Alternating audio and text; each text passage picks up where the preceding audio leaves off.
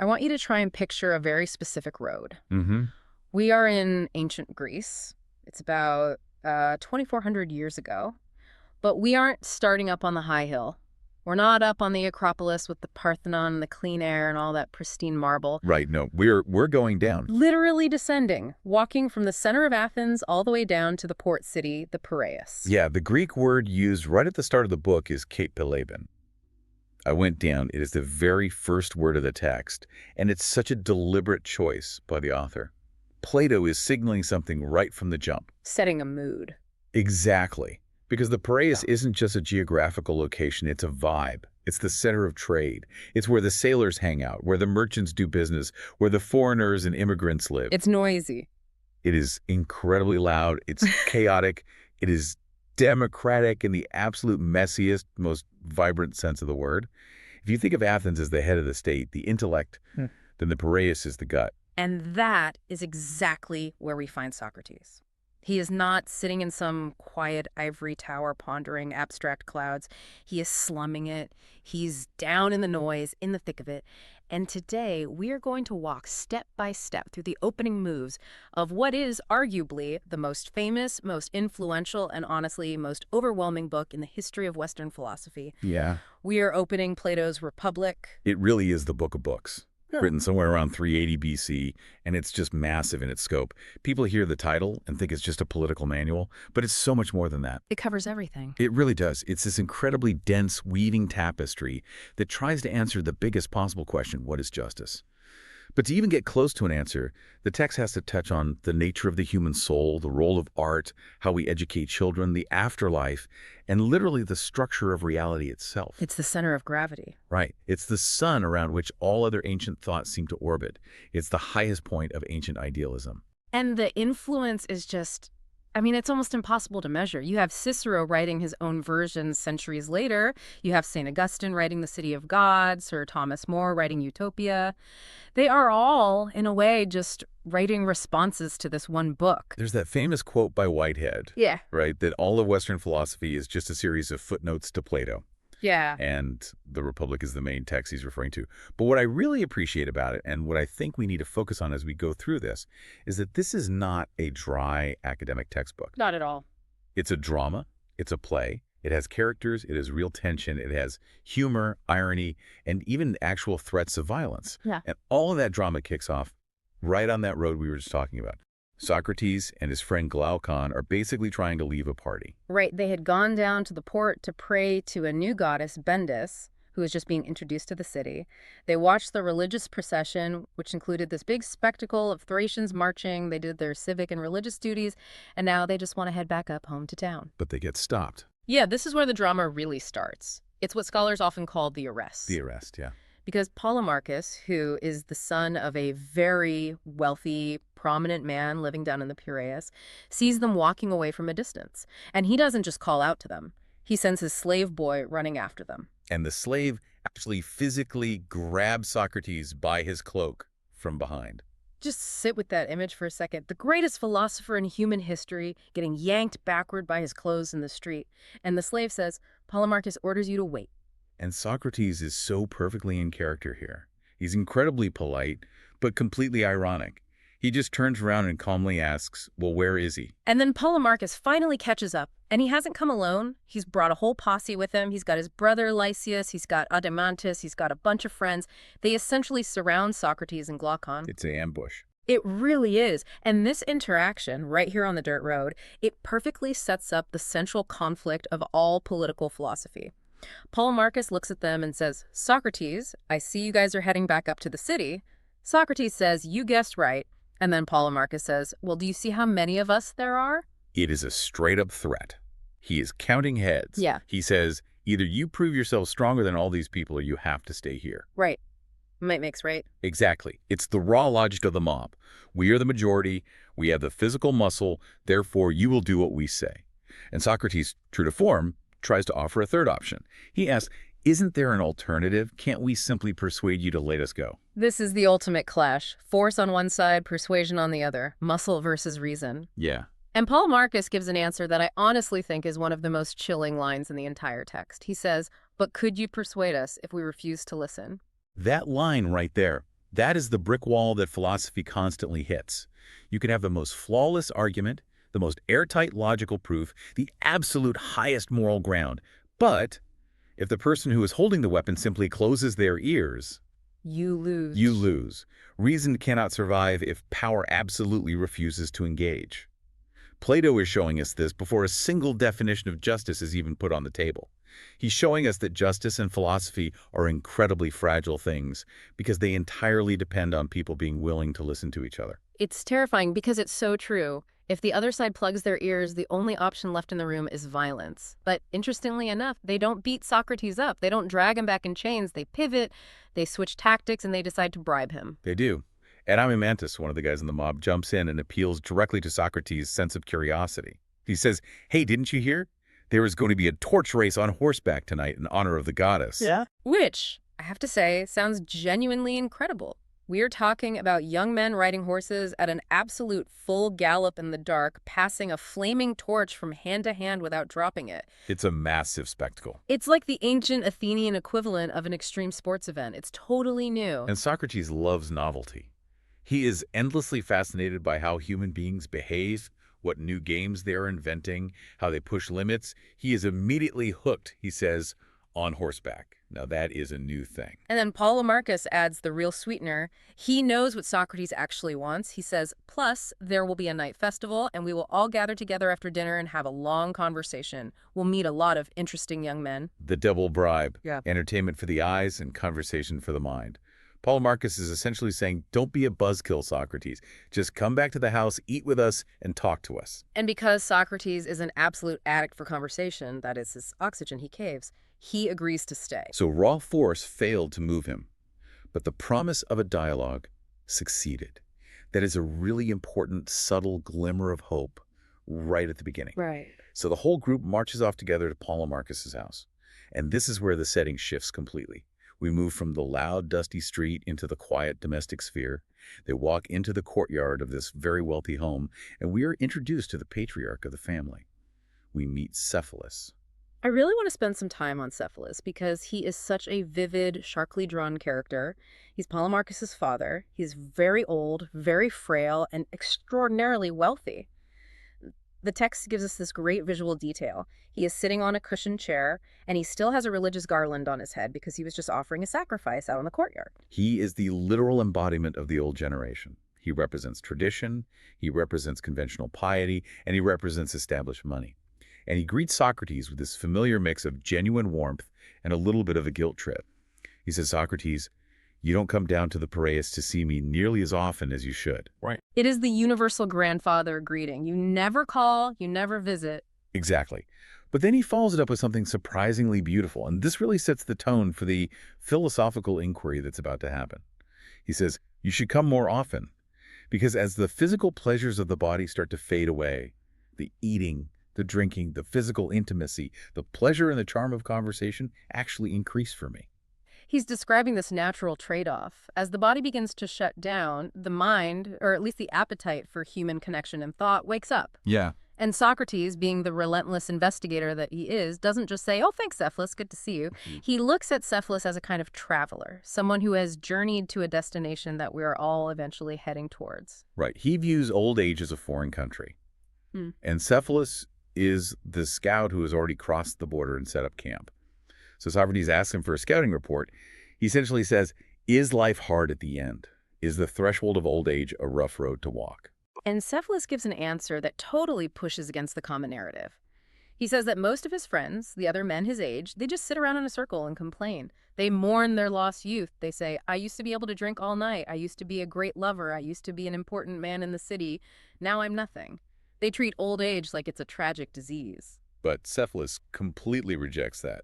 He insists that if old age itself were the root of the problem, then every single person who gets old would be miserable. It would be a universal rule. But Cephalus isn't miserable. And he quotes the famous tragedian Sophocles to explain exactly why. The story about Sophocles is amazing. It is. Apparently, someone once walked up to the poet Sophocles when he was quite old and asked him a very blunt question. They asked, how is your sex life? Are you still capable of making love to a woman? Which is an incredibly invasive thing to ask a respected elder poet. Very personal, very bold. But Sophocles' answer was so profound. He said, "Silence, man. Most gladly have I escaped the thing of which you speak. I feel as if I had finally escaped from a mad and furious master." A mad and furious master. That is such a striking image to describe human desire. He's talking about lust, sure, but also ambition, greed, all of it. He's saying that when you are young, your passions are running the show. You are just being whipped around constantly by your hormones, by your need for status, your need to possess things and possess people. Exhausting. It's completely chaotic. It's not freedom at all. It's actually a form of slavery to your own biology. But in old age, that master finally falls asleep. The grip loosens. And suddenly, for the first time in your life, you have peace. You have this great calm, as he calls it. So for Cephalus, getting old isn't a decline into weakness, it's a liberation.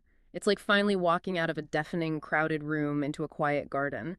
The trouble isn't age, it's character. A calm character handles age well. A bad temper is miserable at any age. But Socrates, of course, has to poke at this. He looks at Cephalus, sitting comfortably on his nice cushion in his massive house surrounded by servants, and he decides to play devil's advocate. He says, well, Cephalus, I think most people would hear you say that, and they wouldn't believe it's your character making you happy. They would say you are happy simply because you have a massive amount of money. The rich have many consolations. That's the cynical but very common view. It is incredibly easy to be philosophical and zen when you never have to worry about where your next meal is coming from or how to pay for a doctor. Right. And to his credit, Cephalus admits there is real truth to that. He doesn't deny it. But he uses this great historical anecdote about the famous Athenian general Themistocles to explain the nuance. Let's break that down because the Themistocles story is brilliant. So there was a man from this tiny, totally insignificant island called Seriphus.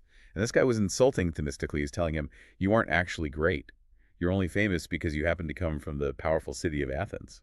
And Themistocles replies, Themistocles says, "You know what? You are absolutely right. If I had been born a Seriphian, I wouldn't be famous. But, and here's the catch, if you had been born an Athenian, you wouldn't be famous either." ouch. Yeah, it's a brilliant takedown. But the philosophical point is about the necessary combination of internal character and external circumstance. Right, you need both. Exactly. Yeah. Cephalus is saying that a terrible, greedy man will never be happy in old age. Even if he has all the money in the world, he'll just be a rich, miserable, anxious old man. But on the flip side, a truly good, noble man can't be entirely at peace if he is freezing and starving to death in the street. You need a certain baseline of material comfort to allow your good character the space to actually flourish. It's a very pragmatic view of wealth, which leads Socrates to look a little closer at Cephalus's relationship with his money. And he asks him a very pointed question. He asks, did you inherit this fortune, or did you make it all yourself? This is such a fascinating psychological detour Plato takes us on here.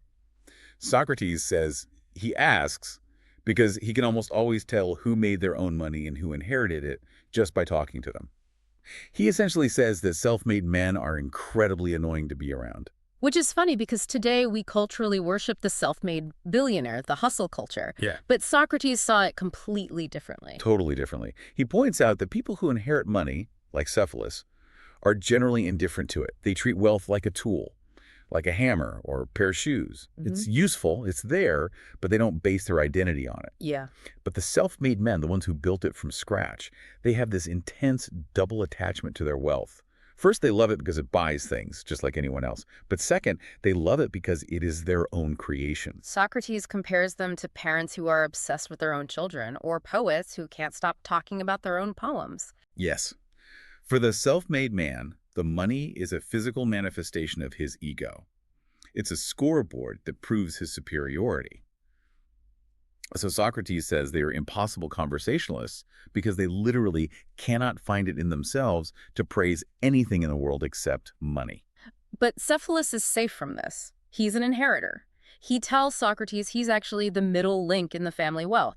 His grandfather made a huge fortune, his father squandered a bunch of it, and Cephalus has just steadily built it back up a bit. He just wants to leave his sons slightly more than he started with. He's the picture of moderation. And because he is so moderate and so honest about his situation, Socrates asks him the million-dollar question. He says, looking back on your long life, what is the absolute greatest benefit you have gotten from being rich? And Cephalus gives an answer that entirely shifts the direction of the book. Up until now, they've been talking about psychology and aging. Now they pivot into pure ethics. Cephalus says that the greatest benefit of wealth is essentially fear management. It's spiritual insurance. He says that when a man gets close to death, all those old myths and stories about Hades, the tales about the underworld where unjust people are tortured and punished for their sins, they suddenly stop feeling like silly stories. They start to feel very real. You start waking up at 3 a.m. in a cold sweat. Exactly. The ancient Greek midnight panic attack. You lie there in the dark, you look back at everything you've done, and you wonder, did I cheat anyone? Did I lie to someone who trusted me? And wealth solves this. For Cephalus, it does. He argues that having money allows you to avoid the temptation of injustice. If you are rich, you never have to lie to get out of a tight spot. You never have to defraud a business partner to feed your family. You never have to leave a sacrifice owed to the gods unpaid, and you never leave a financial debt owed to a man unpaid. Because you can afford to clear all your ledgers. Right. You can depart for the underworld with a completely clean conscience, utterly free of fear because your tab is paid in full. So if we distill Cephalus's worldview down to a single principle, for him, the key to a good life and a safe afterlife is simply this: speaking the truth and paying your debts. And the moment Socrates hears that, you can almost see the gears turning in his head. He thinks, okay, we finally have a formal definition on the table. Justice equals speaking the truth and returning what is owed. And immediately, without missing a beat, he decides to test it.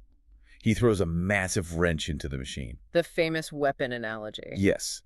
Socrates poses a hypothetical scenario. He says to Cephalus, imagine you have a very good friend.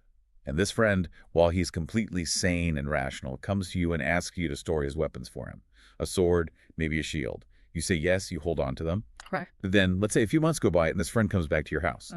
But something has snapped. He has gone completely mad. He is enraged, out of his mind, potentially violent, and he demands his weapons back. So, strictly speaking, under Cephalus's rule, the debt is real. Those weapons are his legal property. You owe them to him. Technically, absolutely yes. But Socrates asks the room, is it just to give them back to him? And I mean, the obvious intuitive answer is no. If you hand a sharp sword to an unstable, violent person, you are endangering his life, your life, and everyone else in the street. That cannot possibly be what justice is. Right.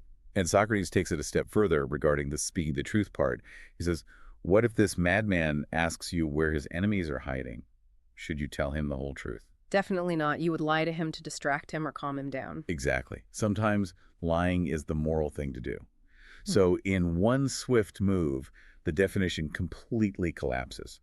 Speaking the truth and paying debts cannot be the universal definition of justice because there are glaring, obvious situations where doing exactly those things would be horribly unjust. It's such a simple, everyday counterexample, but it completely destroys the absolute nature of the rule. It's like, if a friend gives you their car keys when they're sober and then demands them back when they're blackout drunk, you don't give them the keys. You owe them the keys, but justice demands you withhold them. That's a perfect modern equivalent. And poor Cephalus, who is old and just wants a peaceful evening, he sees exactly where this is going. He realizes this conversation is about to get incredibly complex and combative, and he wants absolutely no part of it. He literally just stands up, laughs, and says, well, it's time for me to go look after the sacrifices. Yeah, he completely bails. He physically hands the argument over to his son, Polemarchus. And it's actually a very funny but deeply symbolic moment. It represents the exit of the old traditional generation. Right. The older generation, the ones who rely on inherited wealth and inherited religious rules, they can't handle the dialectic. They can't handle the logical scrutiny. So they just politely bow out and leave the arguing to the younger, more aggressive men. So Cephalus leaves the stage, and Socrates turns to Polemarchus and jokingly calls him the heir of the argument, just like he's the heir to the money. And Polemarchus is eager. He's ready to fight for his father's honor. He is. Yeah. He immediately quotes a respected authority. He brings up the poet Simonides to defend the core of his father's view. He says, Simonides was wise, and he said that it is just to give to each man what is owed to him. But he clearly realizes the madman with a weapon problem still exists. He has to refine the rule. Right, he has to adapt. So he says, okay, obviously Simonides didn't mean you give a deadly weapon back to a lunatic. What the poet really meant was that friends owe it to their friends to do them some good and never to do them any evil. Okay, that feels more solid. If you are my friend, I owe you loyalty and help. But Socrates immediately sees the other side of the coin. He asks, okay, but what about enemies? What do you owe an enemy? And Polemarchus says, you owe them what is proper for an enemy. You owe them harm. You owe them evil. So this brings us to the second major definition of the book. Justice is helping your friends and harming your enemies. Which is an incredibly common, deeply ingrained human way of looking at the world. Yeah, absolutely. It is pure tribalism. It's the core operating system of the mafia, of street gangs, and honestly, of most modern political partisanship. Yeah. We take care of our own people, and we absolutely crush the opposition. It feels natural. It feels intuitive to human nature. It does, but Socrates is about to completely dismantle it. And the way he does it is what often trips people up when they read this book for the first time. He shifts gears entirely and starts talking about crafts, techne. Yeah, he starts bringing up doctors and cooks and ship captains. Why does he take the conversation in that direction? Because Socrates has this method where he treats virtues, like justice, as if they were a specific crafts or a professional skill. He argues that if justice is a real thing that exists in the world, it must have a specific function. It has to do something. Okay. So he compares it to other professions we all understand. Yeah. He asks Polemarchus, look at medicine. Medicine is the art that gives drugs and specific foods to human bodies to make them healthy, right? And cookery, the culinary arts, that's the craft that gives seasoning to ingredients to make them taste good. So, if justice is a craft, what exactly does it give, and to whom?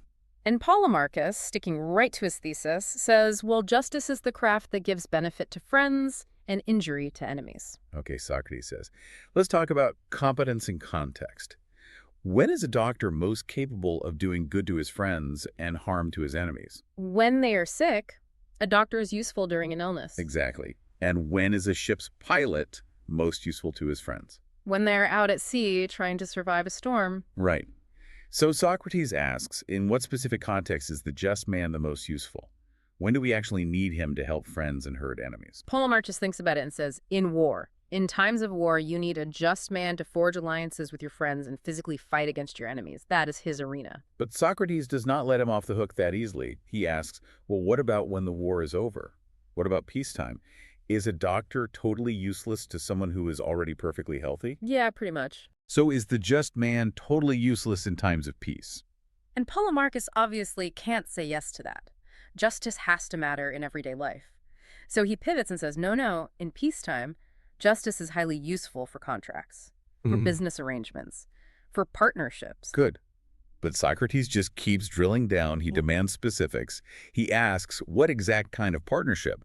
Let's say I want to partner with someone to play a game of drafts-like checkers. Do I want the just man as my partner? No, you want someone who is really good at checkers. You want an expert player. Right. And if I want to build a house, do I partner with a just man? No, I partner with a skilled builder.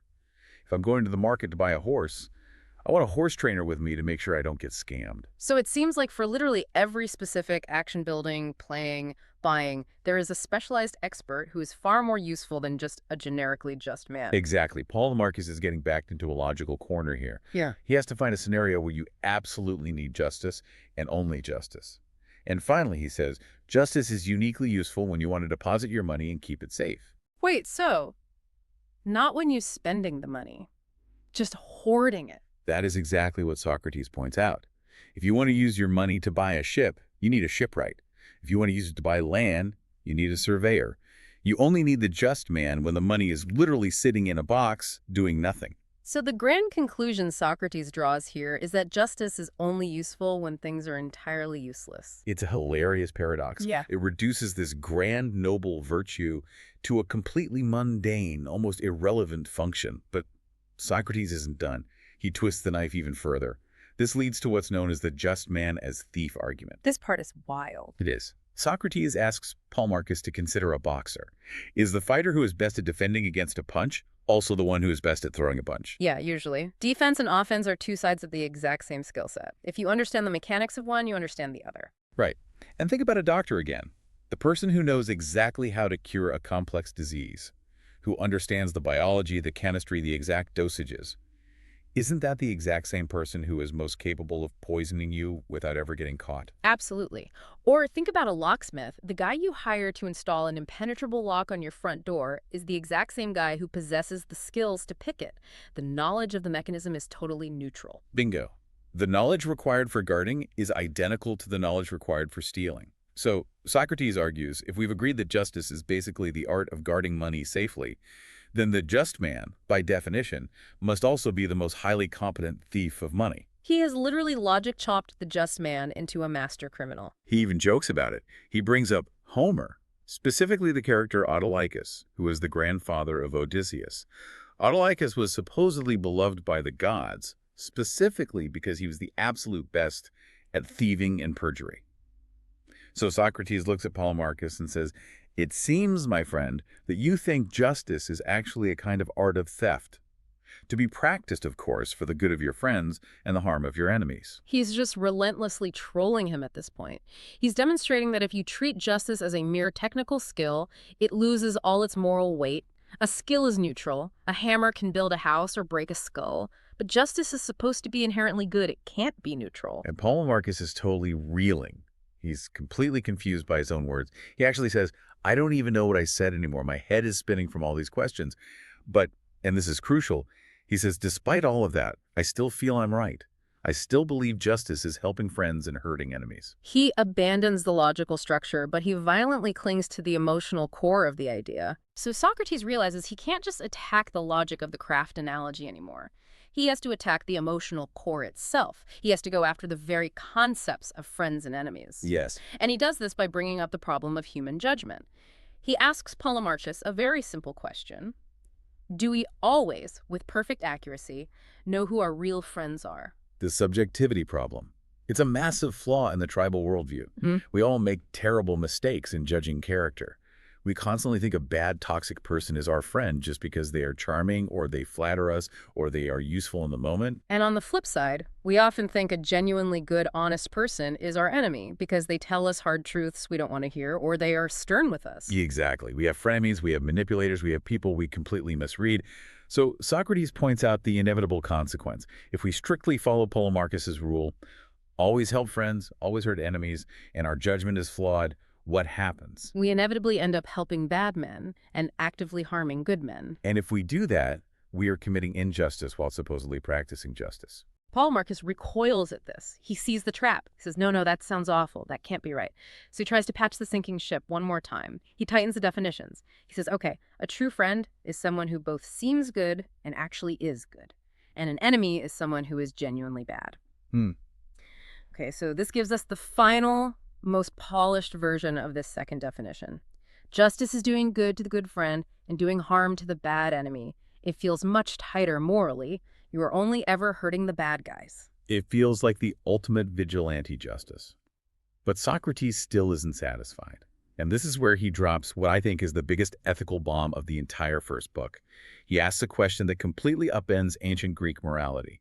He asks, is it ever the role of a truly just man to harm anyone? Anyone at all. Even a terrible bad guy. Even the worst bad guy. Socrates uses another analogy from nature to explain why. He asks Polemarchus, if you take a horse and you physically harm it, you beat it, does that horse become a better horse or a worse horse? It obviously becomes a worse horse. You ruin it. Right. You damage its specific virtue, its excellence as a horse. And if you take a dog and you beat it constantly, does it become a better dog? No, it becomes aggressive, fearful, less obedient. It loses its dog virtue. Yeah. So Socrates follows the chain.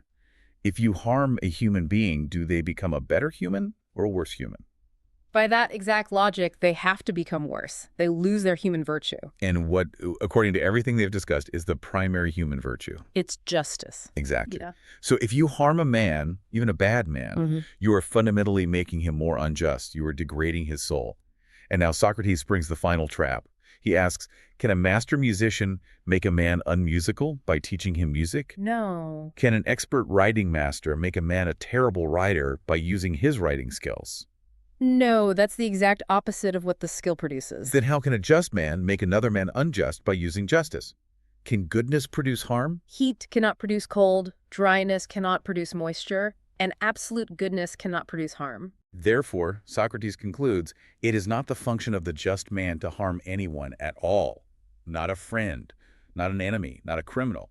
To harm someone is exclusively the function of the unjust man. I really want us to pause and just appreciate how incredibly radical this moment is. You have to understand the historical context. In ancient Greece, revenge wasn't just accepted, it was considered a core virtue. Retribution was noble. Homeric heroes are entirely built on revenge. Exactly. And here's Socrates, centuries before the Sermon on the Mount, centuries before any widespread concept of turning the other cheek, sitting in a courtyard saying no. A truly good person never harms anyone under any circumstances because harm only creates more injustice, and justice cannot logically create injustice. It completely, radically strips the moral legitimacy away from all forms of vengeance. It's breathtaking. And Socrates even twists the knife one last time regarding where this bad definition came from.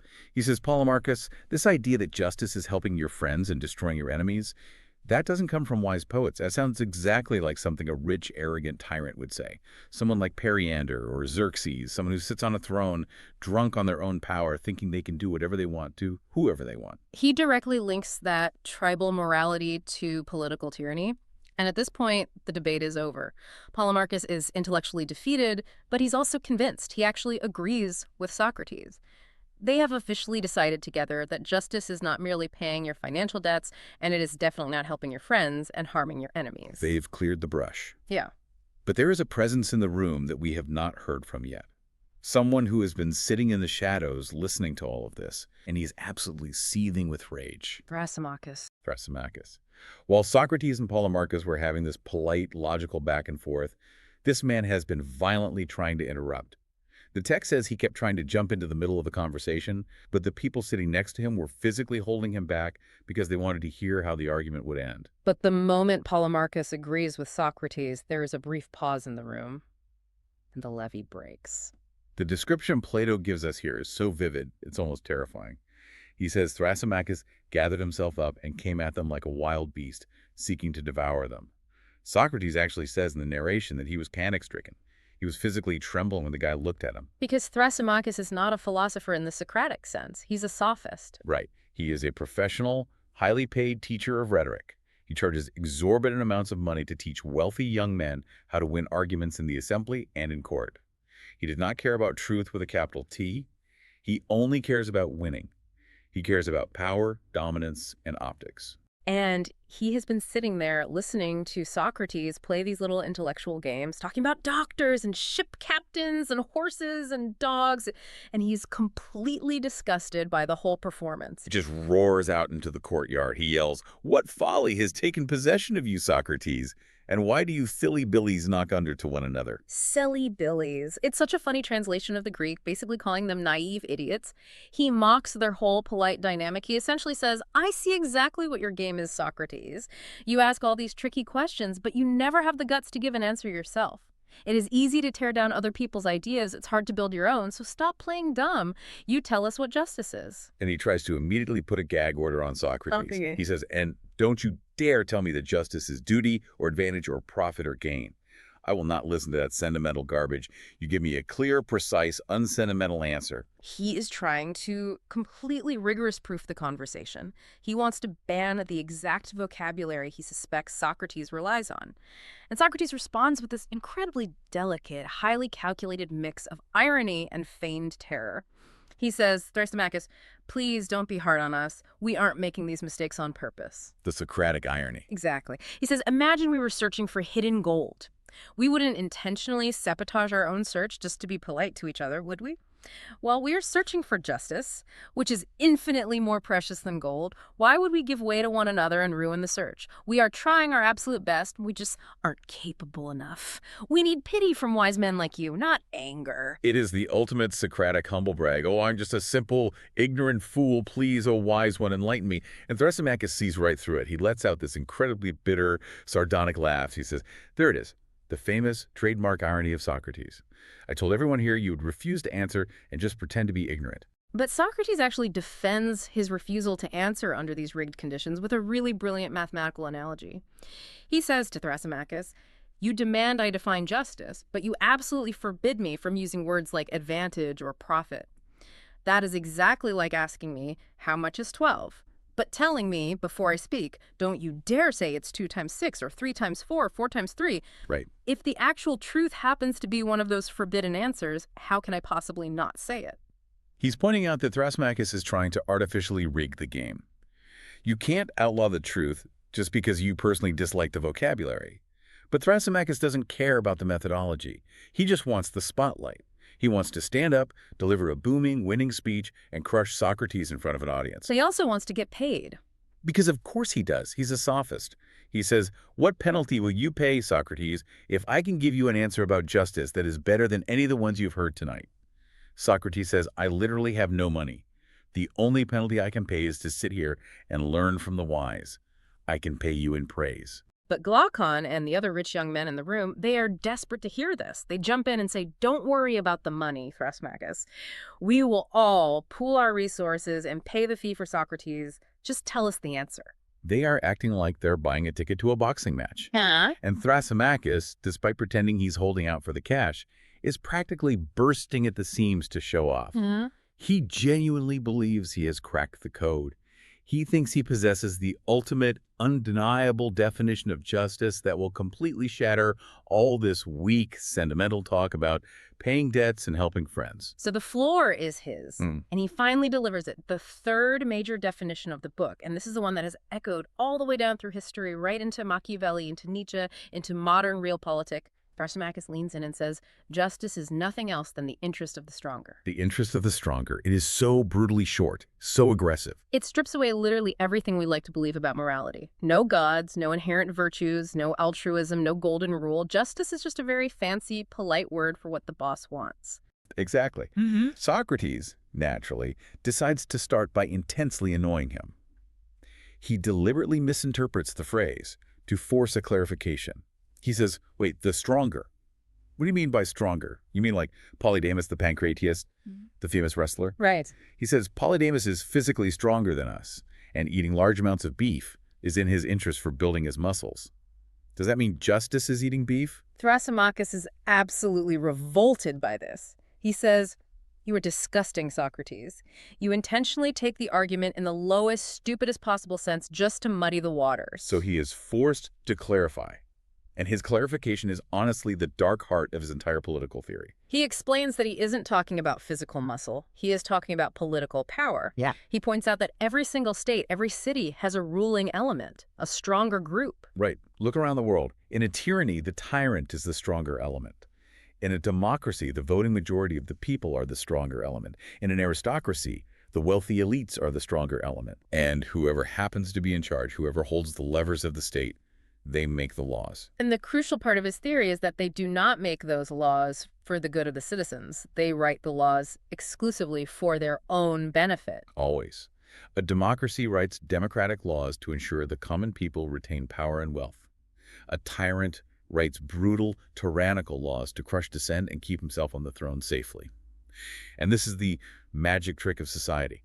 Once the ruling class writes these incredibly self-serving laws, they declare to the public that obeying these laws is called justice. So justice is nothing more than a mechanism of control. It is the brand name that the powerful slap onto the rules that keep them powerful. Yes, and if you as a citizen break those rules, you are severely punished. You are branded a lawbreaker, an unjust, evil person. But in reality, you didn't commit a moral sin. You just threatened the ruler's monopoly. You touched the boss's stash. So Thrasymachus concludes that no matter where you travel, whether it's Athens, Sparta, Persia, justice is the exact same thing everywhere.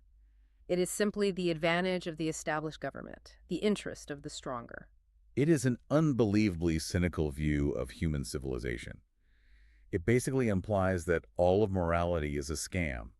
It's a ghost story, a fairy tale told by the powerful to keep the weak docile and obedient. And if this is actually true, Socrates is facing a monumental problem, because it means that the traditionally unjust man, the ruthless guy who lies, cheats, successfully breaks all the rules, and manages to seize absolute power for himself, he is actually the smartest guy in the room. He's the only one playing the game correctly. He's the winner. Right. The tyrant isn't a villain in this worldview. He's a genius who saw through the matrix. That is the heavy implication hanging over the courtyard right now. And Socrates knows he cannot just joke his way out of this one.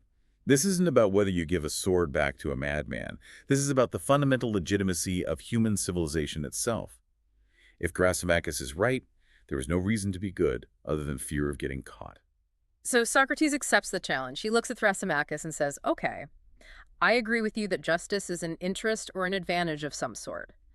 But I am not so sure about this of the stronger part." He completely isolates the vulnerability in the argument. He's going to question the very definition of what it means to actually rule. He starts asking, what does it mean to be a true ruler? Is it merely the possession of raw power? Or is ruling, much like being a doctor or a pilot, a specific craft that inherently requires looking after the well-being of the subject? That is the ultimate pivot point. Socrates is going to try to systematically prove that a true ruler, strictly speaking as a professional of his craft, never actually seeks his own advantage. He always seeks the advantage of his subjects. Just as a true doctor seeks the health of the patient, not the financial health of the doctor. But Thrasymachus is not going to just roll over. He has a brutal counter-argument locked and loaded about shepherds and sheep that is going to make this conversation incredibly ugly. Yeah, because if you think about a shepherd, which is exactly where this conversation is heading, does the shepherd fatten up the sheep because he loves the sheep? Or does he do it because he plans to slaughter them and sell them at the market for his own profit? And that analogy sets up this massive philosophical collision that we are walking right into next. We are moving from the quiet comfort of Cephalus's home directly into the brutal, unsparing arena of realpolitik and power dynamics. We have to figure out if Socrates can somehow prove that it is actually better to be just and suffer than to be unjust and rule the world. So we are going to follow that exact thread as we jump right into the next phase of this text. We are right back in the thick of it. There is really no time to catch our breath, because the tension in the room at Cephalus's house has just shifted entirely. We went from a very polite philosophical inquiry into old age to something much more aggressive. It absolutely does feel like that. Uh, We really have to remember exactly where we're standing in the text here. That polite sort of elderly conversation about the merits of being old is dead and buried. The sophist Thrasymachus has essentially kicked the door down. yeah, he's been sitting there. Right, he's been sitting there listening to Socrates and Polemarchus just boiling with rage, and he finally couldn't take it anymore. He violently interrupted them to declare that all this talk of morality is just nonsense. He throws his own definition of justice onto the table like a gauntlet. He says, justice is nothing else than the interest of the stronger. It's such a massive power move. It really is. He's basically saying, look, might makes right. The rulers make the laws to help themselves, and the subjects just have to obey. That's the whole game. It is the ultimate cynical realist take. He's stripping away all the romance of virtue that we usually talk about. And Socrates is now sitting there, seemingly very calm, just beginning to dismantle this explosive idea piece by piece. Which is classic Socrates. Exactly. The central question Socrates places on the table right now is about knowledge and fallibility. He asks a very simple but actually very dangerous question. He says, do these rulers, these stronger men who set the rules, do they always know what is in their own best interest? Or do they make mistakes? Which seems like such an innocent question. Are they infallible? And Thrasymachus, probably thinking he's just being a grounded realist, admits that no, to be sure, they are liable to err. Right, rulers are human. They mess up. They miscalculate. And that right there is the trap. Socrates snaps it shut immediately. Think about the logic of what just happened. Thrasymachus has two main premises. One is that justice is obeying the laws the ruler makes. The second is that justice is serving the interest of the ruler. Okay, I follow that. But if a ruler makes a law thinking it will benefit him, but he's actually mistaken and the law ends up hurting him, what happens then? Oh, I see the contradiction there. Because if the subject obeys that mistaken law, they're being just, according to the first premise. Yes. But they're actually acting against the interest of the stronger. So if the ruler is fallible, then serving the interest of the stronger and obeying the ruler can become two completely opposite things. Precisely. You can't have both. The definition turns on itself and eats its own tail. If the ruler is an idiot, then justice might actually mean destroying the ruler, which is definitely not what Thrasymachus meant at all. Right. Now, usually in a debate, this is exactly where you would clarify or maybe backpedal a bit. And in fact, the other people in the room start whispering. Polemarchus and Kallipolis actually jump in. It becomes almost like a tag team wrestling match for a second. Kallipolis tries to save Thrasymachus from his own logic by suggesting a loophole. What does he say? He says, well, maybe Thrasymachus meant that justice is doing what the stronger believes to be his interest, even if he happens to be wrong. Which would fix the logical problem entirely. It makes the definition subjective. It effectively says just do what the boss tells you, even if the boss is driving the whole company off a cliff. But Thrasymachus doesn't take the lifeline. He completely ignores it. He does, and that tells us so much about his character in the book. He is entirely too proud. He absolutely rejects Cleitophon's help. He refuses to admit that a ruler, in the actual moment of ruling, can be mistaken. So he doubles down with this fascinating, almost legalistic concept of the strict sense. The strict sense. He uses the analogy of the craftsman here, right? Yes, he does. Thrasymachus argues that when we call someone a physician, we mean a person who cures the sick. If a doctor makes a mistake and kills the patient, in that precise moment of error, is he really acting as a doctor? Well, no. Exactly. Thrasymachus says in that moment of error, his skill has failed him.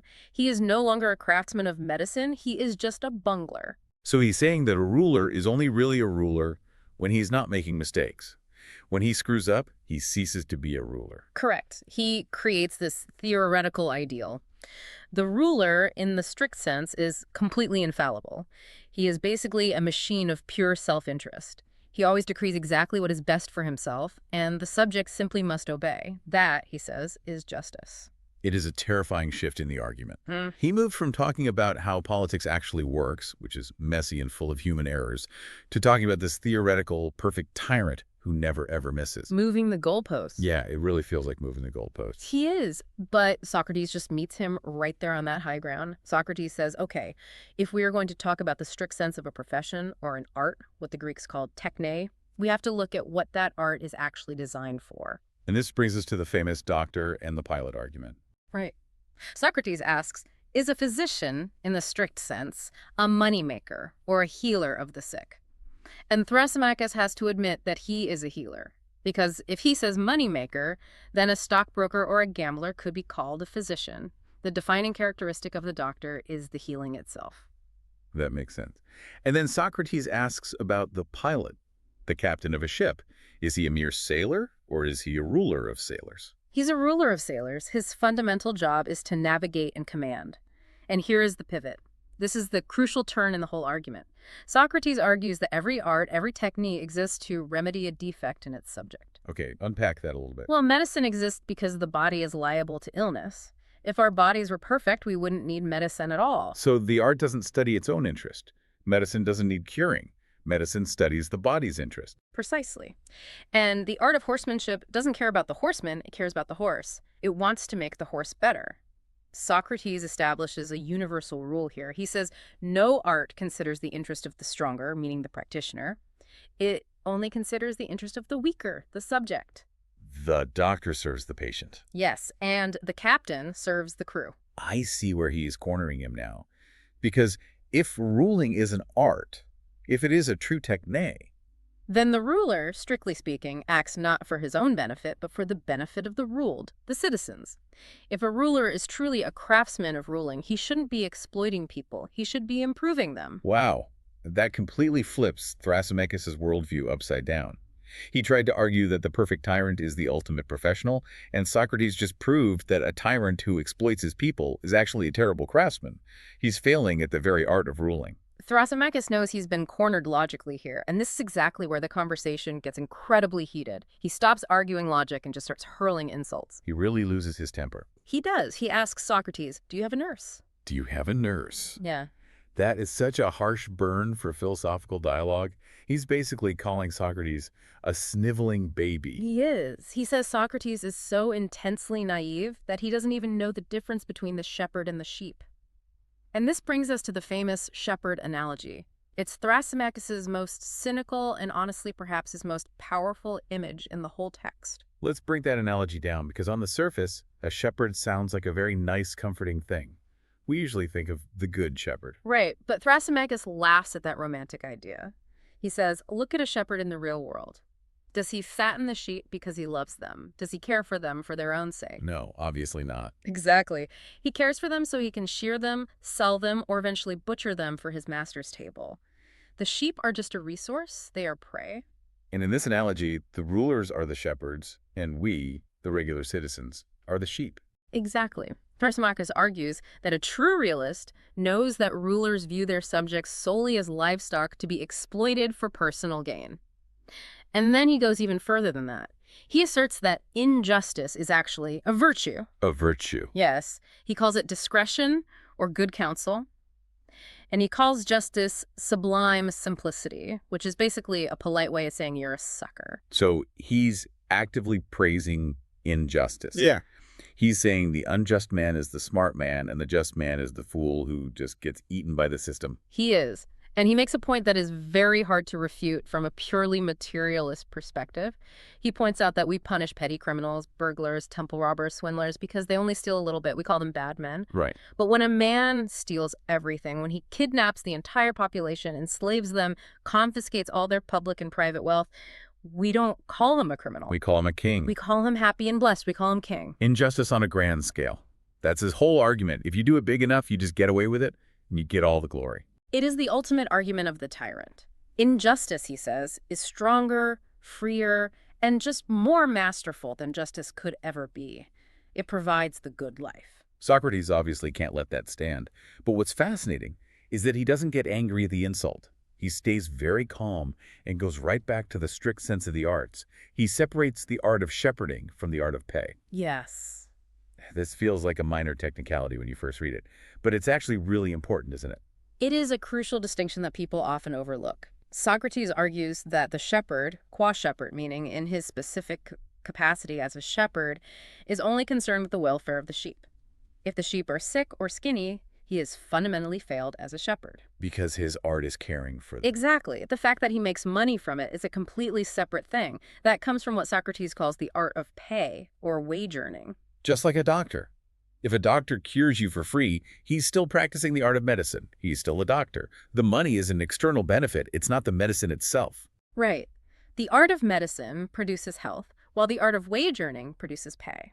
They are distinct actions.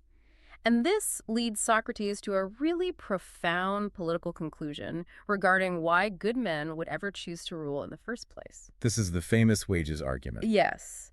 Socrates argues that since the actual art of ruling involves attending to the troubles of others, fixing their problems, not your own, no one would ever do it willingly without some form of compensation. It is a burden, it is hard labor. And he lists 3 types of wages for this labor: money, honor, or a penalty. Right. But here's the catch. Socrates says that for the best men, the truly good men in a society, money is not a motivator at all. They don't want to be called hirelings or thieves. They just aren't greedy. Okay. And honor isn't a motivator either because they aren't ambitious for status or fame. So if they don't want money and they don't care about fame, why would they ever take the job? Why would a good person deal with the massive headache of ruling a city? The penalty. Socrates says the truly good man rules only because he fears the penalty of refusing. And what is the penalty? To be ruled by a worse man. Wow. That really hits home, even today. You don't run for office because you just hunger for power. You run because you look at the other guy and say, I cannot possibly live under his rule. I have to step up just to prevent that catastrophe from happening. It's defensive ruling. Socrates suggests that in a theoretical city composed entirely of good men, people would actually fight to avoid holding office just as intensely as they currently fight to obtain it. Because they know it's a sacrifice. Yes, because they know ruling is a burden. It's a service to others, not a path to personal enrichment. That is a brilliant inversion of how we usually see politics. Mm-hmm. But Thrasymachus isn't convinced by this high-mindedness. He still thinks the unjust man, the one who violently grabs for himself, is wise and good. He genuinely thinks injustice is profitable and smart. So Socrates has to attack the very nature of profit and getting ahead. This brings us to the outdoing argument, which relies on the Greek concept of pleonexia. Pleonexia. That basically means the desire to have more, right? Like greed. Yes, literally having more. But in this specific philosophical context, it means trying to outdo or get the better of everyone else around you. Thrasymachus thinks this constant striving to beat others is a sign of immense strength. Socrates wants to prove it's actually a sign of stupidity. He uses the musical instrument analogy here, which can get a little technical. Let's walk through it carefully so we don't lose the thread. Imagine a musician tuning a lyre. A wise musician knows the correct pitch. When he tightens the string, does he want to tighten it more than another wise musician would? No, because if he goes tighter than the correct pitch, he's out of tune. He wants to hit the exact same note as the other expert. He wants to hit the correct measure. Correct. The wise man seeks the proper limit. He doesn't try to outdo his like, meaning the other wise man. He only tries to outdo the unlike, which is the unmusical person who doesn't know what the note should be. Okay, I see that. And he applies this to the doctor too, right? Same exact thing. A doctor follows a specific medical prescription. He doesn't try to give more medicine than another doctor would, just to win some sort of contest. That would kill the patient. Right. He tries to hit the exact right amount. He outdoes the ignorant person who knows nothing of medicine, but he doesn't try to outdo his fellow expert. Now compare that behavior to the unjust man. Thrasymachus admits that the unjust man tries to outdo absolutely everyone. He wants more than the just man, and he also wants more than the other unjust men. He knows no limit whatsoever. He just wants to beat the entire world. So structurally, the unjust man behaves exactly like the ignorant person, the one who doesn't know when to stop tightening the string on the lyre. And the just man behaves like the expert, the one who respects the measure. Exactly. Socrates just completely traps him in this analogy. Since the wise and good only outdo their opposites, but the unjust tries to outdo everyone, the unjust man resembles the ignorant and bad.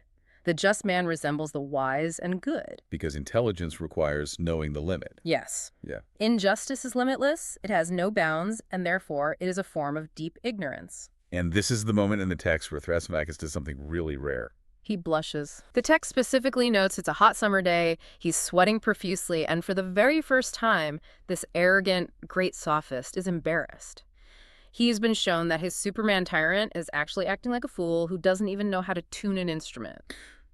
But Socrates doesn't stop at just the wisdom of injustice. He moves right into the strength of injustice. Because Thrasymachus claimed that injustice makes you powerful. Right. Socrates asks a very practical question here. He says, imagine a band of robbers, or an army, or a conspiracy of thieves. They are unjust men, clearly. But can they succeed in their goals if they are completely unjust to one another? No, of course not. Yeah. If they're constantly stealing from each other and betraying each other in the middle of the heist, the whole gang falls apart. They can't accomplish anything. Precisely.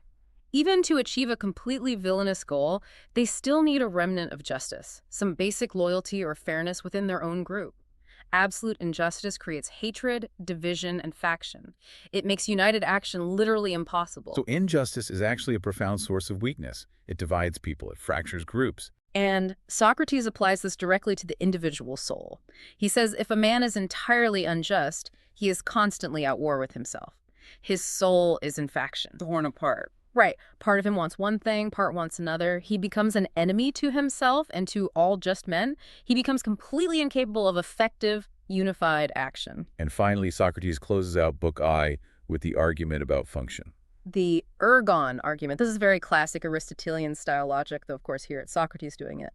Ergon means the specific work or function that a thing is uniquely designed to do. He asks, what is the function of an eye? To see. And can it perform that function well without its proper virtue or excellence? No. If it lacks sight, which is its virtue, it can't see. Socrates argues the soul has a specific function too, just like the eye or the ear. Its function is to deliberate, to command, to superintend, and ultimately to live. And since they agreed earlier in the conversation that justice is the specific virtue of the soul, then a just soul acts according to its virtue and lives well. An unjust soul lacks that virtue and lives badly. And he who lives well is blessed and happy.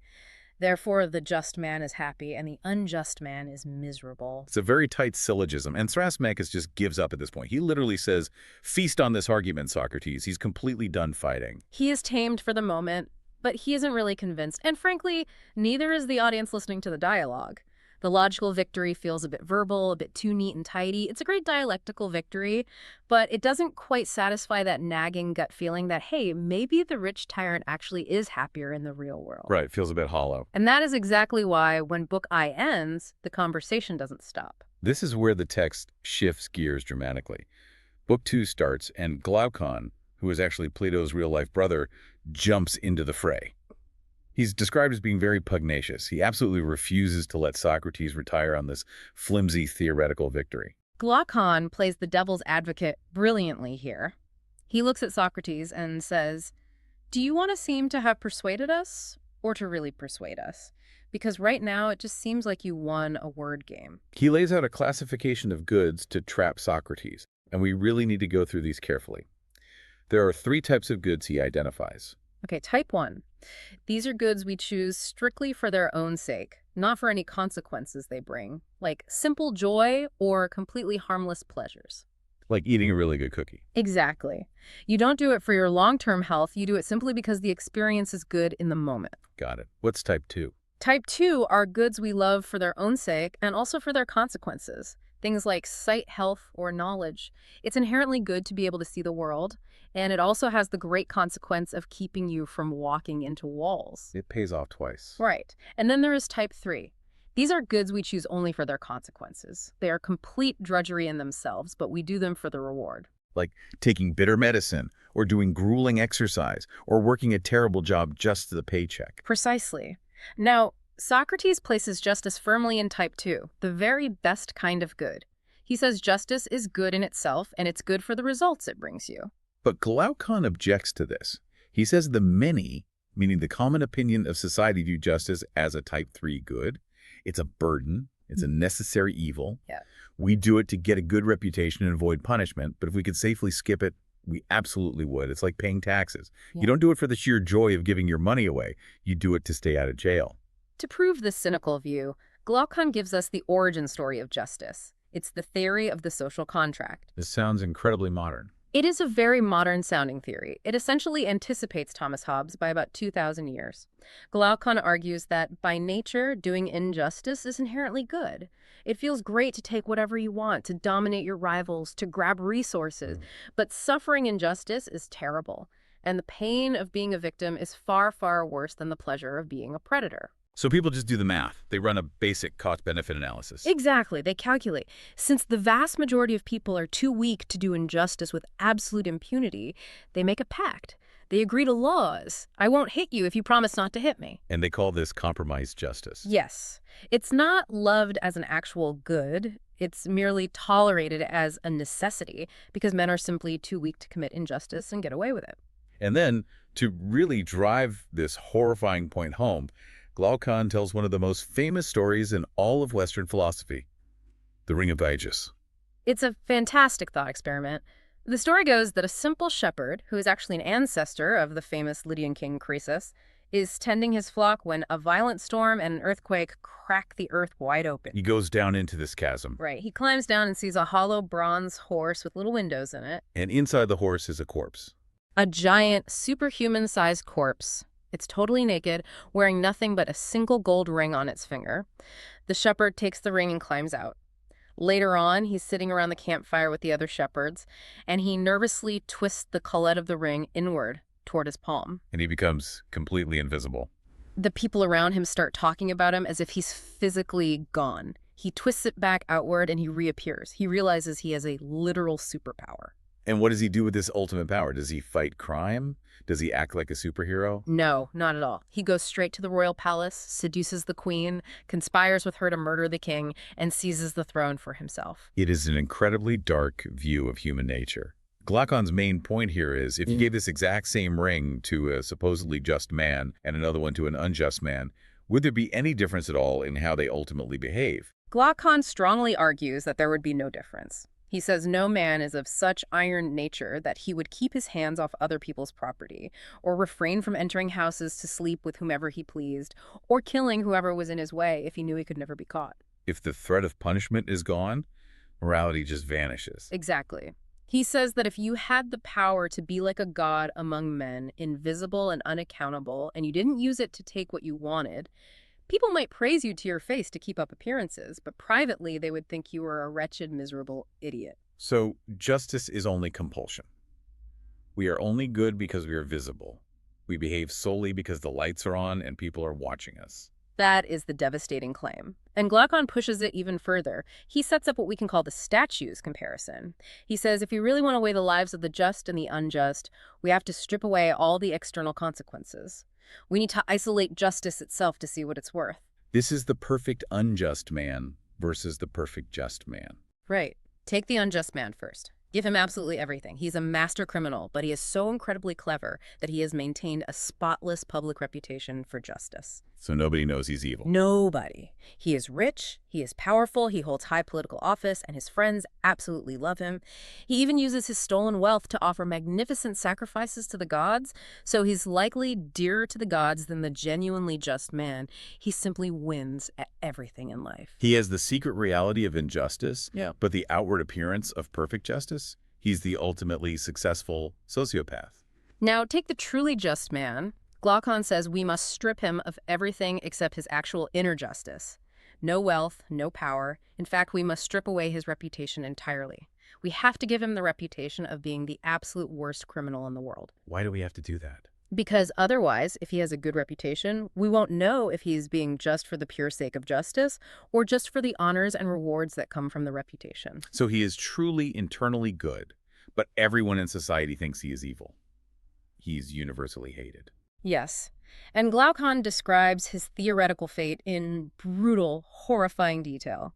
He says the perfectly just man will be scourged, he will be racked, bound, have his eyes burnt out, and finally, after suffering every extremity of evil, he will be impaled or crucified. That is awful. It is, and Glaucon asks the ultimate question.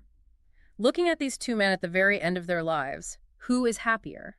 The one who is deeply unjust but treated like a god, or the one who is pure and just but dies a tortured, despised criminal? It makes you shudder. Because phrased like that, it seems impossible to argue that the guy getting crucified is somehow happier. That just sounds completely insane to any normal person. It really does, and right when Socrates is absorbing this massive blow, Adeimantus, Glaucon's brother, jumps in to pile on even more pressure. He adds the argument from authority. Brother helps brother. What exactly does Adeimantus add to the fire here? He focuses heavily on culture and education. He says, Socrates, look at what parents and tutors actually tell children. They don't ever say, love justice because it is inherently beautiful for your soul. No, they don't. They say, be just so you can get a good job, secure a rich marriage, and maintain a good reputation in the city. It's entirely instrumental. It's all about what you physically get out of it. And then Adeimantus brings in religion. He looks at the famous poets like Hesiod and Homer, who are the moral authorities of Greece. The poets say that the just man gets immense material rewards from the gods' acorn-bearing oaks, woolly sheep, the sea giving him bountiful fish. They're earthly rewards. Yes. The poet Musaeus even promises that in the afterlife, the just spend eternity basically drunk at a giant banquet. An eternal party. So they are praising the material rewards of justice, not the actual state of justice itself. Exactly. And conversely, they teach something very dangerous about injustice. They teach that you can just buy off the gods. If you are a rich, unjust man, you can pay for lavish sacrifices and soothing entreaties. Adeimantus talks about mendicant prophets who knock on the doors of the rich, selling indulgences, literally promising to cure their sins and their ancestors' sins with magical rituals. So Adeimantus' final conclusion is incredibly cynical. He says, if I can be completely unjust, get super rich, and then just use a small slice of that stolen money to bribe the gods with sacrifices, I win in this life, and I escape punishment in the next life. So why on earth would I ever choose to be just? It is a totally devastating attack. The brothers have systematically stripped Socrates of every single usual defense.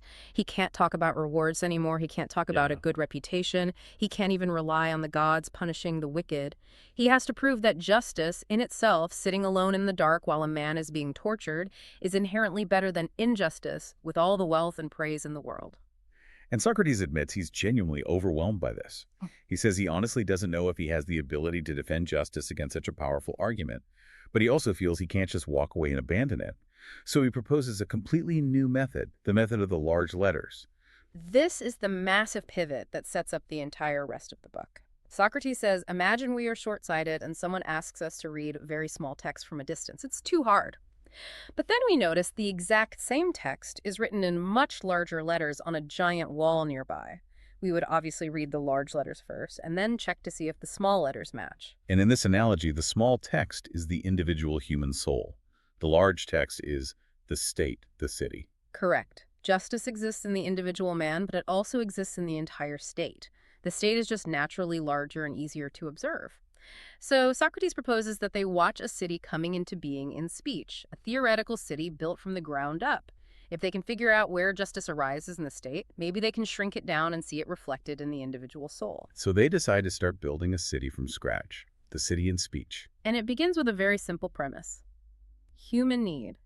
The whole origin of society is that no individual is self-sufficient. We all have profound needs: food, a dwelling, clothing. And this foundational need leads directly to the economic foundation of society, which is the division of labor. Yes. Socrates argues that we do much better when one man focuses entirely on one specific art. A farmer shouldn't waste half his time trying to make shoes or build a house. He should only farm. And the shoemaker should only make shoes. Because specialization leads to much better quality, and you get things done at the right time. It's pure efficiency. So the theoretical city starts to grow. We need husbandmen, farmers, and builders, weavers, shoemakers. But the farmer needs a plow. He can't make it himself. Right, so now we need carpenters and smiths to make the tools, and we need herdsmen to raise the oxen for plowing, and sheep for the weaver's wool, and cattle for hides. And a city this size can't possibly produce absolutely everything locally, so we need trade. Exactly. We need imports. That means we have to create a class of merchants to travel to other cities. And if they travel by sea, we need sailors. And back home inside the city, we need a centralized marketplace to handle all this. And in the market, you can't have the farmer sitting there all day away from his fields just waiting to sell his grain. He needs to be out working. So society organically creates retailers, middlemen who stay in the market all day to buy and sell using currency.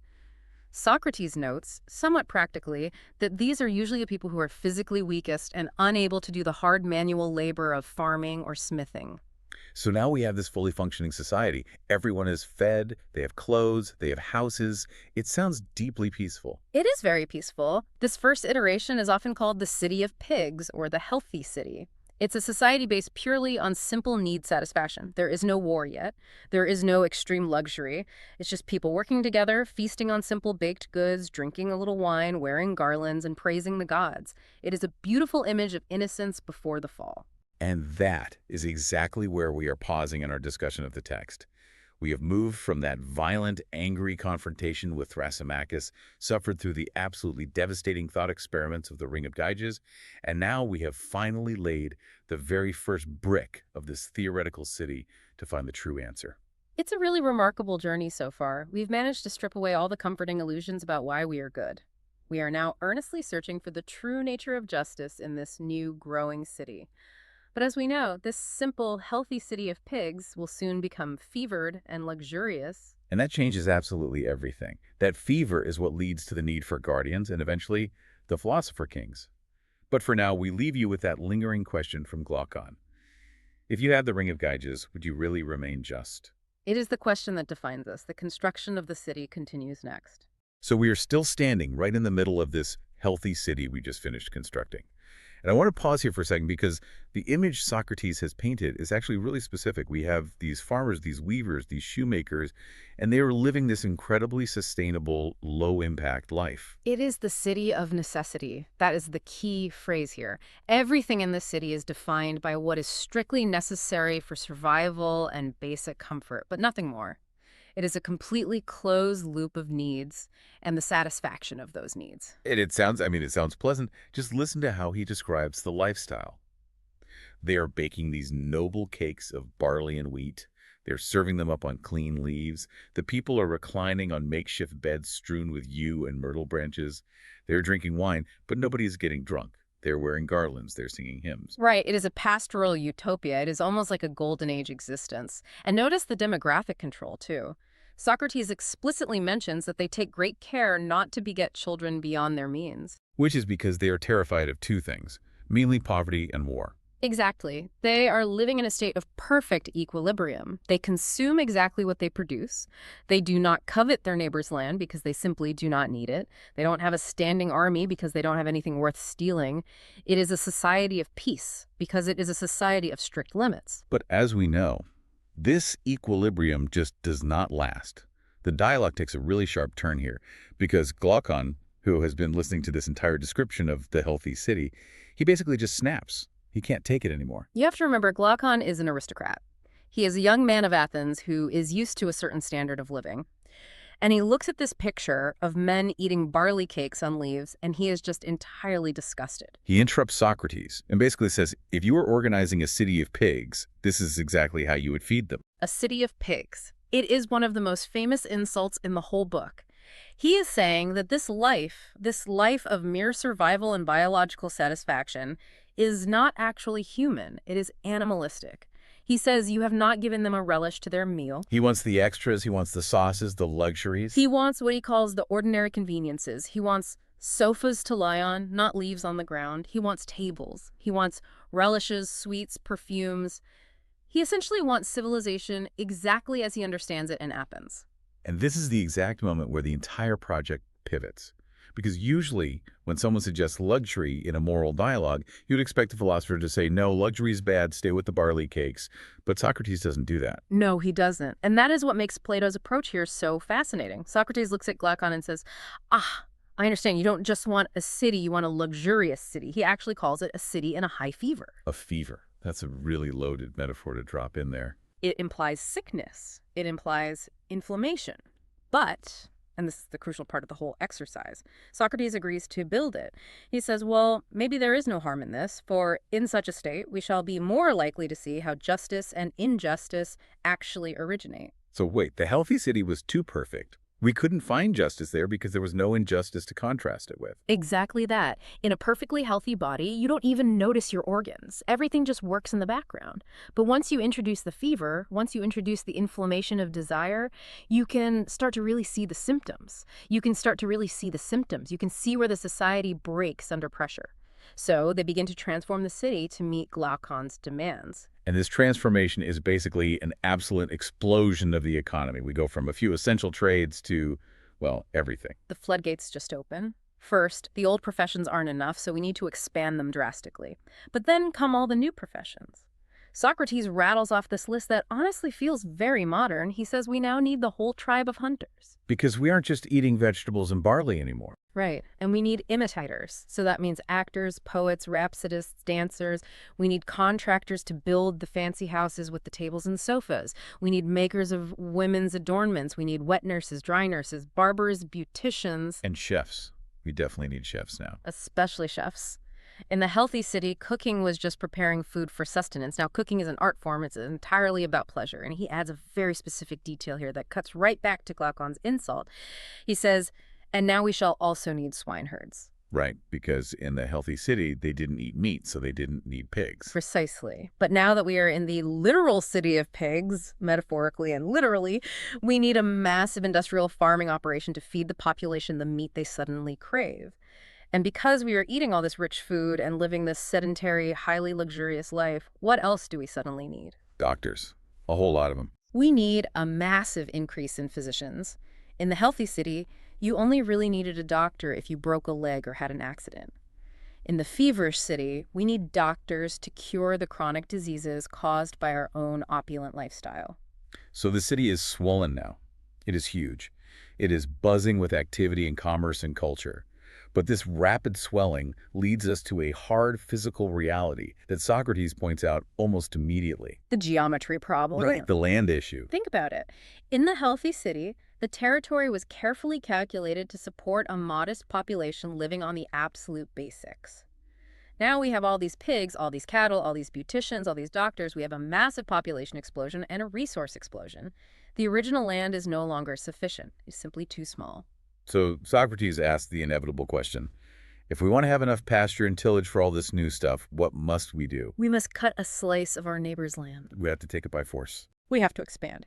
But here is the terrifying reciprocity of the whole situation. Our neighbors, assuming they aren't living in a city of pigs, or rather, assuming they are also human and subject to the exact same desires, what are they doing right now? They're looking right at our land. Right.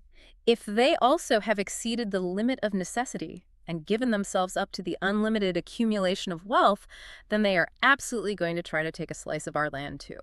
And just like that, without any grand speeches about honor or glory or divine right, we have just invented war. We have found the fundamental origin of war. And Socrates is very explicit about this connection.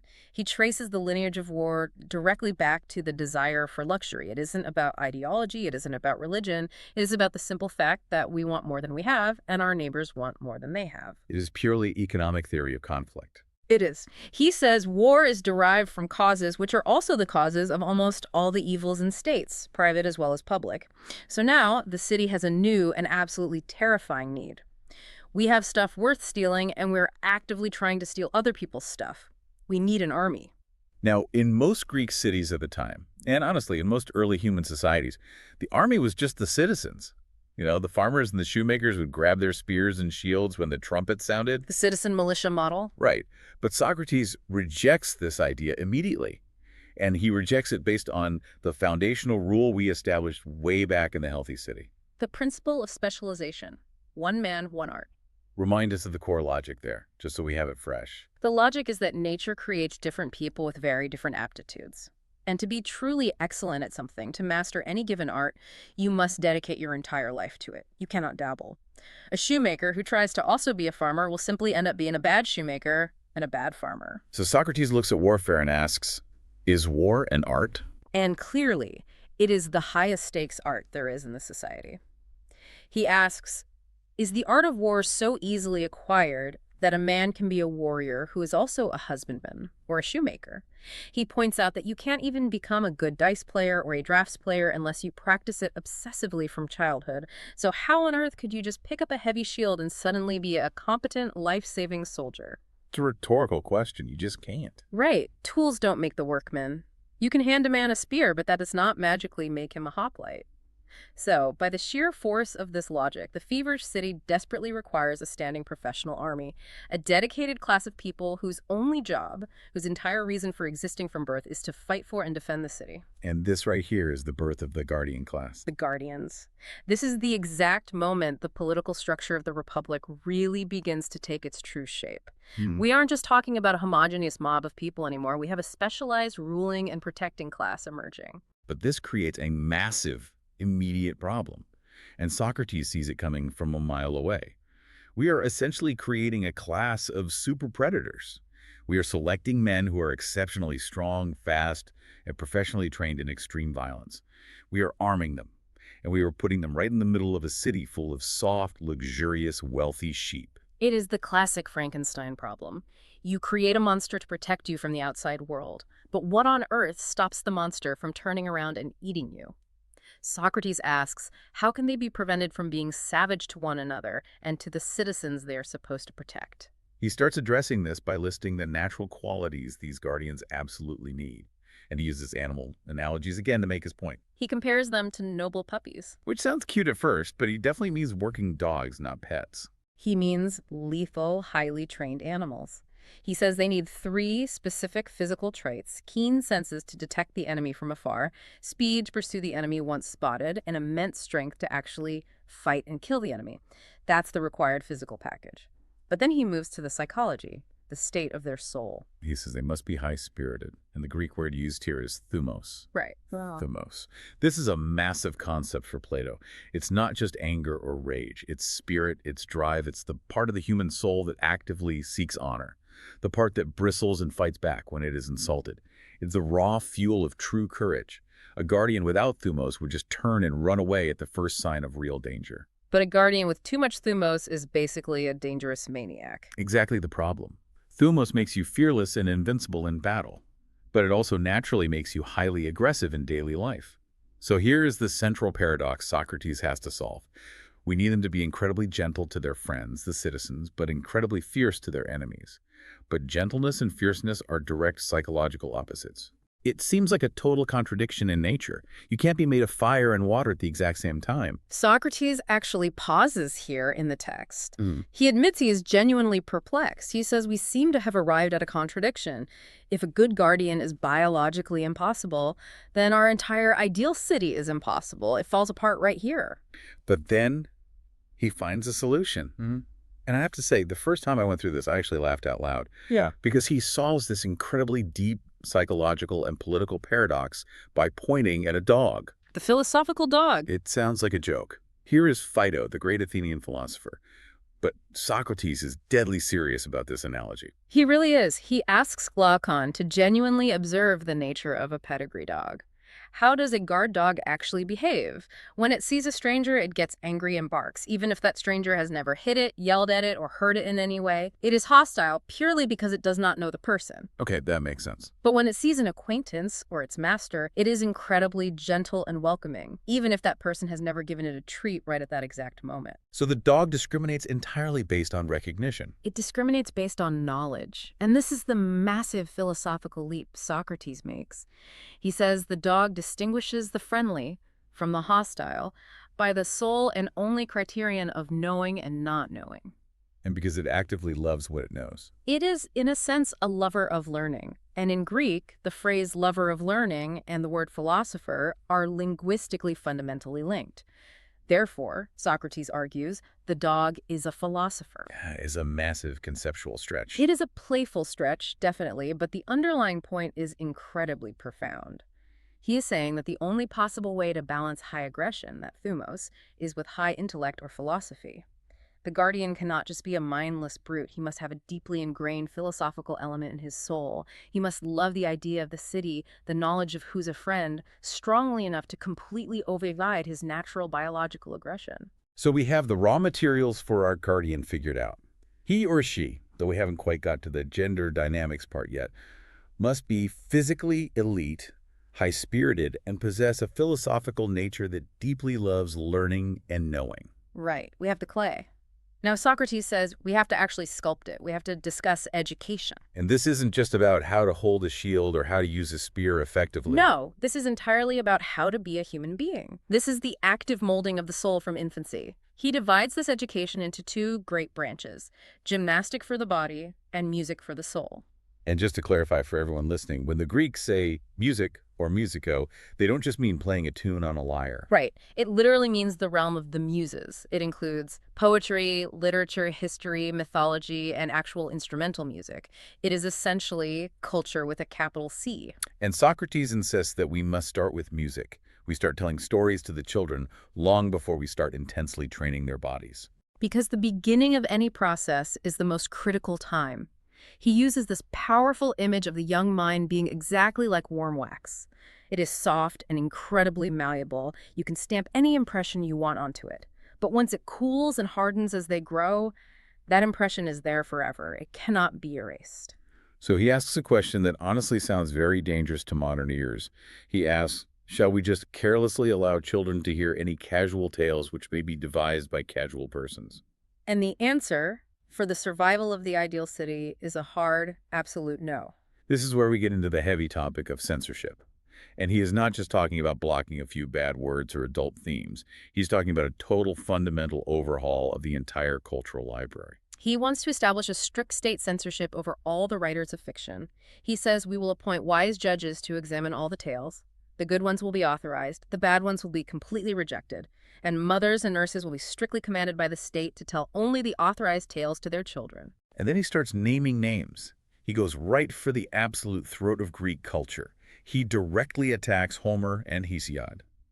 You really have to understand the gravity of this moment. Homer was the Bible, the Encyclopedia Britannica, and the entire shared cultural universe all rolled into one for the Greeks. He was the very foundation of their identity. And Socrates calmly says most of what Homer says is a lie. And worse, it is a bad lie. What exactly defines a bad lie for Socrates in this context? It is a fundamental misrepresentation of the true nature of gods and heroes. He says it is exactly like a painter who paints a portrait that looks absolutely nothing like the actual subject. If the gods are by definition perfect, and Homer says they are petty, jealous, and violent, then Homer is lying, and that lie damages the soul of anyone who hears it. So Socrates lays down the law. He establishes what we can call the canons of theology, strict rules that all storytellers must follow if they want to be published or heard in the ideal city. Let's look at the first law of theology, which is simply God is good. Which sounds nice and safe on the surface. But you have to follow his logic to its conclusion. If God is truly good, can he be harmful? No. If he's not harmful, does he do evil? No. If he does no evil, can he possibly be the cause of evil? Obviously, no. Therefore, God is the cause only of the good things in human life. But in actual human life, good things are relatively few, and evil things are very many. So Socrates logically concludes that God cannot be the cause of everything that happens. He's only the cause of the good. We must find entirely other causes for the evils, bad luck, human choice, whatever else, but we must never, ever attribute them to God. And this one rule destroys half of Greek mythology instantly. It completely destroys the famous story of the two jars of Zeus. In the Iliad, Homer says Zeus has two massive jars sitting on his floor, one full of blessings, one full of curses, and he mixes them up and just hands them out to mortals arbitrarily. Socrates says heresy. We strike that passage completely. He also bans all the stories of the gods fighting each other. The battles of the gods. He specifically mentions the really gruesome foundational stuff in Hesiod, the story where Cronus violently castrates his own father, Uranus, and then the subsequent story where Cronus swallows his own children alive to keep them from taking his throne. It is literal nightmare fuel for a kid. Socrates calls it the greatest of all lies. He says, even if it were somehow historically true, we should bury it in complete silence. We certainly shouldn't tell it to young and thoughtless persons who don't have the context to process it. Why, though? Is he just being a prude about violence? No, he is being a very pragmatic moralist. He asks if a young, highly trained guardian thinks that the greatest of the gods, Zeus and Cronus, committed brutal violence against their own fathers and bound them in chains, what happens when that guardian inevitably gets angry at his own father or his commander? He feels completely justified. He says, hey, I'm just doing what Zeus did. It's divine behavior. Exactly. Socrates says these stories essentially give a divine license for wickedness. If we want the guardians to deeply regard quarreling as unholy and disgusting, we absolutely cannot tell them stories about the gods themselves quarreling and betraying each other. So God is good. That's rule number one. What is the second law of theology? The second law is God is unchangeable and truthful. This seems to be directly targeting the shapeshifters in the myths. Right. Greek mythology is absolutely full of gods in disguise. Zeus turns into a swan, a bull, a shower of gold to seduce women. Proteus turns into fire and water to escape capture. Thetis changes shape. Socrates argues from the concept of perfection here. He says, God is the most perfect being logically possible. Now, if something is already perfect, can it change? If it changes, it must change into something else. And since it is already perfect, any change would have to be a step down. It would be a deterioration. And no one, certainly not a supreme God, would voluntarily make themselves worse. Therefore, God must remain forever in his own singular, perfect form. So all those cool stories about gods walking among us in disguise to test mortals, banned. Banned entirely. They are lies. And that brings us directly to the truthful part of the second law. Socrates asks, does God lie? Well, he actually makes a really interesting distinction between types of lies here. Yes, he does. He talks about the true lie, which he defines as ignorance in the soul itself, being fundamentally deceived about reality. Everyone hates that. To be fundamentally wrong about reality is the worst possible state. Then there is the lie in words, the spoken, tactical lie. Socrates admits this can sometimes be useful. The medicinal lie. Right. We lie to enemies to confuse them in war. We lie to a friend who is going mad to stop them from hurting themselves. It is a tool. But Socrates asks, does God have enemies he actually fears? No. Does God have mad friends he needs to trick for their own good? No. So God has absolutely no motive to ever use the lie in words. So the famous lying dream that Zeus sends to Agamemnon in the Iliad, where he explicitly tricks Agamemnon into launching a bad, disastrous battle. Completely banned. We must teach the children that the divine is utterly simple, honest, and unvarying in its truth. Okay, so we have successfully cleaned up the heavens. The gods are now perfectly good, perfectly honest, and let's face it, boringly consistent.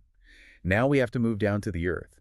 We have to shape the moral character of the guardians themselves through the stories of human heroes. And Socrates goes through the core virtues one by one, using censorship as his primary tool. He starts with courage. And his definition of courage in this specific context is very precise. It is the complete lack of the fear of death. Which is completely logical. If you constantly fear death, you can't be an effective frontline soldier. And if you are terrified of the afterlife, you will naturally fear death.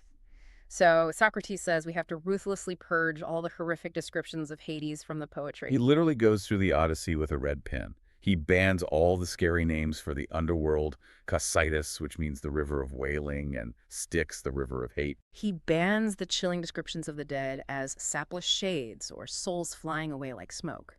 He wants to completely get rid of the cultural idea that being dead is a miserable, horrific, cold existence. And he cuts one of the most famous, moving lines in all of ancient literature.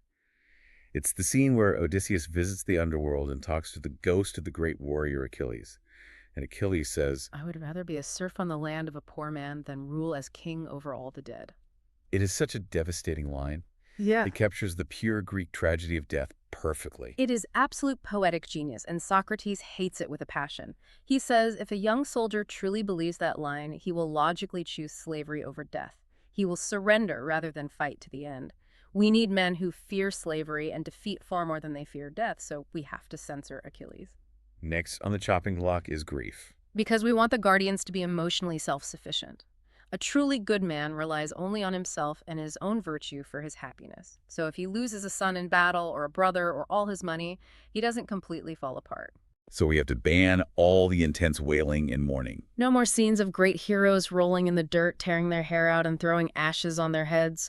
No more King Priam begging on his knees in the dirt. And especially, no more gods crying. If Zeus cries over his mortal son dying, the human guardian thinks it is perfectly okay for him to cry too. We want complete stoicism. Then he moves to laughter. And this one honestly surprised me a bit. Violent laughter leads to a violent reaction. Socrates sees unchecked, roaring laughter as a temporary loss of self-command. It is a minor form of madness. So the scenes where the gods are laughing uncontrollably, like when they see the crippled god Hephaestus limping around out of breath, serving drinks, those have to go.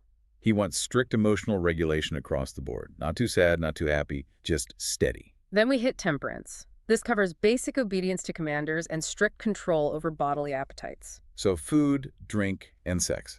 And insubordination. He bans the scenes where soldiers brazenly talk back to kings. He specifically quotes a line where Achilles basically loses it and calls Agamemnon, "You drunkard," with the eyes of a dog and the heart of a deer. Which is just a great insult. It is, but it's terrible for military discipline. Deleted. He also bans the lines about gluttony. There is a line where a character complains that the most miserable fate is to die of hunger. Socrates says, no, we don't teach that. We teach that the most miserable fate is to be a coward and betray your city. And he definitely bans the lust. Oh, absolutely. There is a famous, somewhat comical scene in the Iliad where Zeus is supposed to be watching the Trojan War and he sees his wife Hera, and he gets so intensely turned on that he forgets the war, forgets all his strategic plans, and demands to sleep with her right there on the dirt on top of Mount Ida. He even says he loves her right then more than any of his many mistresses. I'm guessing Socrates is not a fan of that anecdote. He thinks it is incredibly shameful. It teaches the youth that even the wisest, most powerful minds can be completely overcome and derailed by sudden sexual desire. We cannot have guardians who lose their tactical heads over a pretty face. He also bans the story of Hephaestus throwing a net over Ares and Aphrodite when he caught them cheating. All of it goes. And finally, in the moral virtues, greed. We cannot have heroes who love money. That corrupts the whole guardian class. We cannot teach the old proverb that gifts persuade the gods. We must completely deny the story that Achilles dragged Hector's dead body around the walls of Troy just to drive up the ransom price from Priam. Socrates basically sums this all up with a massive general rule for the city. Heroes are close to the gods. Therefore, they must be exceptionally virtuous. If an ancient story says a hero did something cruel, greedy, or pathetic, we have only two choices. Either A, he didn't actually do it and the poet is just lying to us, or B, he did do it, but he is not actually the son of a god. But you cannot ever have both. You cannot have a divine hero who acts like a selfish jerk. It creates intense cognitive dissonance for the children. They won't know whether to worship him or condemn him. So we have thoroughly sanitized the content of the stories. The library is now morally safe. But Socrates isn't nearly done. He now pivots from what is being said to how it is being said. He moves to the style of the storytelling, the lexis. This part gets a bit technical, but it is crucial to his whole psychological theory. He distinguishes between two primary ways of telling a story: simple narration and imitation, or mimesis. Break that down for us. How do those differ? Simple narration is when the poet speaks entirely in his own voice. He says, then Agamemnon got angry and shouted at the priest to leave. That is standard third-person reporting. Okay, straightforward enough. Imitation, however, is when the poet removes his own narrative voice and speaks entirely as the character. He changes his tone, his rhythm of speech, his vocabulary, maybe even his physical posture to actually become Agamemnon in that moment. This is dialogue. This is drama. Tragedy and comedy are 100% imitation. Homer is a mix of both styles. And Socrates has a really big problem with imitation. Why? It goes all the way back to the one man, one art rule we established for the city. He asks, should our guardians be imitators? Should they be actors on a stage? And the logical answer is no, because their one art's protecting the city. Right. If you try to be a full-time guardian and a full-time actor, you will likely fail at both. But there is a much deeper psychological danger hiding here. Socrates asks, did you never observe how imitations, beginning in early youth, grow into habits and become a second nature? Basically, you slowly become what you pretend to be. Exactly. If you spend your formative youth acting like a woman in intense labor, or a slave being violently beaten, or a drunkard, or a madman, even if you are just acting for a play, that internal chaos slowly seeps into your soul. You internalize their physical mannerisms. You internalize their chaotic mindset. It's kind of like the modern warnings about the danger of method acting. If you play a dark, twisted character for too long, you start thinking and feeling like that character in real life. Socrates is arguably the very first critic of method acting. He says it fundamentally damages the unified integrity of the self. A guardian should just be a guardian. He shouldn't be constantly fracturing his personality into 1,000 different flawed characters. So does he ban acting entirely from the city? He allows a very tiny specific exception. The guardians may imitate good men. They can act out scenes of pure courage, temperance, and holiness. But they must never, ever imitate the bad or the low. No imitating slaves, no imitating cowards running from battle, no imitating madmen. And they can't imitate craftsmen either, like smiths or oarsmen, because that's not their specific trade. And no imitating sounds of nature, which is interesting. Right. The theatrical poets back then used to make all sorts of complex sound effects, neighing like horses, bellowing like bulls, making the sounds of thunder and rushing rivers. Socrates calls this the domain of the pantomimic poet. The pantomimic poet, this is such a great, vivid character he describes here. The mixed artist, the man who can imitate absolutely anything. He is incredibly versatile, clever, wildly entertaining. He is basically the ultimate modern variety show host or blockbuster director. The ordinary people absolutely love him. And what exactly does Socrates do with this cultural superstar when he shows up? It is honestly the most polite, reverent deportation in human history. Socrates says, if such a brilliantly talented man arrives in our city, we will fall down and worship him as a sweet and holy and wonderful being. We will pour scented myrrh oil all over his head. We will crown him with a beautiful garland of wool. We will treat him like a literal king. And then we will tell him that there is absolutely no place for him in our city, and we will promptly send him away to another city. It's so brutal. You are amazing. We love you. Now get out. Because he is simply too chaotic. He introduces endless variety and emotional turbulence, and the ideal city is built entirely on simplicity and order. We want the rougher and severer poet who only tells the boring, virtuous truth. We don't want the thrilling entertainer who fragments our carefully constructed souls. So, goodbye to the entertainers. Now we move from the written words to the actual music, the harmonies and the rhythms. Socrates admits he isn't a professional musician, but he knows exactly what psychological effect he wants. He treats a song as having 3 distinct parts: words, melody, and rhythm. We have already rigidly fixed the words. Now the melody must logically follow the words. He turns to Glaucon, who is apparently the musical expert of the group, and asks him to identify the specific Greek musical modes, because he wants to ban the wailing harmonies right off the bat. Glaucon identifies the Mixolydian and the Centolydian modes. These are the high-pitched, incredibly mournful modes traditionally used for dirges and funeral laments. Socrates bans them instantly. He says they are useless even for decent women, and vastly more useless for men who are training to be fearless in the face of death. Then he bans the soft and convivial harmonies. The party music, basically. The Ionian and the relaxed Lydian modes, these are culturally associated with heavy drinking, extreme sloth, and softness. If you listen to this music, you just want to recline on a soft couch and eat grapes all day. Banned. So what on earth are we left with? It seems like we've banned the entire Spotify catalog. We keep exactly 2 modes, the Dorian and the Phrygian. Why those specific 2? What do they do? The Dorian mode is what he calls the strain of necessity. It perfectly mimics the harsh, steady tones of a brave man in the middle of a war facing death or wounds, enduring his misfortune with a grim, steady resolve. It is the literal soundtrack of courage. And the Phrygian mode? The Phrygian is the strain of freedom and peace. It mimics a man playing to the gods, or peacefully instructing someone, or acting with calm moderation. It is the soundtrack of temperance. So we keep the war mode and the peace mode and nothing else. And because we have radically simplified the music, we naturally have to simplify the instruments used to play it. We reject all the complex, multi-stringed instruments like the triangular harps that can play too many notes. And then Socrates drops the absolute hammer on the most popular instrument in all of ancient Greece, the flute. The allos. Why is the flute the ultimate enemy of the state here? Because the flute is the most incredibly complex instrument. It can play any mode. It creates these wild slides and microtones. It is incredibly expressive and deeply emotional. It completely bypasses your rational intellect and hits you right in the emotional gut. It's the instrument associated with Dionysus, right? The god of ecstasy, wine, and chaos. Exactly. Socrates says the flute is actually worse than all the complex stringed instruments put together, so he unilaterally bans the flute makers and the flute players from the city. In the city proper, citizens are only allowed the lyre and the harp, simple, clean, stringed instruments where you can clearly and distinctly hear the mathematical notes. Out in the country, the shepherds can have a simple pipe, and that is it. And finally, we get to rhythm. Socrates admits some ignorance here and actually defers to Damon, who was a famous music theorist of their time. But the underlying principle remains exactly the same. We must not have complex, chaotic, or constantly shifting rhythms. We want steady rhythms that perfectly imitate the life of a highly orderly, courageous man. The core philosophy underlying all of this is that aesthetic style directly reflects the state of the soul. Good rhythm comes from good style. Good style comes from a good soul. That is the formula. If you have a bad rhythm, if you are awkward, chaotic, broken in your movements or your art, it is outward physical evidence of a chaotic, broken soul. And this leads to maybe the most beautiful and simultaneously terrifying idea in this whole section of the book.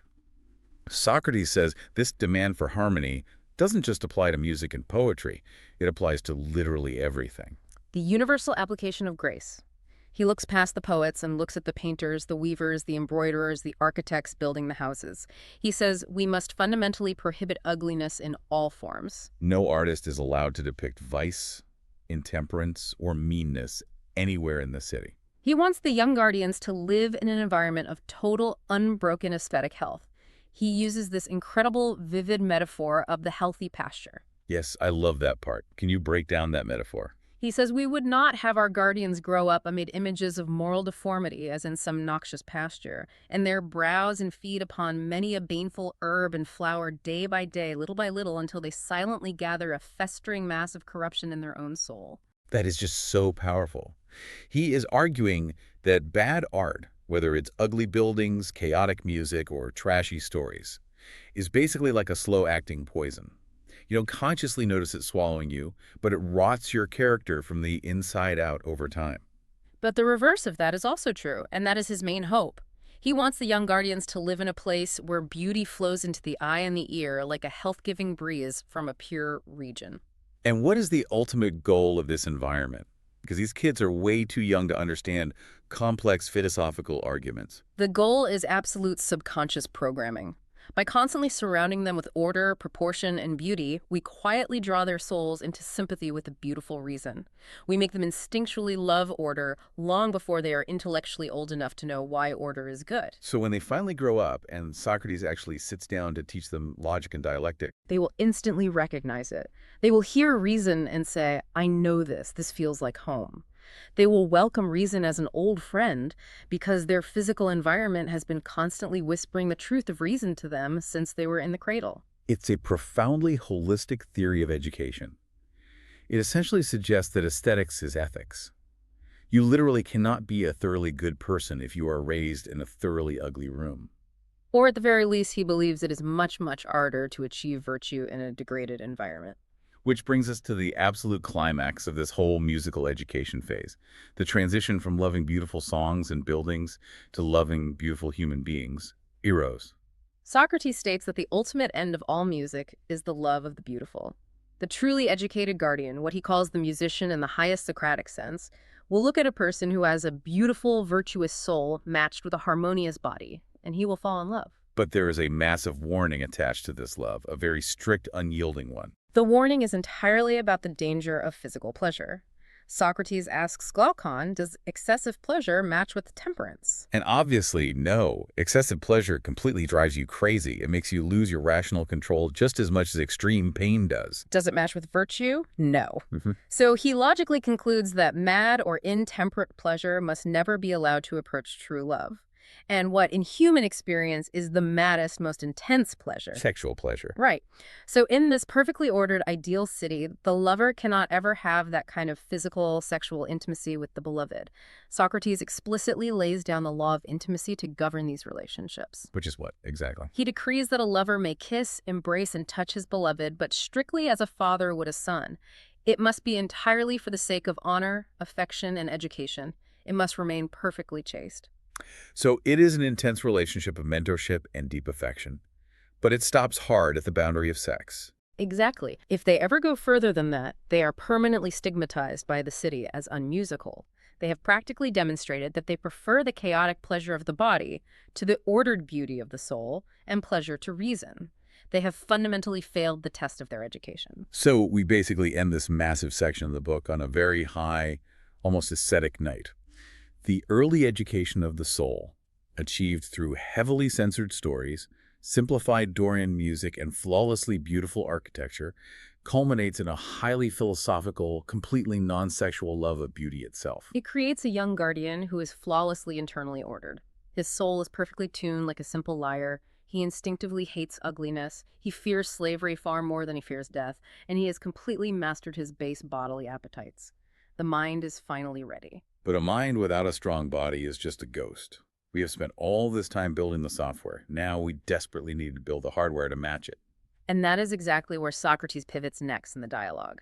He says the discussion on music has ended appropriately. It has ended in the love of the beautiful. And he looks right at Glaucon and implies that the very next step is completely inevitable.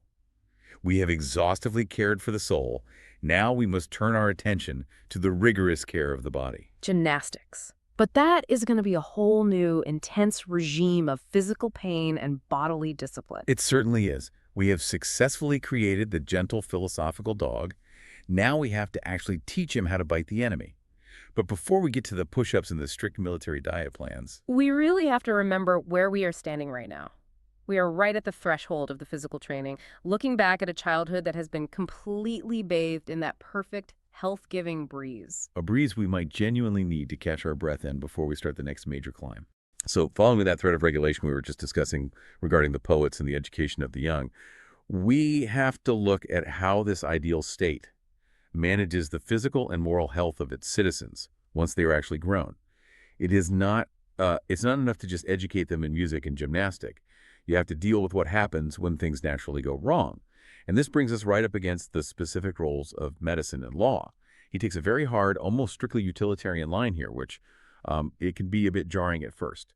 He is looking at the physicians and the judges, and he's essentially saying that if a society is filled with hospitals and courtrooms, that isn't a sign of sophistication. It's actually a sign of failure. Precisely. It is a symptom of a constitution that has lost its internal balance. If you recall the text in the book, he compares a society teeming with doctors and lawyers to a body that is just riddled with disease. It implies that the citizens are living in such a way, presumably through idleness, luxury, or maybe just a very poor diet, that they are effectively manufacturing their own illnesses and their own legal disputes. They are filling their bodies with winds and fluids like a stagnant swamp. And what is particularly striking here, if you really think about it quietly, is how he redefines the very role of the physician. We tend to think of medicine today as the art of prolonging life, of saving the patient at all absolute costs. But for this ideal state, medicine has a very strict, almost cold political limit. Right. He distinguishes between treating a specific temporary wound and managing what he calls chronic invalidism. The way he illustrates this is actually great. He uses the analogy of the carpenter versus the rich man. I always appreciate this comparison because it really grounds the lofty philosophy in the quiet day-to-day reality of the working class. It does. The carpenter represents the purely functional citizen. Suppose a carpenter gets sick. Maybe he has a sudden fever or a specific physical injury from his daily work. He goes to the doctor and asks for a direct remedy. Give me an emetic, give me a purge, cauterize the wound, or just cut it out. He wants a quick fix. But if the doctor tells him, well, you need to undergo a long, drawn-out course of dietetics, you need to wrap your head in swaddling clothes, you need to spend the next 6 months resting and monitoring your vitals, the carpenter's response is immediate. He says, I have no time to be sick. Exactly. He has a job to do. He basically says that a life spent just nursing an illness where he can't actually do his carpentry, well, that isn't a life worth living for him. So he either takes the quick cure and gets right back to work, or if his body's too far gone, he just dies and is freed from his troubles. It sounds a bit harsh to our modern ears, but the underlying logic is that his value and his own internal sense of purpose is intrinsically tied to his function in the community. And that really is the crux of it. The rich man, by contrast, or the valetudinarian, to use that older term, for someone who essentially makes a full-time career out of being an invalid, he doesn't have that functional anchor. There is a mention of Herodicus, a trainer who had a sickly constitution and basically invented the art of the lingering death. He spent his entire life just torturing himself with strict regimens just to stay alive, doing absolutely nothing valuable for the state, just existing to tend to his own disease. And the argument here is that this kind of existence is completely useless to the broader community. It's a remarkably bold claim that Asclepius, the god of medicine, didn't teach his sons to treat these kinds of chronically ill people, not because he didn't know how, but because he was fundamentally a statesman. He understood that in a beautifully ordered, calm society, everyone has a specific duty. If you can't fulfill your duty because you are completely obsessed with your own failing health, you become a drain on the communal resources. He even points to the heroes at Troy to back this up. Think about the sons of Asclepius, Machaon, and Podalirius. When Menelaus or Eurypylus were wounded in battle, what did they give them? They certainly didn't put them on a delicate, low-sodium diet. They gave them Pramnian wine, grated cheese, and barley meal. That is heavily inflammatory stuff. The subtle argument being made is that if a man is fundamentally healthy in his underlying constitution, he can handle a rough, immediate cure for a specific wound. But if a man's body is eaten through with internal disease, no amount of delicate dietetics should be used to artificially prolong a miserable life. Or, and this is a key eugenic point in the book, to allow him to survive long enough to produce equally sickly children. So medicine provides a rough and ready repair for the active workers, but flatly refuses to indulge the hypochondria of the idle rich. Now, he flips this entire methodology when he talks about judges. And this is a really fascinating pivot because while he wants doctors to be decisive and almost physically rough, he has a completely different requirement for the internal character of a judge. The distinction is entirely based on the tool they're using for their craft. A physician cures the body with the mind. Therefore, it is actually highly beneficial for a doctor to experience illness personally. A doctor who has been terribly sick knows exactly what pain feels like. They have a rich somatic data set to draw from when treating others. But a judge is different. A judge governs the mind with the mind.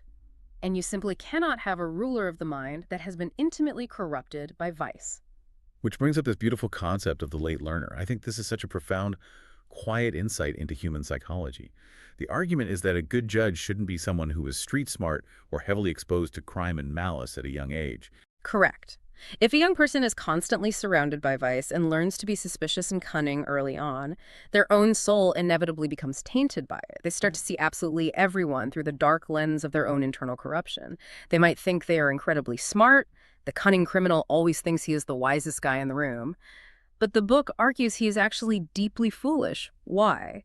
Because he has no pure pattern of honesty within himself to use as the baseline. So when he finally meets a truly good, simple, honest man, the cunning man misjudges him entirely. He just assumes the good man is naive or stupid because he literally can't conceive of someone doing the right thing without some hidden ulterior motive. Exactly. He is blinded by his own shadow. So the ideal judge is this late learner. This is a person with a naturally virtuous nature who has lived a long, quiet, blameless life. They only learn what injustice is by observing it in others from a safe distance much later in life. They study crime as an external, alien object, not as a personal lived experience. This vital distance gives them the clarity to judge purely without being infected by the very malice they are evaluating. So we have the hard-nosed, practical doctor and the pure-hearted elderly judge. This naturally brings us back to the foundational education system that produces these kinds of citizens, the blend of music and gymnastic. We touched on this earlier in our discussion, but the book circles back here to quietly correct a very common misconception. People usually assume, quite naturally, that music is meant for the soul and gymnastic is meant for the body. And that assumption is corrected emphatically.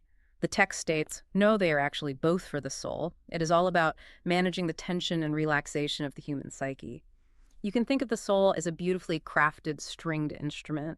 You have the spirited element, that fiery, aggressive, courageous part of human nature. And you have the philosophical element, the gentle, inquisitive, wisdom-loving part. Gymnastic is designed to fuel and temper the spirit, while music is there to fuel and refine the philosophy. The tuning fork analogy comes into play beautifully here. If you just focus endlessly on gymnastic, if you just lift heavy weights and eat roasted beef and practice fighting all day, what eventually happens to your mind, you become completely savage, you become hard, brutal, and eventually a literal hater of reason. You stop using quiet persuasion entirely and just start hitting people to solve your problems. Conversely, if you only engage in music, listening to soft melodies, reciting poetry, engaging in constant, quiet reflection without the grounding physical hardship of gymnastic, you become too soft. The spirit simply melts away. You become effeminate and completely feeble as a protector or warrior. The ultimate goal of the true musician, and by this it means the true educator, is to blend these two elements in absolutely perfect proportion. You want to cultivate a soul that is temperate and moderate, but also unflinchingly courageous. You want the tension on the strings to be just right, so the citizen is perfectly gentle to their friends, but fierce and capable against their enemies. It's a delicate, ongoing balance. But now we have to face the difficult question of who, among all these perfectly balanced citizens, actually gets to run the show. We need to select the rulers, the guardians. And it is definitely not a democracy where everyone just gets a turn. It is a terrifyingly rigorous selection process. Extremely rigorous. The guidelines outline that the rulers must be the absolute best of the guardians. They must be older, naturally, and they must possess one specific trait above all others. They need an unshakable, deeply rooted love for the state. They must completely identify their own personal happiness with the success and harmony of the entire community. But to ensure this isn't just empty talk or performative patriotism, there are 3 specific types of tests designed to see if they can be forced to cast off this deep conviction. These tests are fascinating to me because they cover the entire psychological spectrum of human vulnerability. The first test is theft.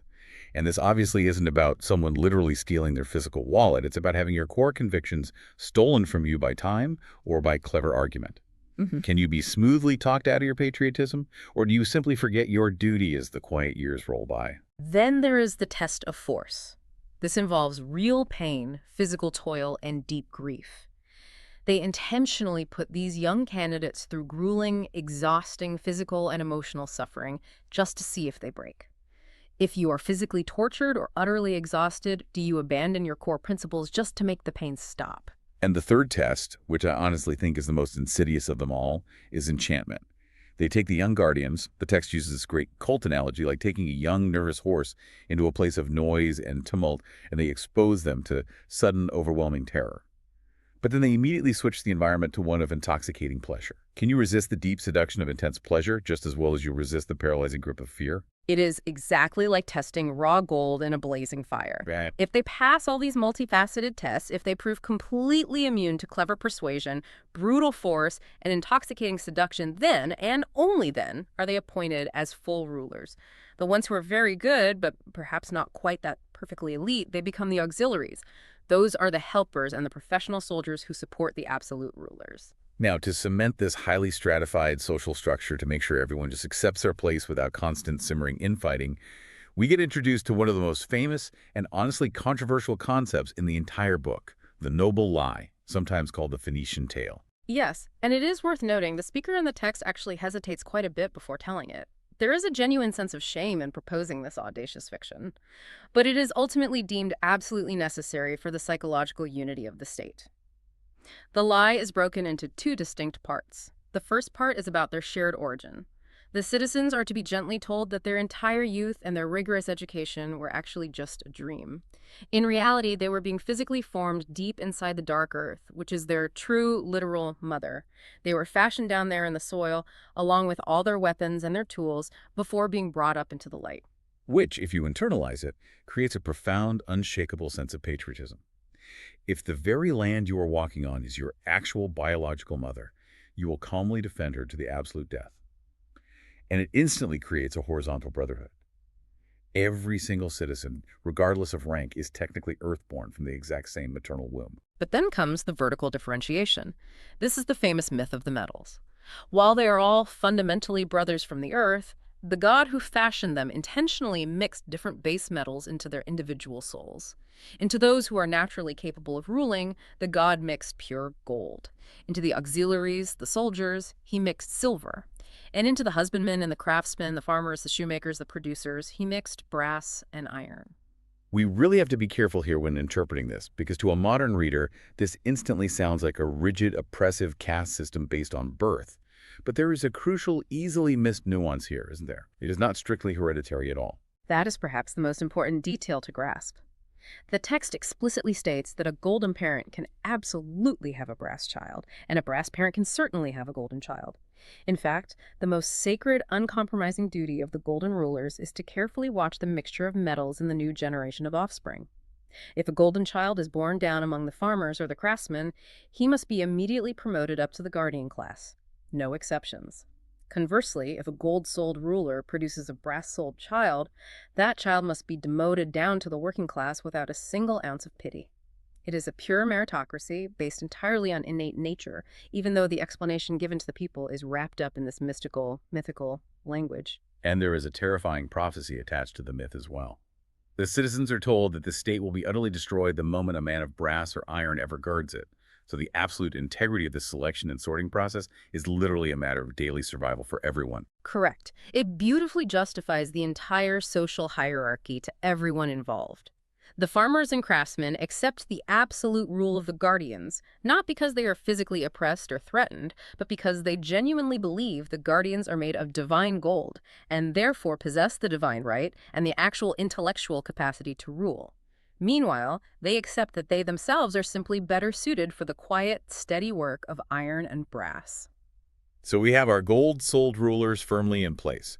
But when you actually look at their daily lives, their existence isn't exactly golden in the luxurious, comfortable sense we usually associate with that word.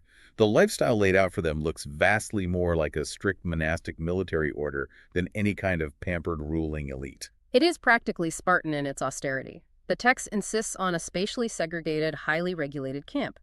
The rulers don't live in quiet, private homes with fences. They live in open, communal dwellings that literally anyone can enter at any time. They are allowed absolutely no private property beyond the barest, most essential necessities of life. And what about their food and compensation? They receive a strictly fixed pay. They receive just enough food and provisions from the lower citizens to survive comfortably from year to year, with absolutely no surplus whatsoever. It functions as a necessary tax on the producers to feed their protectors, but the protectors get nothing else to hoard. And the ban on physical, earthly gold and silver is absolute. The reasoning given is that they already have divine metal perfectly fused into their souls, so touching literal earthly gold is a severe spiritual pollution. They cannot wear it as jewelry, they cannot drink from golden goblets, they cannot even sleep under the same roof as a piece of hoarded silver. It is a totally radical, uncompromising separation of political power and economic power. The logic is brilliant when you sit with it. If you hold the power of the state, you cannot have any money. If you have the money like the producers do, you can never have the political power. There is a stark warning that if the guardians ever acquire private land or personal wealth, they will instantly transform into housekeepers and husbandmen instead of loyal allies.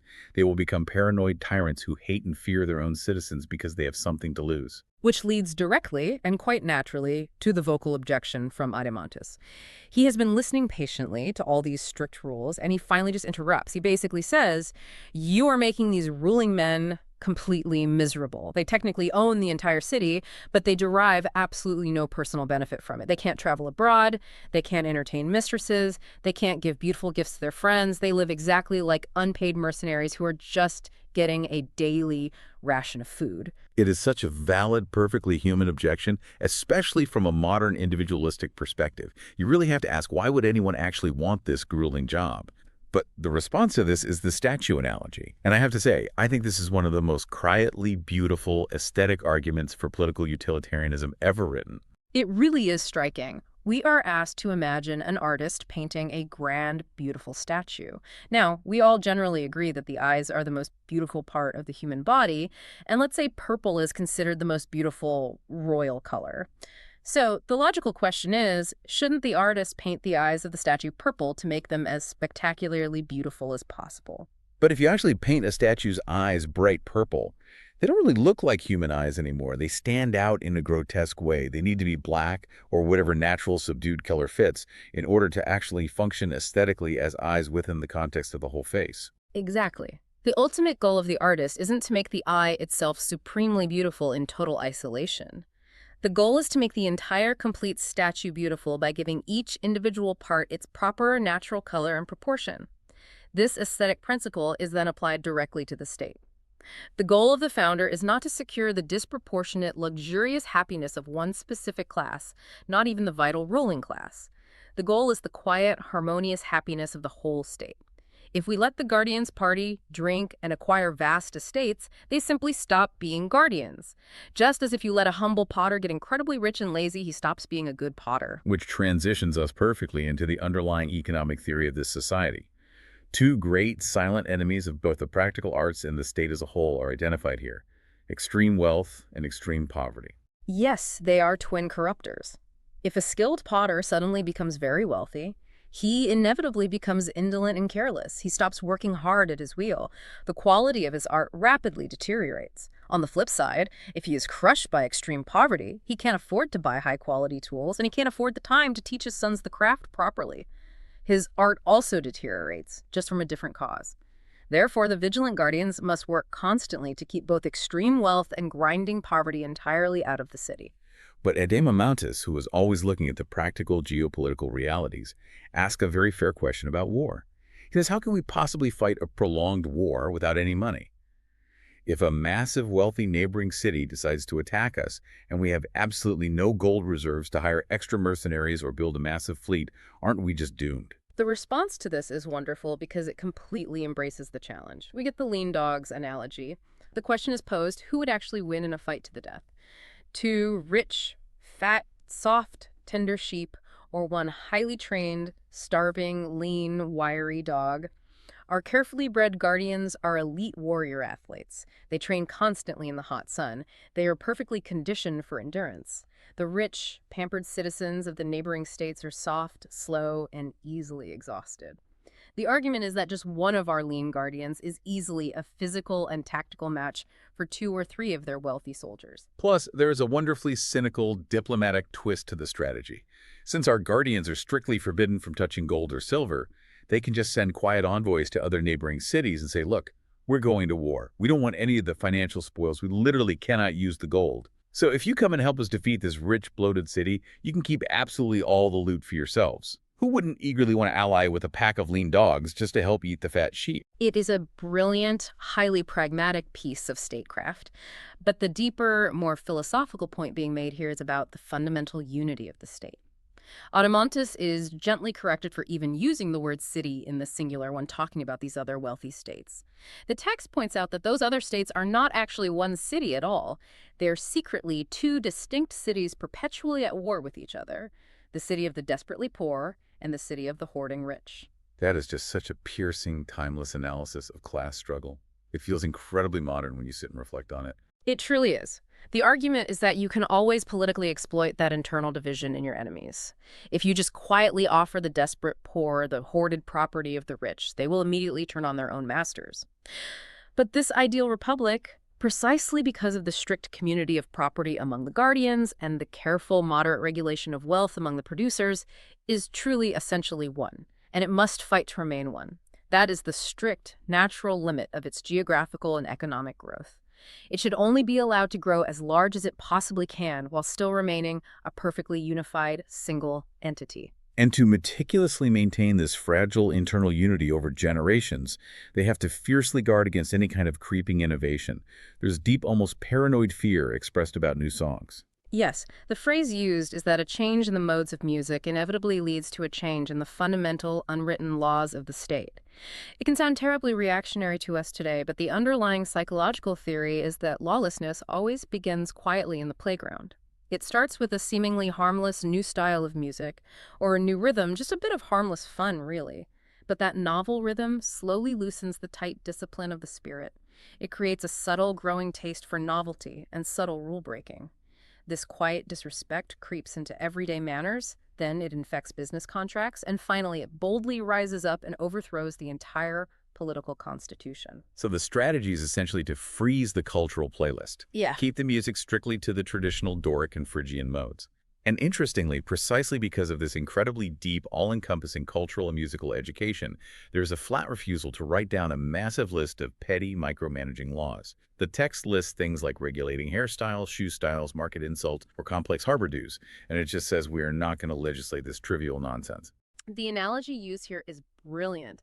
It compares making endless petty laws to trying to cut the heads off a mythological hydra. In a deeply corrupt, poorly educated state, politicians just endlessly pass law after law after law, desperately trying to fix minor fraud or public bad manners. But it is completely useless because the cultural root is already rotten. It is exactly like a chronically sick man who eagerly tries every single new medical drug on the market, but flatly refuses to stop his heavy drinking and poor diet. In a truly good state, men who have been properly educated in the right music and gymnastic will easily figure out the minor daily rules of commerce and manners for themselves. The overarching philosophy is simple. Truly good men don't need 1,000 petty laws to tell them how to act, and bad men simply won't follow them anyway. It is a very clean, quiet way to look at governance. And as for the religious rites, the founding of temples, the proper sacrifices, the complex funeral rites, all of that is just respectfully delegated to the ancient oracle at Delphi. It shows a quiet, conservative respect for ancestral tradition without needing to micromanage the theology.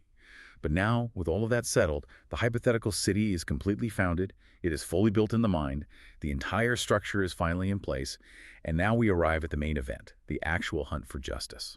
This is the grand intellectual detective story moment we have been building toward. The speaker essentially says, let us light a candle and search the shadows.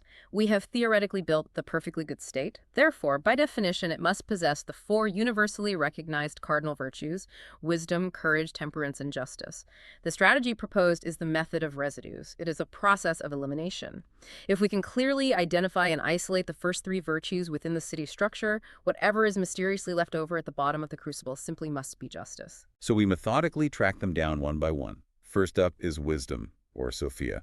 Where exactly do we find that in our new city? We find it residing squarely in the rulers, but a very careful distinction is made here about what kind of wisdom this is. It is not the practical, technical knowledge of carpentry or farming or metalwork. That kind of knowledge only acts for a small, specific part of the city. True wisdom, in this political sense, is the overarching holistic knowledge that advises the entire complete state how it harmoniously deals with its own internal factions and how it safely navigates its relationships with other foreign states. And because these elite rulers naturally make up the absolute smallest demographic class, the pure wisdom of the entire massive city resides entirely in this tiny, quiet minority at the top. Okay, so that is wisdom neatly isolated. Next on the list is courage, or Andrea. We naturally find this virtue located in the soldiers, the auxiliaries. We do. And here we are treated to a return of that beautiful, vivid chemical analogy of the dye.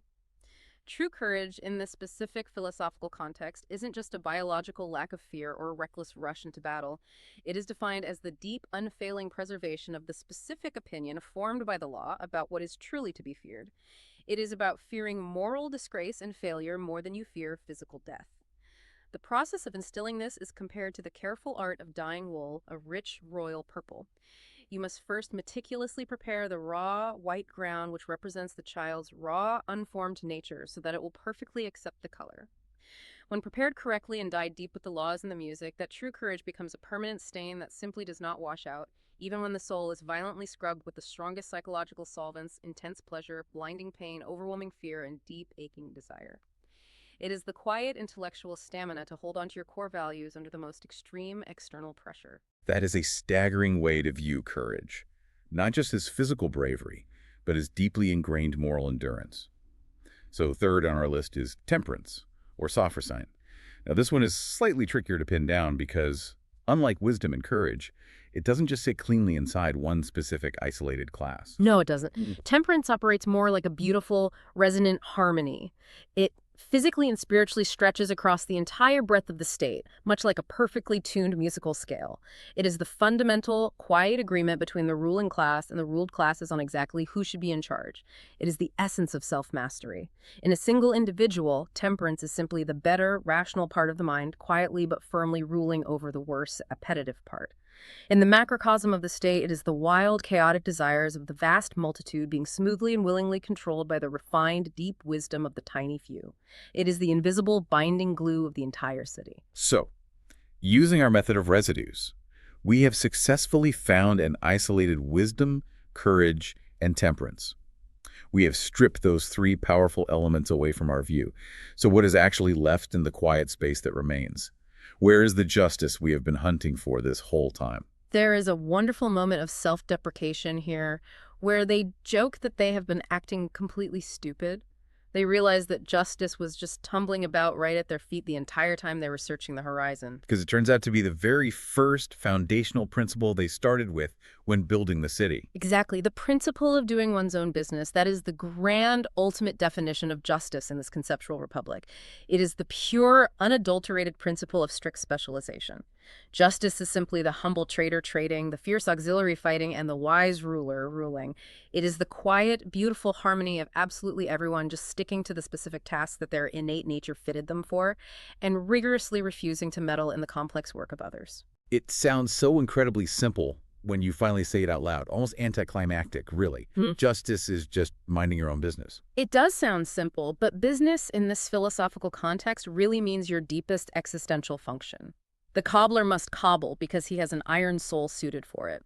If that cobbler suddenly decides to pick up a spear and tries to be a soldier, that is not just a minor career mistake. Within this framework, it is a profound act of actual injustice. The text defines injustice explicitly as this chaotic meddling or the inappropriate exchange of natural roles. If the established classes start swapping tools and sacred duties, if raw money suddenly buys a brass-souled man his way into political power, or if silver-souled soldiers decide to start aggressively running the local economy, that arrogant meddling is the absolute ruin of the state. That is the ultimate destructive evil. Because it completely destroys the internal unity and the functional efficiency of the entire living organism. It is like a foot suddenly deciding it wants to try being an eye. It doesn't just make a terrible, useless eye. It actually cripples the entire body in the process. Precisely. It is a biological disaster. And this beautiful, clean realization really sets up the grand finale of this specific conceptual section. We have successfully hunted down and found justice written in the larger letters of the massive state. We now see clearly what it looks like on a grand, macro-scale, strict natural hierarchy, absolute specialized function, and perfect, respectful non-interference between the distinct classes. So the conceptual bridge is finally built. We understand the perfectly just society. The next logical step, which we will naturally have to explore next time, is to take this massive macro definition and see if it actually holds true when we shrink it down to the smaller letters of the individual human being. Does the internal human soul really have three distinct parts, just like the three classes of the state? Does every single one of us have a tiny ruler, a brave soldier, and a demanding producer fighting inside of us? That is the ultimate test of verification. If this grand, sweeping analogy actually holds true on the micro level, we will have finally unlocked the complex psychology of the truly just man. We will understand how reason, spirit, and appetite interact. But for right now, we can leave our grand hypothetical state fully established, heavily armed, and perfectly virtuous, quietly resting on the simple, profound foundation of every single person just doing the one specific thing they were naturally born to do. So if we look closely at exactly where we are in the text right now, we've effectively completed the construction of the city. We spent a considerable amount of time laying down the foundation, building up the walls, establishing the distinct classes. The guardians, the auxiliaries, the producers, yeah. Right, and we've successfully identified the virtues within that macro structure. But we have to remember, and this is crucial for you as you follow along in this argument, this entire construction project, this massive city in speech, was never really about urban planning at all. It was always a means to an end. Precisely. It's essentially a magnifying glass. We have to keep the original mission of the book in mind here. Socrates and his companions originally set out to find justice in the individual soul. But because the soul is, well, it's small and incredibly difficult to observe directly, they decided to look for justice in a much larger entity first. The state. Right, the state. Operating under the assumption that the exact same principles would apply. They called this method reading the large letters to better understand the small letters. And now we are at that precise moment of truth. We are transitioning directly from the definition of the state to the definition of the individual. We have to see if the map actually fits the territory. Does this rigid tripartite structure we just built for the city actually overlay onto human psychology?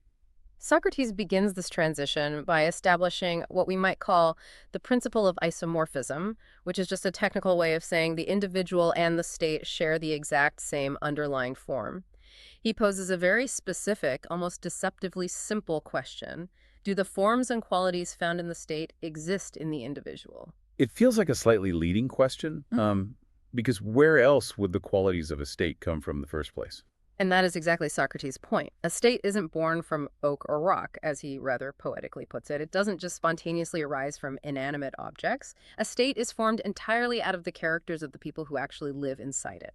So the macro is just an aggregate of the micro. Exactly. If a state is known for being aggressively warlike, it is strictly because the individuals within it possess a high-spirited nature.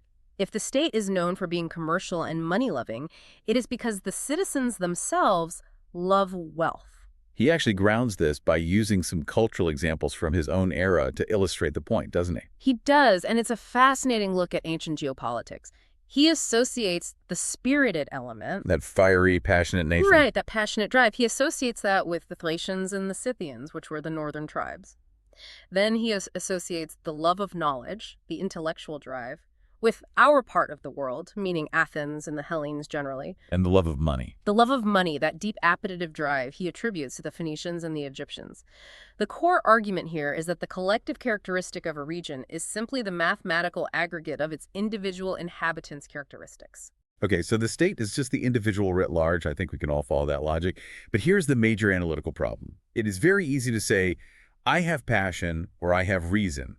It's much, much harder to actually prove that the human soul is physically or conceptually divided into distinct parts in the same way a city is divided into distinct literal classes of people. I mean, do we act with our whole soul in every single action? That is the central problem of complexity versus unity in this text. When we learn something new, is it the whole soul doing the learning? When we get furious, is it the whole soul fuming? When we crave a meal, is it the whole soul craving? Or do we possess specific parts, almost like distinct psychological organs that perform these functions completely independently? To answer this, Socrates doesn't just rely on intuition or guesswork. He actually deploys a very rigorous, formal, logical principle.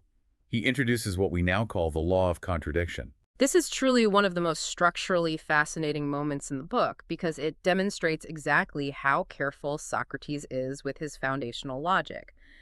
The principle states that the same thing cannot act or be acted upon in contrary ways at the same time, in the same part of itself, and in relation to the same object. That is quite a mouthful. Let's break that down for the listener using the specific examples he provides.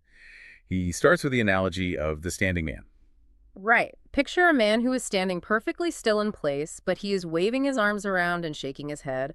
A sloppy, casual observer might look at him and say, well, that man is moving and at rest at the exact same time. But Socrates says this is terribly imprecise. It is. It blatantly violates the law of contradiction to say the whole man is doing both contrary things simultaneously. So how do we describe it logically and accurately? We have to divide him.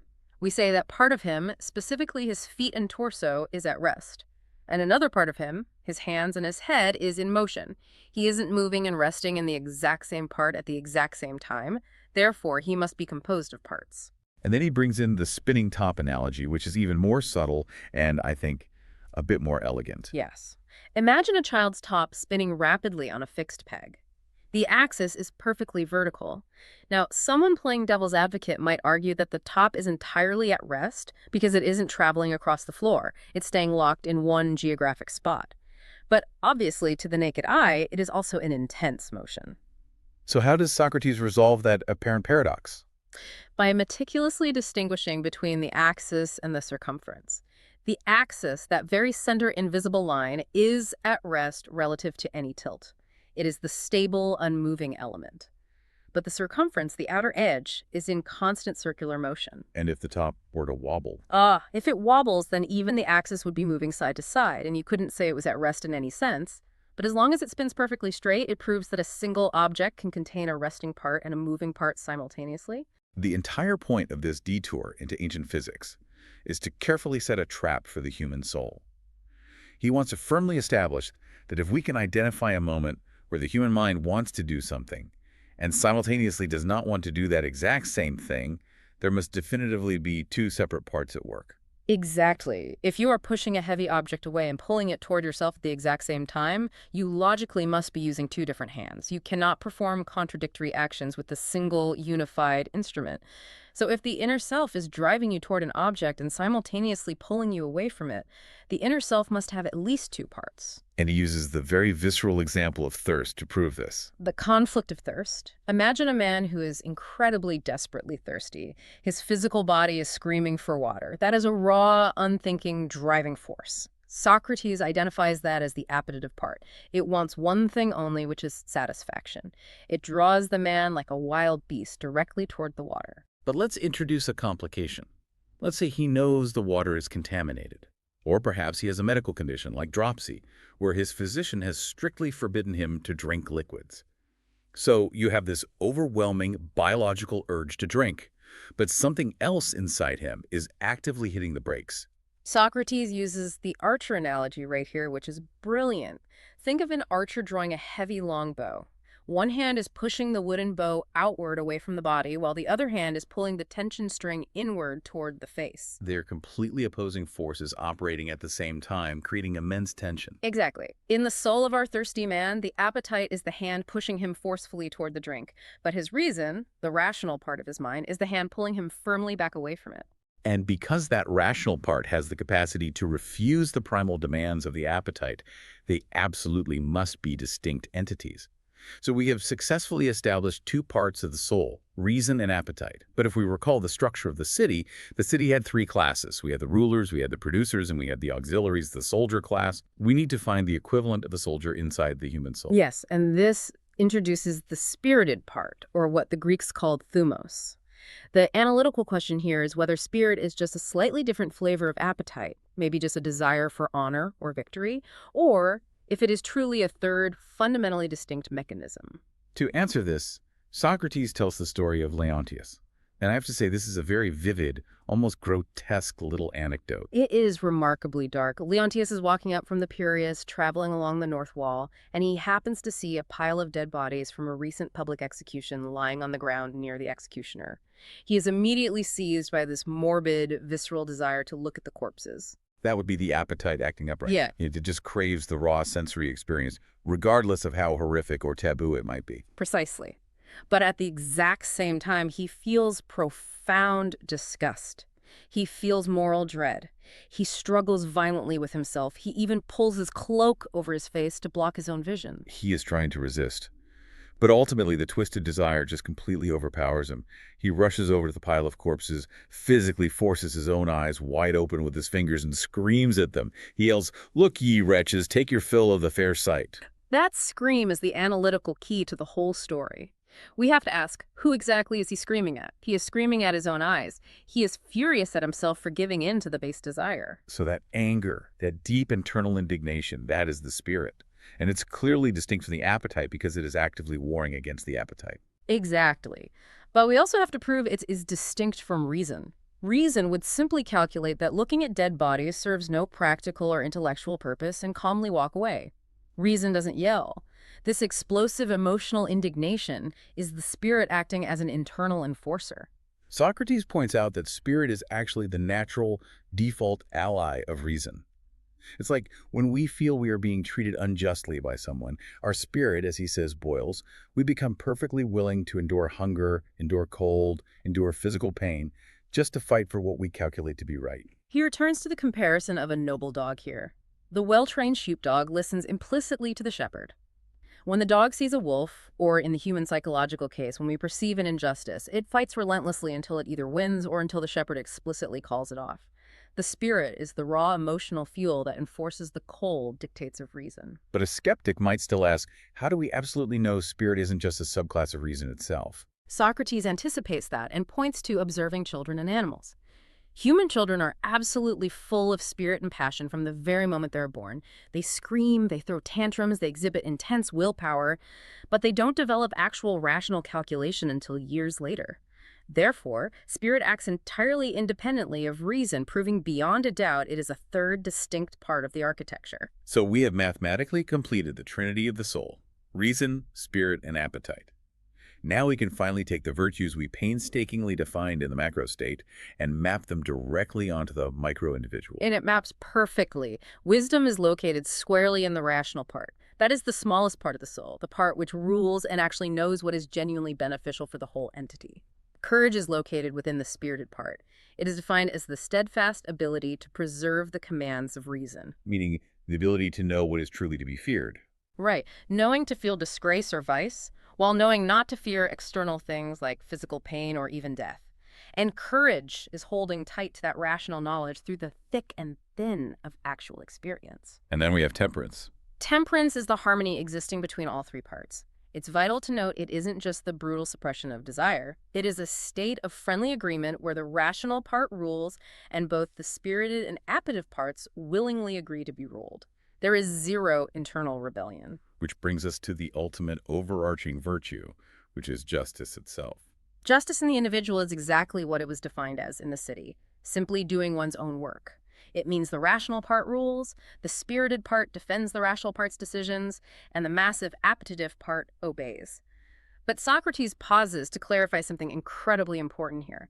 Justice isn't primarily about external actions at all. Right, it's not simply a checklist of whether you steal money or whether you betray a friend or break a legal contract. Those are just external symptoms of justice or injustice. Justice is fundamentally about the internal management of the soul. He uses a beautiful metaphor here, comparing the just man to a master musician tuning an instrument. The just man binds the three principles within himself: reason, spirit, and appetite, exactly like the three limiting notes of a musical scale. The high note, the low note, and the middle note. Yes. He harmonizes them so perfectly that he transitions from being a chaotic multitude of conflicting drives into being one unified entity, one out of many. So a genuinely just man is a perfectly unified man, and by contrast, an unjust man. An unjust man is a soul locked in the state of perpetual civil war. It is an internal rebellion.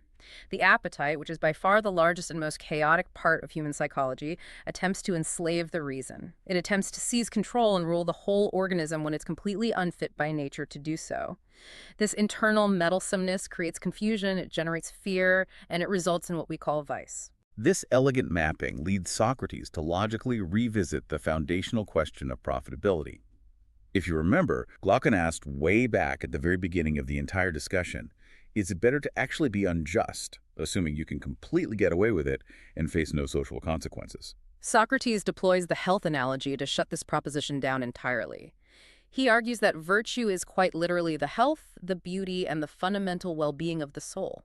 Vice, conversely, is a literal disease, a deformity, and a structural weakness. So asking if it's profitable to be unjust is essentially an absurd question. It's completely ridiculous. It's exactly like asking, is it profitable to live with a physical body that is actively rotting and diseased simply because you happen to have a lot of money and political power? If daily life is unendurable with a ruined physical constitution, it is surely impossible with a ruined soul. The soul is the very essence by which we experience life itself. It really feels like a definitive conclusion to the entire inquiry. They have successfully defined the just man. They have logically proven that justice is inherently better than injustice. Socrates seems completely ready to move on. In fact, he explicitly states he wants to begin discussing the four corrupt forms of government next. But he doesn't get to, and this is where the text takes a very sharp, unexpected turn. We are seamlessly moving from the end of Book 4 into the beginning of Book 5, and it happens through a literal physical interruption in the dialogue. It's a remarkably human, almost cinematic moment. Socrates is just about to launch into a new lecture, and suddenly he notices Polemarchus reaching out and grabbing Adeimantus by the upper part of his coat. He pulls him in close and whispers something urgently. Socrates only catches a single fragmented phrase, shall we let him off? And Adeimantus replies, quite loudly, certainly not. Socrates is completely confused by this exchange. He stops and asks, who are you not letting off? And they tell him directly, you, Socrates, you are being lazy. They outright accuse him of deliberately skipping over what they consider the most difficult and controversial part of the entire discussion. Apparently, much earlier in the conversation, when they were initially setting up the lifestyle of the guardians, Socrates casually tossed out a seemingly innocent proverb. He said, friends have all things in common, and then he just breezed right past it. But the group hasn't forgotten it at all. They want to know precisely what that phrase actually means in practice. Specifically, they want him to detail the community of women and children. How exactly are children to be born? How are they to be educated? Socrates was clearly hoping to avoid this entirely because he knows just how radical and shocking it sounds. He seems genuinely hesitant here, which is rare for him. He explicitly says he is afraid. And he clarifies he isn't afraid of being laughed at. He thinks fearing mockery is childish. But he is deeply afraid of accidentally dragging his friends down into error on such a massive foundational topic. He makes a profound ethical statement here. He says that killing someone accidentally is actually a lesser crime than deceiving people about the true nature of the good and the just. It really highlights how seriously he takes the moral responsibility of the philosopher. But Glaucon steps in and reassures him, effectively granting him total amnesty in advance if he happens to make a theoretical mistake. So, feeling cornered but supported, Socrates reluctantly agrees to face what he metaphorically calls the three waves. These three waves are three intensely controversial, enormously difficult proposals regarding the structure of the guardian class. Let's look analytically at the first wave, which is the equality of women. This represents a massive, radical departure from the established norms of ancient Athens. Socrates retreats to his favorite analytical tool, the analogy of the watchdogs. He asks the group, do we divide our watchdogs into hes and shes and keep the females locked in the kennel to nurse the puppies, while only the males go out and hunt and guard the flock? The answer from anyone who works with dogs, obviously, is no. The female dogs hunt, they guard, they perform the exact same duties as the males.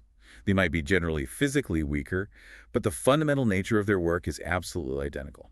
Therefore, Socrates argues through this logic, if female humans are to possess the exact same duties as men in guarding the state, they must receive the exact same education.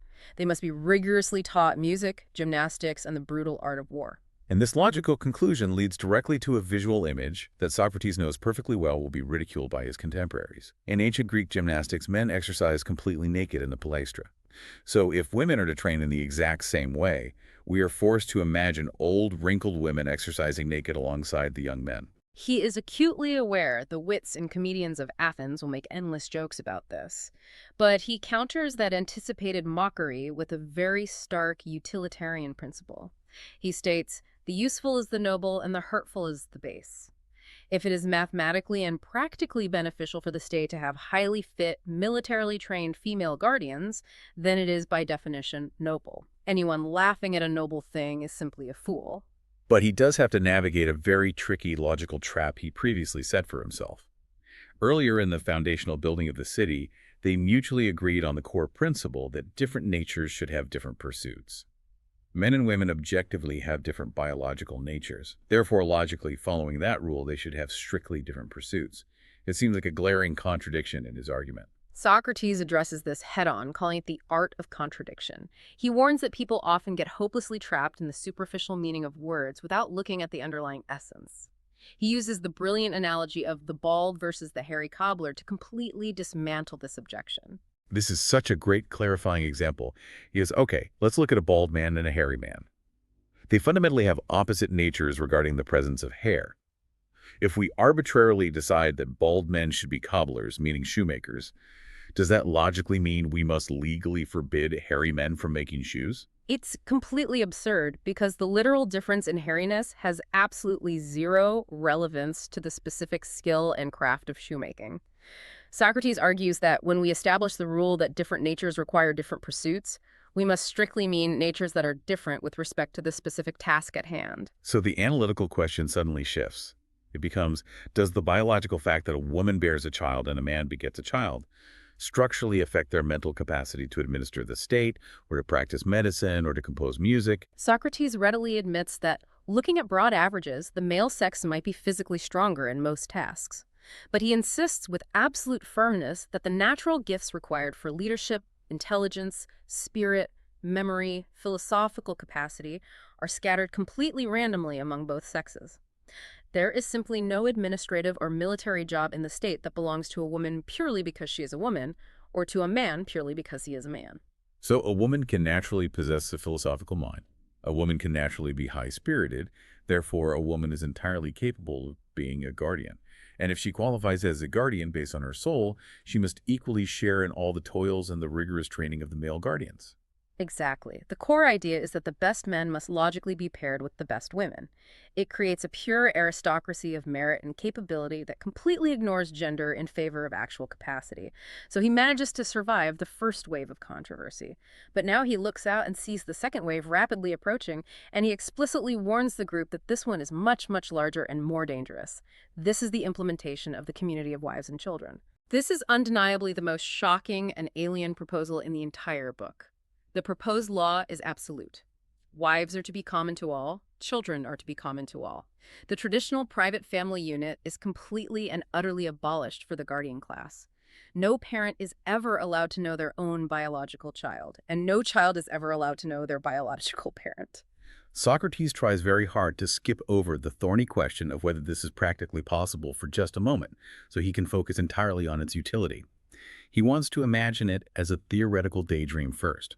He asks, would it be supremely beneficial to the state if we could somehow achieve it? To explain exactly how this system functions, he outlines a highly structured system of state-controlled eugenics. We should note for you listening that we are simply reporting the exact mechanics of the text here, as it's a very intense concept. He asks Glaucon, who happens to breed hunting dogs and sporting birds, how he manages his personal animals. Glaucon readily admits he breeds best with best, and only when the animals are in their absolute prime. If he let them breed randomly, the genetic stock of his kennels would rapidly deteriorate. Socrates takes that exact logic and applies it to humans. He argues that the rulers of the state will have to act as very skilled physicians because they will routinely need to administer a large dose of what he calls medicines, by which he explicitly means lies, falsehoods, and deceit, purely for the ultimate good of the human herd. This links directly back to the concept of the noble lie discussed earlier. The rulers will establish grand religious marriage festivals. During these festivals, they will use completely rigged lotteries to secretly pair the most genetically superior men with the most genetically superior women. The critical psychological component is that the entire process must appear to the participants as pure random chance. Because that prevents any resentment against the government.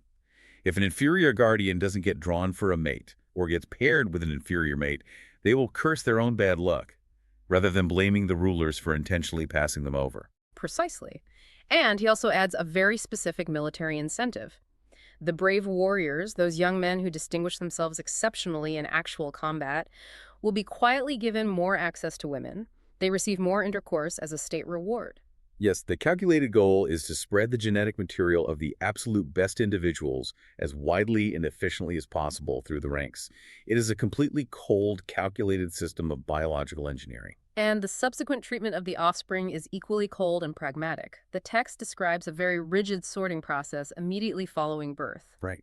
The children born of the good parents, the elite pairings, are taken immediately away from their mothers to a dedicated pen or fold, situated in a separate part of the city, to be raised collectively by state nurses. But the children of the inferior parents, or tragically any child born with a physical deformity, are quietly put away in what the text ominously calls some mysterious, unknown place. Which is really just a polite, euphemistic way of describing exposure or infanticide, which was a known practice in the ancient world, though systemized here to an extreme degree. Yes, Socrates is completely unflinching in this application of logic. The singular overriding goal is the absolute purity and martial strength of a guardian breed. Anything that compromises that is eliminated. He also sets very strict biological age limits for reproduction. Women are assigned to bear children for the state strictly between the ages of 20 and 40. Men are to beget children between 25 and 55, which he defines as the time when the pulse of life is quickest. And if a guardian decides to procreate outside those specific age windows, or without the explicit sanction of the rulers, it is officially legally and religiously classified as unholy. The text states you are bringing a child into the state who has not been sanctioned by the official sacrifices and prayers. The child is branded a bastard of darkness and will not be maintained by the state. the way he manages to completely redefine family ties after abolishing the biological family is intellectually fascinating, is slightly dizzying. If I am a male guardian and I participate in one of these rigged marriage festivals, then every single child born in the city, exactly 7 to 10 months after that specific festival, is legally categorized as my child. Correct. You address every single one of them as your son or your daughter, and they are taught to address you and every other man from your festival batch as father. Furthermore, all the children born in that exact same seasonal batch address each other as brother and sister. So the traditional vertical biological connection is entirely replaced by a horizontal chronological connection. It creates this massive, inextricably linked, extended web of state-mandated kinship. And the necessary incest prohibitions do still apply to prevent genetic issues, but they are strictly based on these newly manufactured definitions. You cannot marry anyone you call daughter or mother. But interestingly, brothers and sisters from the same batch can technically marry if the Delphic Oracle officially sanctions the union. So looking at the macro picture, we have systematically abolished the private home. We've abolished the private family unit. The inevitable question is why? Why go to such extreme draconian lengths? And this brings us crashing into the third wave. What is the ultimate philosophical purpose of this extreme social engineering? Unity. That is the single most important overriding concept in this entire section of the text. Socrates asks a fundamental diagnostic question. What is the absolute greatest good for any state? The answer is unity. What is the greatest evil? Discord, distraction, plurality. He wants the state to genuinely feel and operate as a single, indivisible organism. He leans heavily on the body analogy again here to explain this. He says when a person's finger is hurt, the whole organism feels the pain. That is a very profound psychological observation. The soul doesn't objectively say a finger hurts over there, it says my finger hurts. The entire unified consciousness shares the localized experience. In the absolute best state, if one single citizen suffers a loss, the entire state says it is ill with me. If one citizen succeeds, the entire state says it is well with me. And he logically argues that private feelings, private attachments, are the ultimate enemy of this holistic unity. In normal, flawed states, people constantly say, this object is mine and that object is not mine. One man drags his accumulated wealth into his private house, locks the door, and shares it only with his private wife and his private children.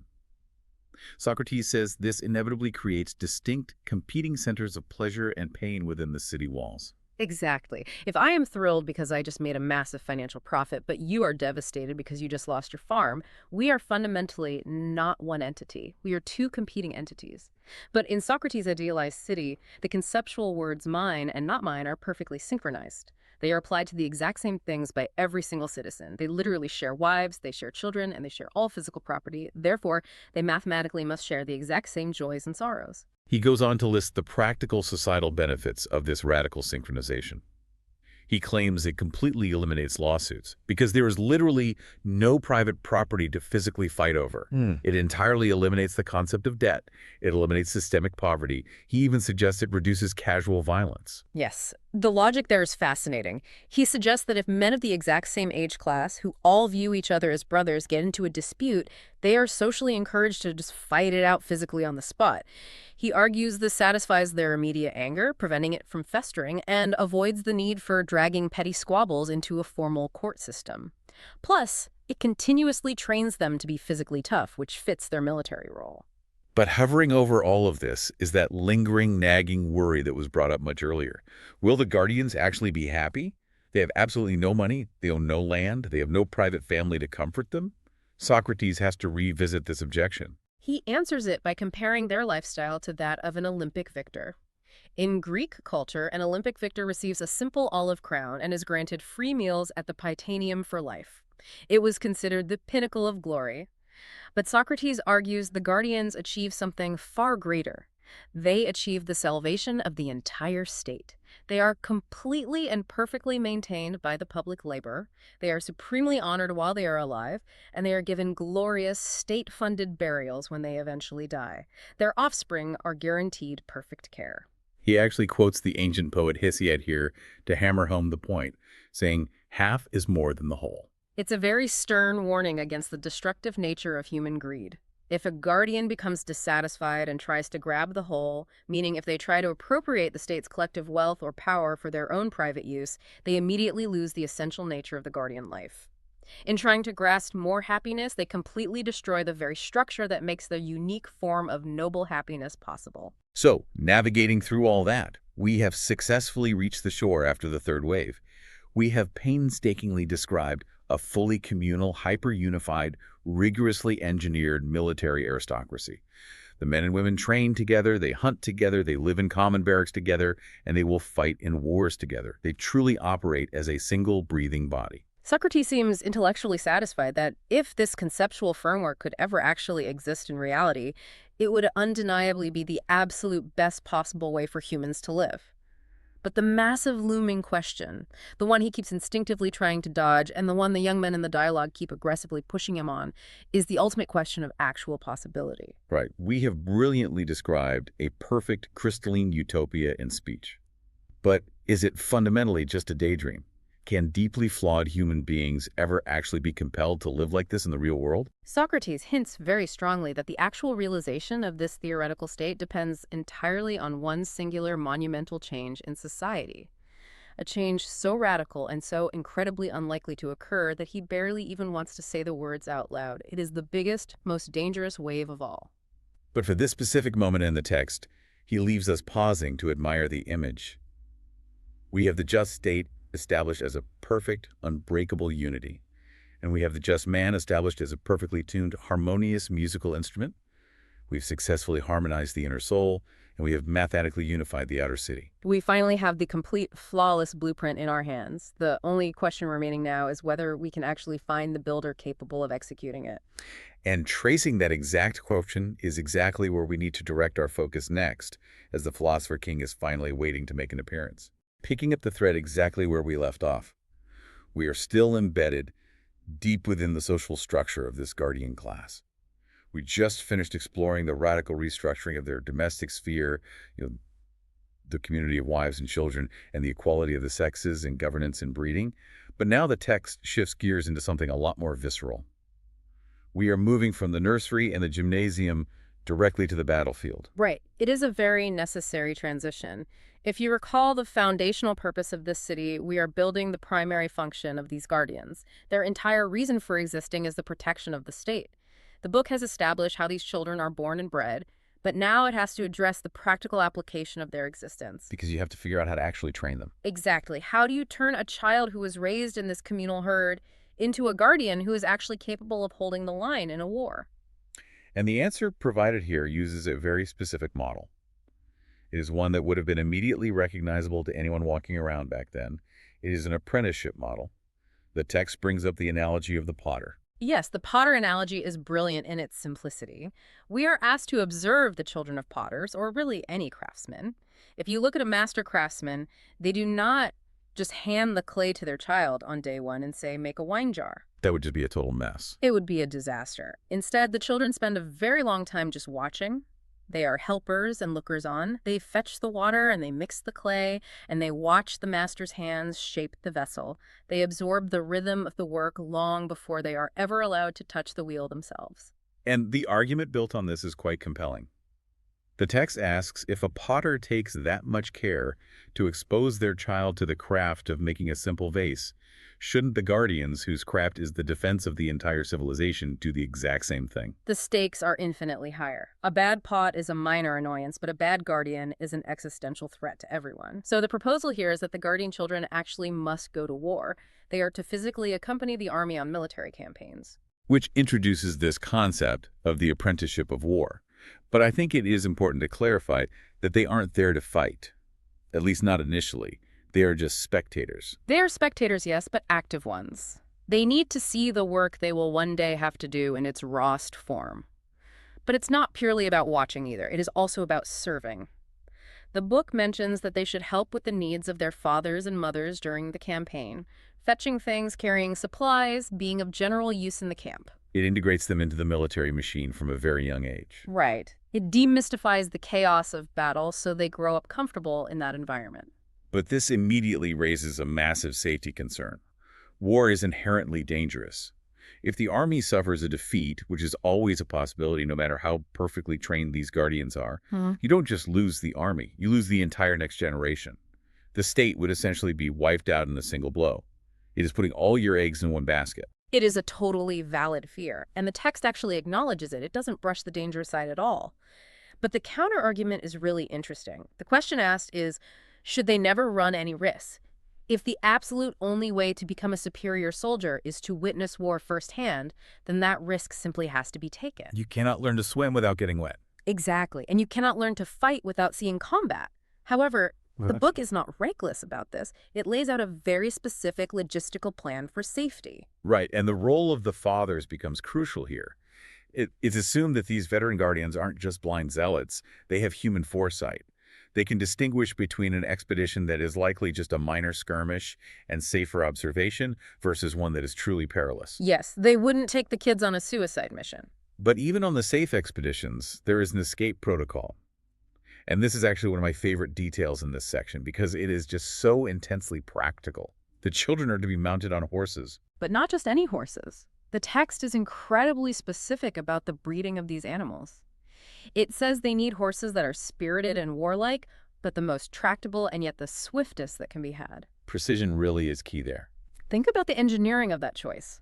You want the horse to be swift enough to run away if the battle line breaks. You want it to be tractable or obedient so that a young child can actually control it without fighting the animal. But it must also be spirited enough to handle the terrifying noise and the smell of a battlefield without completely panicking. The image painted here is that the children are essentially given wings. If the tide turns, they do not stay and fight. They follow their elder leaders and they fly away to safety. Their primary job is to survive and learn not to die for the city yet. There is also a deeper psychological layer to having the kids present at the battle isn't there. It is not solely for the education of the children. No, it acts as a massive force multiplier for the parents. The text notes that, like with many animals, the presence of the young is the greatest incentive to valor. A parent fighting in front of their child is going to fight with a ferocity that a solitary soldier just might not be able to muster. You fight much harder when you are the absolute only thing standing between the enemy and your own offspring. So this policy serves a beautiful dual purpose: education for the youth and ultimate motivation for the adults. Speaking of motivation, let us unpack the systems of reward and punishment the text lays out for these soldiers. Because this society is above all else a strict meritocracy. What actually happens when a soldier fails in this system? The punishment for cowardice is severe. It is social and it is permanent. If a soldier leaves their rank or throws away their weapons or shows obvious fear, they are effectively demoted. They're entirely stripped of their guardian status, that silver and gold designation we talked about, and they're pushed all the way down into the class of artisans or farmers. That is a massive fall in this society. You lose your entire standing. You do. You lose your whole identity. And it actually gets darker. If a soldier is taken prisoner alive, the state effectively washes its hands of them. The book says they are lawful prey for the enemy. The state will not ransom them back. That is brutal. The logic is likely that a true guardian should always prefer death to capture, or perhaps that the state simply cannot be burdened by retrieving people who allowed themselves to be taken in the first place. It is a very Spartan level of harshness. It really is. Yeah. But on the flip side of that, the rewards for the hero who has distinguished himself are surprisingly physical and affectionate. They are very affectionate. It starts with standard honors being crowned with wreaths by the youths receiving the right hand of fellowship, which is essentially a high-status handshake or a salute of deep respect. But then the proposal is made that even the text admits might be somewhat controversial. It suggests that the hero should kiss and be kissed by everyone. Everyone in the army. The phrasing is, "Let no one whom he has a mind to kiss refuse to be kissed by him." And the reasoning provided is explicitly connected to morale and well to love. The argument is that if the hero happens to be in love with someone in the army, whether male or female, the prospect of this reward would be the ultimate incentive to win the prize of valor. It is using human affection as a deliberate military strategy, weaponizing a crush, essentially. Precisely. It acknowledges that these guardians are still human beings with human desires.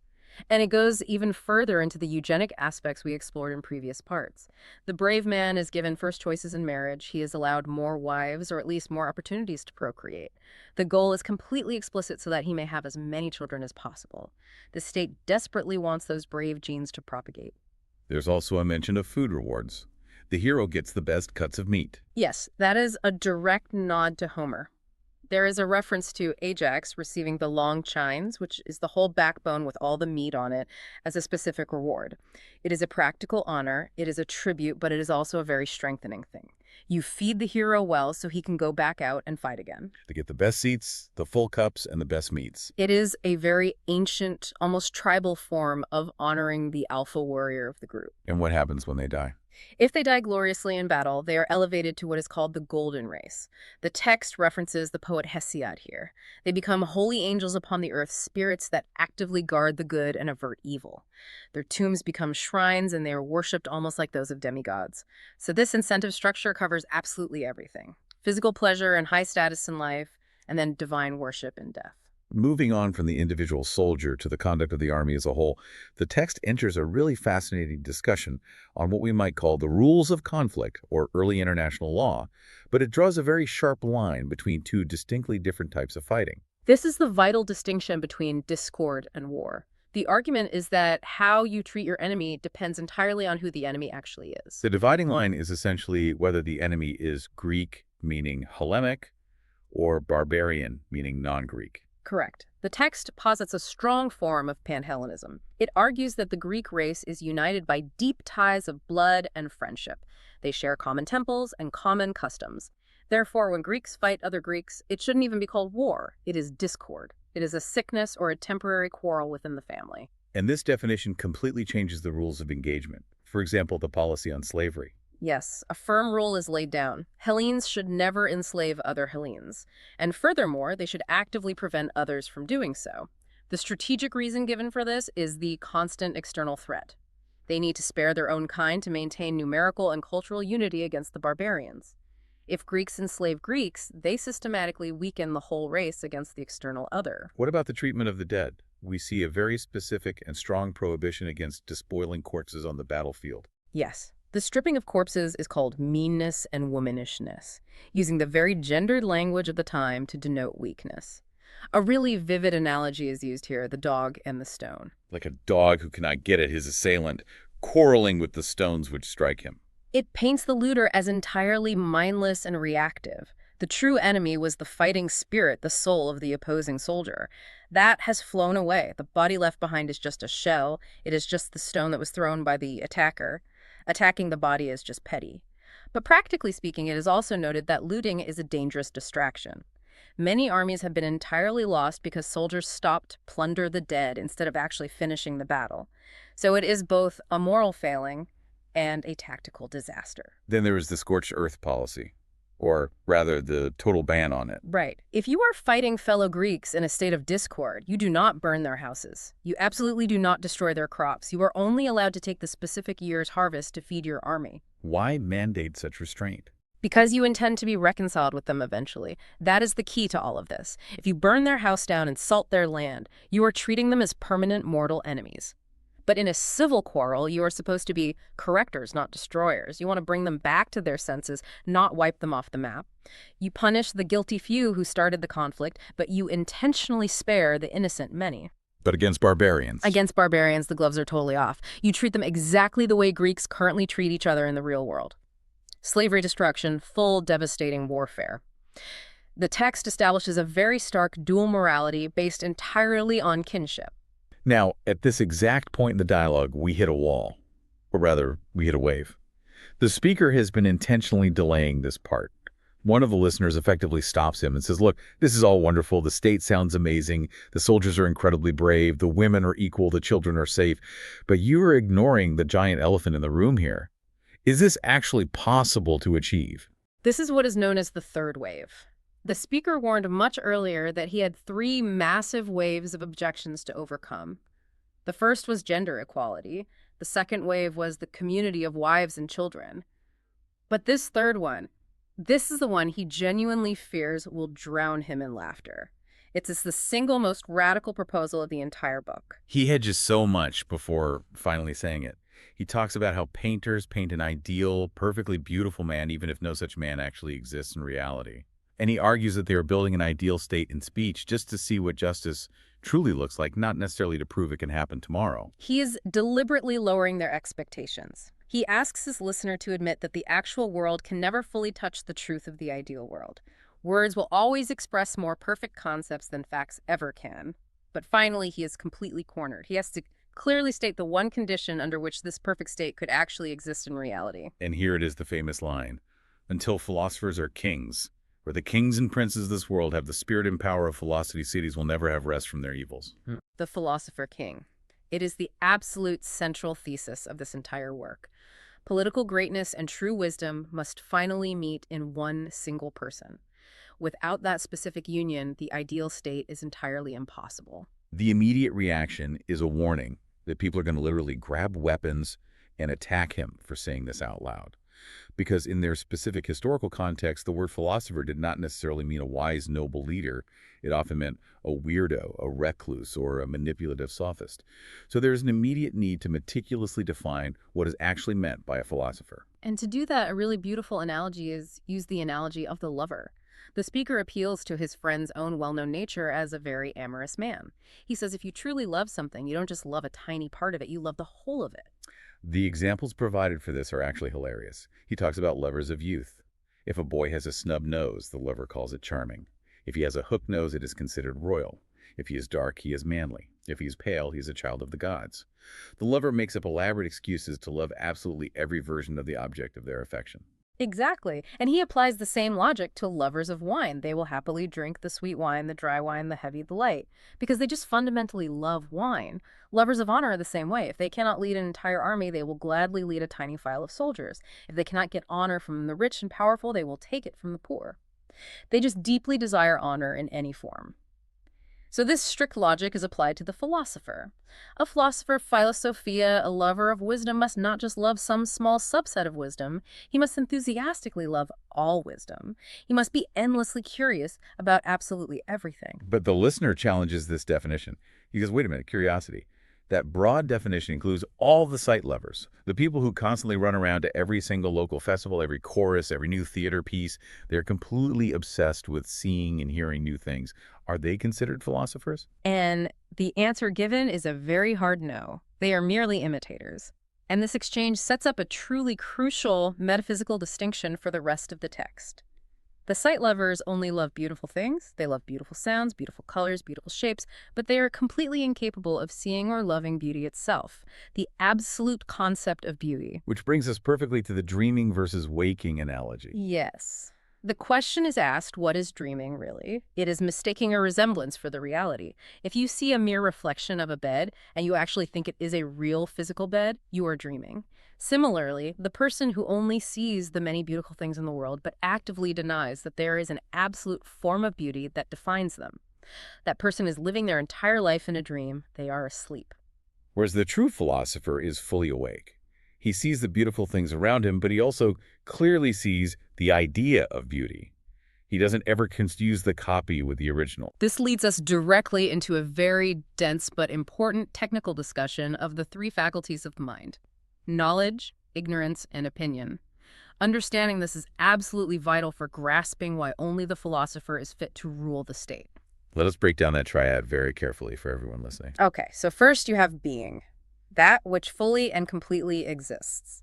The mental faculty that corresponds to this is knowledge or gnosis. Knowledge is entirely infallible. It simply knows what is. On the complete opposite extreme, you have not being, that which does not exist at all. The corresponding state for that is ignorance, because you obviously cannot know what isn't there. But then there is the messy middle ground. The intermediate state, that which both is and is not. This represents the entire physical world we see around us every day. Can you give an example of how something can both be and not be at the same time? The text uses the example of beautiful things again. Is a beautiful human statue absolutely universally beautiful? No. Compared to a god, that same statue might look ugly. Or consider a just act. In certain different circumstances, that exact same act might suddenly appear unjust. Large things look small when they are far away. Everything in the physical material world is constantly tossing about between pure being and pure not being. It is entirely in flux. And the mental faculty for dealing with this middle world of flux is opinion or doxa? Correct. Opinion is described as darker than pure knowledge, but significantly brighter than pure ignorance. And the vast majority of people, the sight lovers, the lovers of opinion, are permanently stuck right here. They have very strong opinions about the many beautiful things they see, but they do not have actual knowledge of the beautiful itself. Therefore, they logically cannot be the rulers. You desperately need the person who truly knows the reality to steer the ship, not the person who just has shifting opinions about the shadows. So having firmly established that the philosopher is the rare person who loves the truth and sees the reality, the text then lists out their natural-born virtues. It's quite a resume. It is a cascading list of distinct traits where each one naturally flows from the other. It starts fundamentally with the love of truth. A true lover of wisdom must absolutely hate falsehood. If they genuinely love truth, they will naturally be temperate because their core desires are entirely channeled into the soul and not the body. They simply won't care about hoarding money or physical indulgence. And because they constantly contemplate all time and all existence, they are naturally high-minded. Right. If you spend your life looking at the vast eternity of the universe, a single human life suddenly seems very small. Consequently, the true philosopher does not fear death at all. And if you do not fear death and you do not crave money, it is almost impossible for you to be cowardly or unjust. You are incredibly hard to bribe, and you are very hard to scare. The text also mentions they need specific intellectual gifts, like a very good memory. It says a forgetful soul can never be a true philosopher. They cannot be an empty vessel that just leaks information. They must be very quick to learn. And finally, they must inherently possess grace and proportion, a mind that is naturally drawn to measure and order, not to chaos and disproportion. It sounds totally perfect, almost a little too perfect. And this is exactly where another listener, Adimantus, suddenly jumps in and interrupts. Yeah. He essentially says, look, this is a really nice logic trap you have built. You lead us step by step, and we nod and say yes, yes, and suddenly we find ourselves completely checkmated. But if you actually look at the real world around us, this pristine description does not match the facts on the ground. Adimantus builds his objection entirely on common observable experience. He says, look at the actual people who study philosophy deep into their lives. They aren't these noble, perfect, flawless beings you just described. They are usually either utter rogues and villains, or at best they are completely useless to the state. They're weird stargazers who can't even tie their own sandals or manage their own households. And shockingly, the speaker completely agrees with him. He just says, yes, you are quite right. It is a brilliant rhetorical pivot. He completely admits that terrible accusation is true, but then he calmly explains exactly why it is true through the parable of the ship. This is arguably one of the most famous and haunting images in all of political philosophy. Let us walk through the ship of state in detail. Imagine a ship. The ship owner or the captain represents the general people. He is much taller and vastly stronger than everyone else on the ship, but he is a bit deaf. His eyesight is incredibly poor, and he frankly knows very little about the actual art of navigation. So he is a powerful but easily confused brute. Exactly. Then you have the crew. These represent the politicians of the city. They are constantly violently fighting each other for control of the helm. They swarm the captain and beg him to let them steer. If they cannot gently persuade him, they might resort to drugging him with mandragora or getting him completely drunk on bread and circuses. They will gladly kill their political rivals and throw them right overboard. And what do they actually say about the difficult art of navigation itself? They loudly claim that it absolutely cannot be taught. They say navigation is purely just the act of taking the helm by force. They praise the man who is highly skilled at seizing power, the one who can successfully manipulate or drug the captain as a good pilot. Meanwhile, there is the true pilot quietly sitting on the ship. The true pilot is off to the side, entirely ignoring the brawl. He is looking up at the sky, the stars, the winds, the changing seasons. He inherently knows that to actually steer the ship safe to port, you absolutely need to understand all these external cosmic forces. But the crew, they simply do not understand that at all. They look at him staring quietly at the stars, and they mockingly call him a stargazer, a useless prater, a completely good-for-nothing. The analogy just hits home so hard. The philosopher is deemed useless not because he doesn't know how to rule perfectly, but because the state itself, the ship, is in a constant, mutinous, chaotic condition that does not value his specific knowledge. A truly poignant statement is made here. It says it is not the order of nature for the pilot to have to beg the sailors to be commanded by him, nor is it natural for the doctor to have to beg the sick to let themselves be cured. If you are deathly sick, you should be the one calling the doctor. If the state is in deep trouble, it should be desperately calling for the philosopher.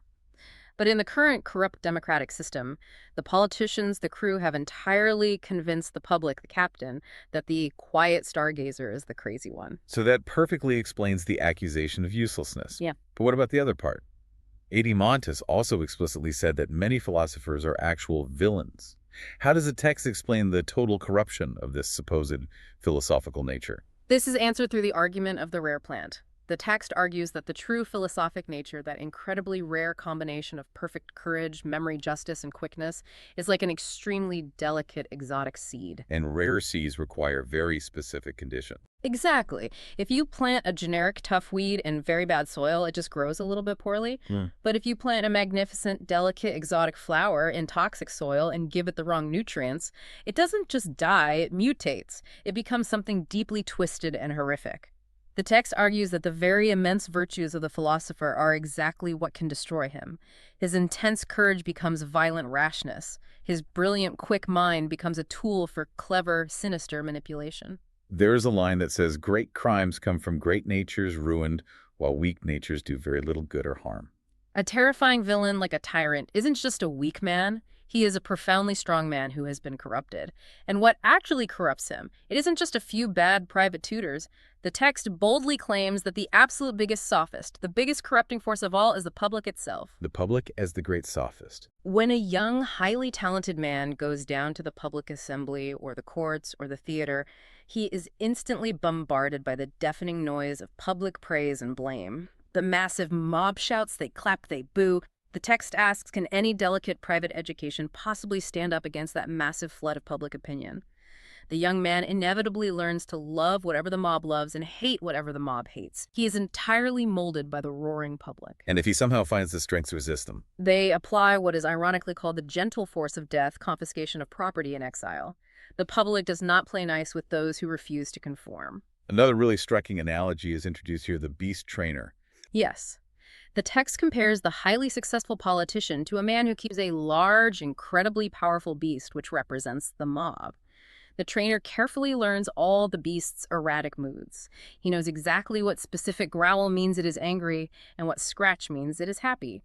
He learns exactly what kind of food suits it. He studies all of this and proudly calls this knowledge wisdom. But he actually knows absolutely nothing about whether the beast's desires are inherently good or just. He only knows what the beast currently wants. He labels the things that please the beast as good and the things that anger it as bad. It is a totally devastating critique of populism. Yeah. You aren't actually leading the people at all. You're just catering to the base animal instincts of the crowd in order to survive. And in this highly toxic environment, how does the true philosophical nature ever survive? The sad answer is it usually doesn't. The text sketches out the tragic fate of the gifted youth. Imagine a figure very much like the historical Alcibiades, tall, incredibly handsome, very rich, from a highly noble family. Everyone in the city wants a piece of him. His so-called friends and family immediately see him as a highly useful tool for their own personal power. They constantly flatter him. They whisper in his ear that he is destined to rule all the Hellenes and the barbarians. He inevitably becomes filled with a massive, senseless pride. And if a real philosopher comes to him quietly in that state and whispers the hard truth that he is actually completely empty and that he needs to slave away for true wisdom to be worth anything at all, what happens? For a fleeting moment, his underlying better nature might actually want to listen. But his parasites, his friends, will immediately forcefully intervene. They simply cannot afford to lose their golden boy, their ticket to power, to a life of quiet philosophy. So they will fight, plot, and conspire, using any means necessary to keep him away from the truth. They will destroy the teacher and permanently corrupt the youth. So the truly noble nature inevitably falls away and is ruined. Philosophy herself is left completely abandoned. It describes her like a maiden left desolate in the street. And who naturally moves in to take advantage of that? The unworthy suitors. The text calls them the little tinkers. It vividly describes a small mechanic or artisan who suddenly makes a bit of money, gets out of prison or servitude, takes a warm bath, puts on a brand new coat, and arrogantly marries his old master's desolate daughter, which is philosophy. The bold tinker analogy. Yes. These are men who are completely unfit for philosophy.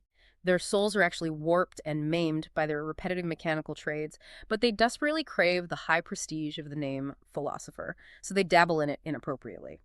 And the intellectual offspring of this terrible mismatch, the tinker and the muse, are described as vile bastards. They produce mere sophisms, bad arguments, and entirely false wisdom. This is exactly why the general world thinks all philosophers are annoying rogues. They're exclusively looking at these loud, arrogant tinkers, not the true noble natures. So if all of this corruption is inevitable, who is actually left? Who represents the remnant of true philosophy? It is a painfully small group. The text lists the few exceptions. Perhaps a truly noble character who happens to be in political exile safely away from the corrupting noise of the public, or maybe a great soul who happened to be born in a very small, mean city, so he naturally ignores local politics out of pure disdain. Or perhaps someone with chronic ill health. There's a mention of Theage's bridal, where severe physical sickness literally kept a man from engaging in the corrupting life of politics. And the speaker even mentions his own unique situation with his divine sign, that constantly warned him to stay far away from public political life. This tiny remnant of people has tasted the sweet and incredibly blessed possession of true philosophy. But they look out at the world and they just see a raging storm. They see the utter madness of the multitude. They deeply know they cannot possibly save the corrupt state all alone. They would just be immediately thrown to the wild beasts and destroyed. So we get this incredibly evocative image of the shelter. The true philosopher is compared to a man caught in a massive driving storm of blinding dust and sleet, who simply crouches quietly behind a small wall. He knows he cannot stop the storm, so he is completely content if he can just live his own private life, pure from evil, and eventually depart this world with great hopes and a peaceful mind. It is a very quiet, highly private sort of salvation. But the text is very careful to note that while this private salvation is a great work, it is not the greatest work possible. Right. It is certainly a great thing to save your own soul from corruption. But the absolute greatest work would be to save the state and yourself at the exact same time. In a truly suitable state, the philosopher would actually be able to grow much larger and become the literal savior of his entire country. Which naturally leads us to the final massive thoughts of this section. How do we actually get there? How do we completely reform the study of philosophy so it actually builds cities instead of just ruining young men? A totally new lifelong curriculum is proposed. Currently in their society, people only studied philosophy when they were very young, and then they completely dropped it to go make money or run a household. The proposal entirely flips that model. In youth, the focus should be heavily on the physical body, get fit, get healthy, and just do very light philosophical study. Then, as the physical body matures, you steadily increase the rigorous mental gymnastics. And finally, only when physical strength starts to fail in old age and they retire from their heavy civil and military duties, only then should they be allowed to range at will and make deep philosophy their main daily business. And finally, he directly addresses the public's intense hatred of philosophy. And he actually surprisingly defends the public's viewpoint. He does. He very generously says the public is not actually naturally harsh or inherently evil. They only intensely hate philosophy because they have only ever been exposed to the aggressive pretenders, those quarrelsome, abusive little tinkers who just desperately want to argue and win debates. He argues that if you could somehow show the public a true philosopher, someone who is genuinely gentle, entirely free from petty envy, orderly, and deeply divine, the multitude would absolutely change their minds and embrace him. Because the argument is that the philosopher, by holding constant converse with the eternal divine order, slowly becomes orderly and divine himself. You fundamentally become what you spend your life contemplating. And that profound thought is the exact bridge to the future of the city. Because if such a truly divine man can somehow be compelled to take that perfect eternal order he sees in the absolute forms and forcefully stamp it onto the wildly chaotic matter of human nature to actually mold the state and the individual souls of men, then and only then will we finally have our perfect republic. He will act as a skillful artificer of justice. Which sets the stage perfectly for what has to come next. Because if this specific philosopher is going to be the ultimate artificer of the entire society, we desperately need to know exactly how he is trained to see that absolute divine order in the first place. We have to deeply understand the highly specific education that leads him safely past the chaotic shadows of opinion and points him directly toward the good itself. Right. The journey of moving out from the dark shadows of the cave and climbing painfully up toward the blinding light of the sun. So, picking right up on that thought regarding the philosopher's nature, we really have to look at the practical application now. Right. Because we've established who this person is, this lover of truth, this hater of falsehood. But Socrates imposes a condition here that essentially, it stops the whole conversation in its tracks. It really does. He shifts from the person to the environment. Or rather, the canvas they're supposed to work on. Canvas, yeah. And this is where the artistic metaphor becomes absolutely central to the political argument. Socrates essentially says that no state can be happy, no political organization can truly flourish, unless it is drafted by artists who are looking at a very specific model. But before they can even begin to sketch this model, they need something that is, frankly, almost impossible to find in the real world. They need a clean slate. A clean slate, Yeah. or the clean tablet, as it's sometimes called. Right. And it sounds innocuous enough, right? Like a teacher just wiping a chalkboard at the end of the day. But when you apply that concept to a city or to an entire civilization, the implications are staggering. It is perhaps the most radical proposal in the entire book. You have to understand what he is contrasting this with. An ordinary legislator, the type we are used to seeing throughout history. The politicians we know. Right. They try to patch up an existing system. They look at the city as it is with all its accumulated bad habits, its confusing laws, its entrenched interests, and they try to, pass a regulation here or tweak a minor rule there. They're doing renovation work on a crumbling structure. Precisely. And Socrates insists that the true philosopher-legislator cannot work that way. Because you simply can't build a perfect structure on a rotten foundation. You can't. So Socrates says the philosopher will flat out refuse to write any laws or touch the individual or the state until they have either found a clean surface or made one themselves. Which implies a moment of total erasure. Total erasure. They are not interested in compromise. They are interested in a fresh composition. Which brings us back to the violence inherent in this intellectual exercise. Because wiping the slate clean implies erasing history, erasing tradition, erasing the whole way we've always done things mentality. It's very much a year zero logic. And Socrates acknowledges this isn't easy, right? He admits it is incredibly difficult, but he insists it is necessary. And here's where he fully commits to that painter analogy. He describes the Philosopher King as an artist who must constantly look in two different directions. So imagine a painter standing at an easel. Okay, so on one side, they are looking at their subjects. Yes. They are looking upward, so to speak, at the divine pattern. They are looking at absolute justice, absolute beauty, absolute temperance, the forms themselves. That is their model. And then they have to look downwards. Downwards at the canvas, which represents the human copy, the actual citizens, the minds and bodies of the people they are ruling. And their job is to make the copy look like the model. Exactly. And this is where the erasing and the painting happens. Socrates describes a process of mingling and tempering. They are mixing the various elements of human nature to create a specific image, an image of a man that is agreeable to God. So to do that, they might have to rub out one feature of a citizen's character because it clashes with the divine model. And then paint in another feature that aligns with it.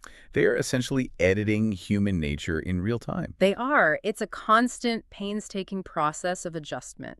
They are watching the image they are creating, ensuring it possesses the likeness of humanity, which Homer calls godlike. Which connects directly back to that massive objection Glaucon raised earlier, the fear of the angry mob. Ah, yes. The beast. We've been discussing how the public essentially wants to tear the philosopher apart for suggesting he should rule. But Socrates seems to think that if the public actually understood this painter analogy, their whole attitude would shift. He genuinely believes the anger stems entirely from ignorance. The public imagines a tyrant, someone who rules just to extract wealth or stroke their own ego. But Socrates asks this crucial question. Will they still be angry if they know the truth? If they realize that the philosopher is a lover of truth. And essentially a painter of constitutions who only wants to beautify their existence. He thinks they would be ashamed of their own hostility. He says they would become quite gentle. Now, it's a very optimistic view of mass psychology, admittedly. But Socrates insists that no one can remain angry with a man who is truly without malice and who loves the truth. If you explain the artistic process to the canvas. Right. If you tell the citizens, look, I am erasing this bad habit to make you more like the divine, the canvas might just accept the brush. But then comes the logistical reality check. Because how do you actually get this to happen? Even if the mob calms down, you still need the absolute power to wipe the slate in the first place. Does it require a miracle? It requires a coincidence, which I suppose is a secular kind of miracle. Socrates concedes that the odds are slim, but he brings up the single savior theory. The single savior. Yes. He argues we do not need a whole generation of philosophers to spring up all at once. That is completely impossible. But we might only need one. Just one person. Just one. Perhaps the son of a king or prince who happens to possess this rare philosophical nature. And then this is the absolute key, has a city obedient to his will. So the power is already there. The power is already there, inherited. If just one such ruler can impose these laws, wipe the slate clean, and institute the education system we are about to discuss, then the ideal polity suddenly becomes possible. So it moves from an idle dream to, well, extremely difficult but possible. Correct. It is not a fantasy. It is just highly improbable. So having established that this is at least theoretically possible, the conversation shifts gears entirely here. We move from the who and the what to the how. How do you actually produce a person like this? We were moving from political theory straight into educational theory. And you really have to notice the shift in rigor here. Earlier in the book, when they were discussing the auxiliary guardians, the soldiers, they talked about a shreds and patches education. Gymnastic for the body, music for the soul. Right. And that was fine for the soldiers, but for the Philosopher King, the ruler, that is essentially kindergarten stuff. Socrates says they must take the longer circuit. The longer circuit. And he starts by analyzing the psychology of the candidate. He points out a really frustrating contradiction in human nature. He says that qualities required for this top job almost never exist in the same person. It is the fundamental tension between stability and agility. Think about the people you know in your own life. On the one hand, you have those with really quick intelligence. They have sharp memories. They are sagacious, they learn incredibly fast. The clever ones, the wits. Yes, but notice their temperament. They're often unstable. They are like ships without ballast. They are driven by impulse, darting from one shiny thing to another. They lack solid principle. They are brilliant, but volatile. And then you have the other type, the solid ones. The steady natures. These are the people you want holding the line in a battle. They are immovable, trustworthy, solid as a rock. They absolutely do not panic. But when you ask them to engage in intellectual toil, when you ask them to grasp a complex metaphysical concept, They shut down. they yawn, they become torpid, their minds are as immovable as their bodies, they fall asleep at the desk, they are, as he puts it, scientifically deaf. And the ruler needs to be both. Exactly. The ruler must be quick to learn but perfectly stable in character. They need the agility to understand the forms and the stability to not be corrupted by absolute power. And since those qualities rarely grow together naturally, the education system must be a rigorous testing ground. We essentially have to manufacture this combination, or at least filter for it aggressively. We've already talked about testing them in terror, throwing them into war, and testing them in pleasure, seeing if they can be seduced. But now Socrates introduces the intellectual probation. They must be exercised in many kinds of knowledge to see if their soul can endure the highest knowledge. The highest knowledge. And when Glaucon asks what this highest knowledge is, the natural assumption, and I think your assumption as a reader at this point, is that he's talking about justice or wisdom. I mean, we have spent 6 books talking about justice. But Socrates says no, there is something higher than justice. This is the moment where the roof of the discussion just lifts off. He introduces the idea of the good. The idea of the good. It sounds almost deceptively simple. It does, but for Socrates, it is the cornerstone of the entire universe. He argues that possessing anything else, wealth, power, even the other virtues we've discussed, is completely meaningless without the good. Think about it. Is it good to be wealthy? Well, usually, yes. But what if you use that wealth to fund a war that destroys your own city? Then the wealth was not good. Wealth is only useful if you have the knowledge of how to use it for good, and the exact same applies to justice or courage. Courage without the good is just recklessness or brutality. Precisely. The good is the active ingredient. It is what makes all other things useful and advantageous. But here is the massive problem, defining it. When Glaucon pushes him, he says, "Okay, Socrates, what is the good?" And Socrates starts dodging. Or, rather, he starts dismantling everyone else's easy answers. He mocks the usual definitions. The majority of people, the multitude, would say that pleasure is the good. The whole point of life is just to feel good. But Socrates tears that apart in 2 seconds. He just asks, are there bad pleasures? And everyone has to admit, yes, obviously there are pleasures that lead to ruin or sickness. So if there are bad pleasures and you say pleasure is the good, you are essentially saying the good is bad. It is a flat contradiction. You cannot base a philosophy on it. So then he turns to the intellectuals, the finer wits. They don't say it's pleasure, they say knowledge is the good. But Socrates traps them too. He asks a very simple follow-up question. Knowledge of what? You can't just have knowledge in a vacuum. It has to be of something. And they are forced to answer. Knowledge of the good. Which is circular. It is completely circular. The good is knowledge of the good. They are defining the term by using the term itself. They can't actually explain what it is. And Socrates refuses to play this game. He says he cannot define the good directly. It is too great a leap for their current state of mind. So instead, he offers an analogy. He speaks of the offspring, or the child of the good. Which leads us to the sun analogy. And I want to take this slowly because this setup controls absolutely everything that comes after. He draws a direct parallel between the visible world, the world of eyes and objects, and the intellectual world, the world of souls and ideas. Let's look at the physical mechanism of sight first, as Socrates describes it. You have the eye, which is the organ of sight. You have the object, let's say a tree. But having the eye in the tree is not enough. You can have perfect 20/20 vision and a beautiful tree sitting right there, but if it is the middle of the night, what do you see? Nothing. You see darkness. So you need a third element. You need a medium. You need light. Light is the bond that links the seeing eye to the visible object. And what is the ultimate source of that light in our world? The sun. Correct. The sun is not sight itself, and the sun is not the eye.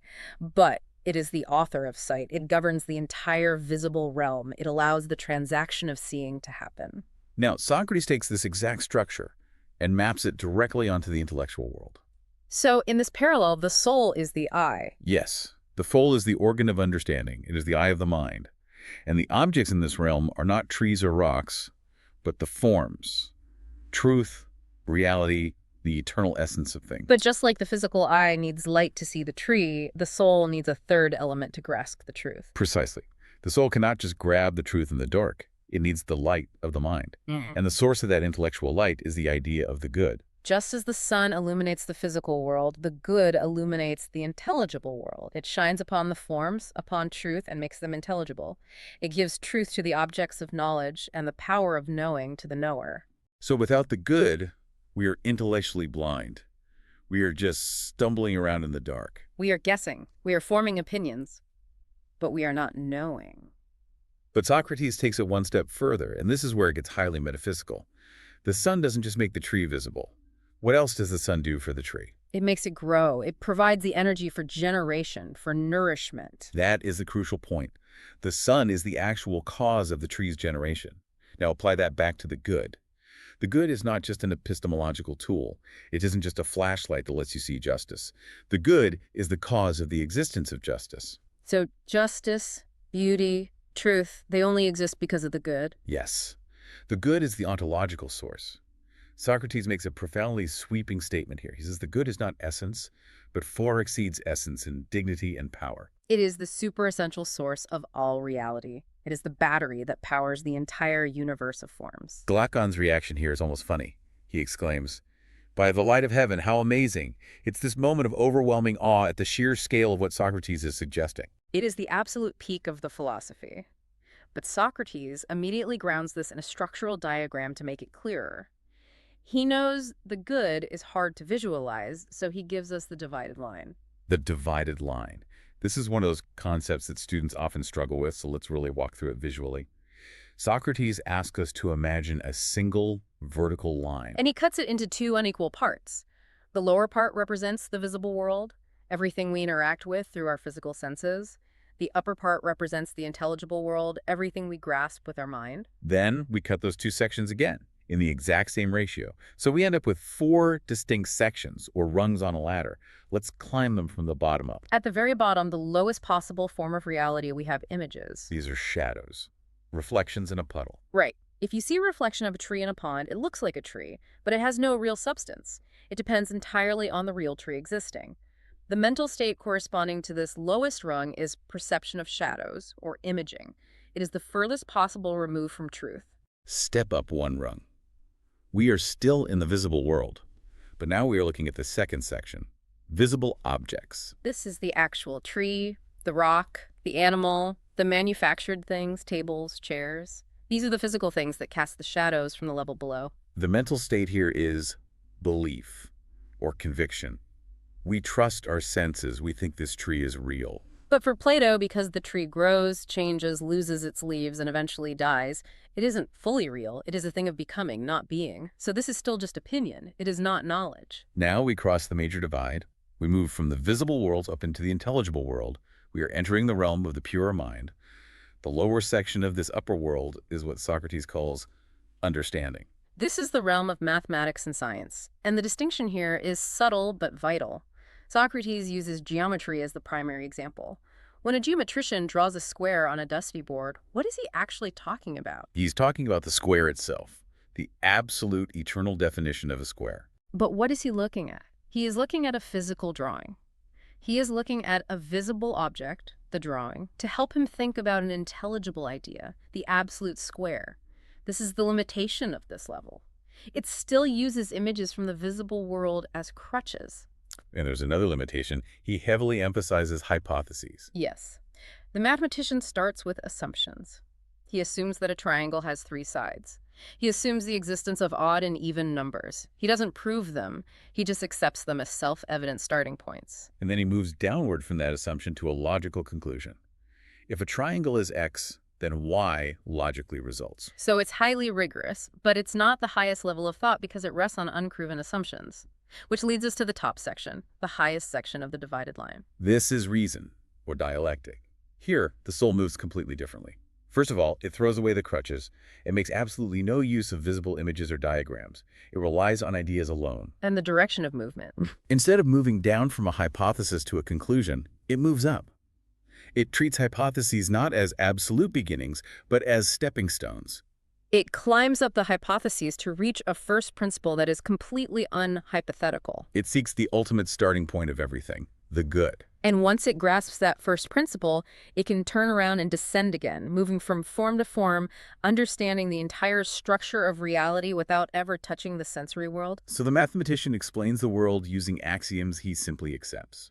The dialectician explains the axioms themselves. Precisely. One assumes, the other grounds. Now, if the divided line is the map of this intellectual journey, the next image Socrates gives us is the visceral experience of the journey itself.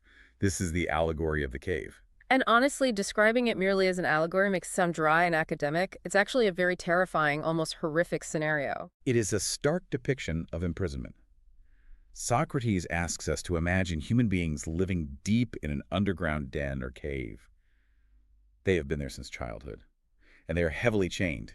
They have fetters on their legs and fetters on their necks. So they are fixed entirely in place. They can't walk around. They can't even turn their heads to look at each other. They can only look straight forward at the back wall of the cave. Behind them, way up on a steep slope, is a fire burning. And between the fire and the prisoners, there is a raised walkway with a low wall built somewhat like the screen at a puppet show. And along this wall, people are constantly walking. They carry various objects, statues of men, stone animals, tools. These objects stick up over the low wall, and the fire behind them casts their shadows onto the cave wall right in front of the prisoners. The prisoners see nothing of themselves. They see nothing of their neighbors chained beside them. They see nothing of the people carrying the objects behind them. All they see, all they have ever seen in their entire lives are the shadows, and all they hear are the echoes of voices bouncing off the cavern wall. And because the human mind desperately craves meaning, they interpret this limited data. If a shadow of a horse passes by, they say, "That is a horse." They aren't lying. To them, that flat, gray shadow is the horse. That is the entirety of their reality. This is the state of the vast majority of humanity, according to Socrates. We are staring at shadows, shadows of prestige, shadows of happiness, shadows of politics, and we are entirely convinced they're the real things. But then the intervention. Socrates says, suppose one prisoner is released. And notice the specific language he uses. It's not a gentle, voluntary release. Socrates says he is compelled to stand up, compelled to turn his neck around. And it hurts. His muscles are completely atrophied from a lifetime of stillness. The physical movement is agony. And when he finally turns around and faces the fire, the glare hurts his eyes. He's dazzled. He can't see anything clearly. And here's the psychological kicker. If the liberator points to the wooden statue passing on the wall and says, "Look, that's the real horse. The thing you saw on the wall your whole life was just an illusion," the prisoner won't believe him. Why would he? His eyes are watering. The statue looks blurry and painful because of the glare. The shadow on the wall was sharp and clear and comforting. He would genuinely think the shadow is truer than the physical object. He would desperately want to turn back to the wall. So the liberator has to force him. He drags him up the rough, steep ascent out of the cave. This isn't a joyful walk into a sunlit meadow. It's essentially a kidnapping. He is dragged out of the cave and thrown directly into the sunlight. And now he is completely blind. The sun is infinitely brighter than the fire in the cave. He is totally overwhelmed. He can see absolutely nothing of the upper world. So he needs time to habituate. He can't look at the real world yet. It is a very gradual process of adaptation. First, he looks at shadows on the ground outside. That is the lowest level of the upper world, easiest on his eyes. Then reflections in the water. Then, maybe at night, he looks up at the moon and the stars. And finally, after a long period of adjustment, he's able to look directly at the sun. Not a reflection of the sun in water, but the sun itself in its proper place in the sky. And this is the ultimate moment of enlightenment. He infers that the sun is the cause of the seasons, the years, the guardian of all things in the visible space.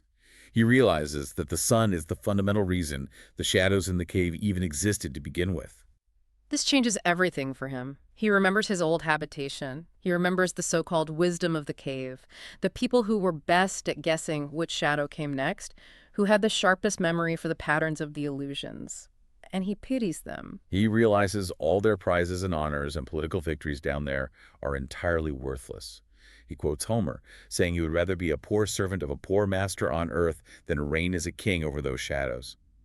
He has seen true reality, and he simply cannot go back to valuing illusions. But the story doesn't end there. It has a second act, a fundamentally tragic act. He has to go back. He must return to the cave. And consider what happens physically when he does. He comes out of the brilliant sunlight and goes back down into the dark, smoky den. What happens to his eyes? They are completely full of darkness. He's been looking at the sun. He can't see in the dark anymore. He stumbles around. He looks confused and ridiculous. And the prisoners? Do they eagerly gather around and say, "Wow, tell us all about the world above"? Not at all. They mock him relentlessly. They say, he went up and he came back with his eyes completely ruined. They conclude that the ascent is fundamentally bad for you. It damages you. It makes you incompetent at measuring shadows, which is the only skill they value. And Socrates adds the most chilling detail here, clearly foreshadowing his own historical death. He says if he tried to unchain them and lead them up to the light, and if they could somehow get their hands on him, they would kill him. Because the world of shadows protects itself violently against the light. So the allegory serves two massive purposes here in the dialogue. First, it vividly illustrates the true nature of education. Yes. Socrates completely redefines education. It isn't about putting knowledge into a soul that doesn't have it. It's not like putting sight into blind eyes. He says the power to learn is already present in everyone's soul. Right. The capacity is there. But the whole soul is turned the wrong way. It is facing the darkness of becoming. True education is the art of turning around. It is wheeling the entire soul around from the perishing world to the contemplation of real, eternal being. He uses the really striking example of the clever rogue, the smart bad guy. This person isn't blind. His intellectual eyesight is incredibly keen. He sees his way to his evil ends very clearly. The problem isn't his capacity to see. The problem is strictly his orientation. His sharp vision is forced into the service of evil. If that exact same nature had been, as Socrates says, circumcised of its leaden weights in childhood, freed from sensual appetites, that same keen vision would have seen the truth just as sharply as it sees its petty schemes. And this leads us to the second main purpose of the allegory, the political obligation, the persistent question of why go back? Glaucon asks this directly. He says, wait, this sounds incredibly unfair. These philosophers have reached the islands of the blessed. Why are we forcing them back down into the misery of politics? Are we actively making them live a worse life? And Socrates gives a very stately, uncompromising answer. He says, "You have forgotten again, my friend. The law is not concerned with the special happiness of any one class. It's about the happiness of the whole state." In other cities, philosophers might happen to spring up by accident. They grow up wild, self-taught, marginalized. They owe the city absolutely nothing for their enlightenment. But in this ideal city we are building, they are hive kings. The state intentionally bred them. The state educated them. They're part of a unified hive. They have a massive debt to pay. They must go down into the cave, every one of them in turn. And Socrates argues that this compulsion is actually the secret to perfect government. It is the only secret that works. If you have people ruling who are hungry for power, who genuinely think ruling is a great prize to be fought over, you get endless civil war and corruption. You desperately need rulers who despise political power because they have tasted something infinitely sweeter. The quiet life of philosophy. A city governed by those who are least eager to rule is always the best governed. So we have the candidates, and we have the strict mandate that they must rule. Now we need the syllabus. How do we practically drag them up that steep hill to the light? What are the specific subjects that turn the soul around? Socrates starts strictly filtering the existing Greek curriculum. He rejects gymnastic immediately. That deals solely with the body, which grows and decays. It is entirely part of the world of becoming. He also rejects music, at least as they previously defined it for the soldiers, because that was just about rhythm and instilling good habits, not scientific abstract understanding. He needs a study that forces the mind to actually think. He establishes a really fascinating criterion here regarding perception. He says some perceptions do not invite thought at all because the senses are perfectly adequate to judge them. If you see a finger, your eye just says, that's a finger. The mind is perfectly satisfied. It doesn't need to do any heavy intellectual lifting. But then there are perceptions that are completely contradictory. These are the inviting objects. He uses the finger analogy again, but in much greater detail. Look at your little finger, your second finger, and your middle finger. Sight sees them all as fingers. There's no problem there. But look at their relative size.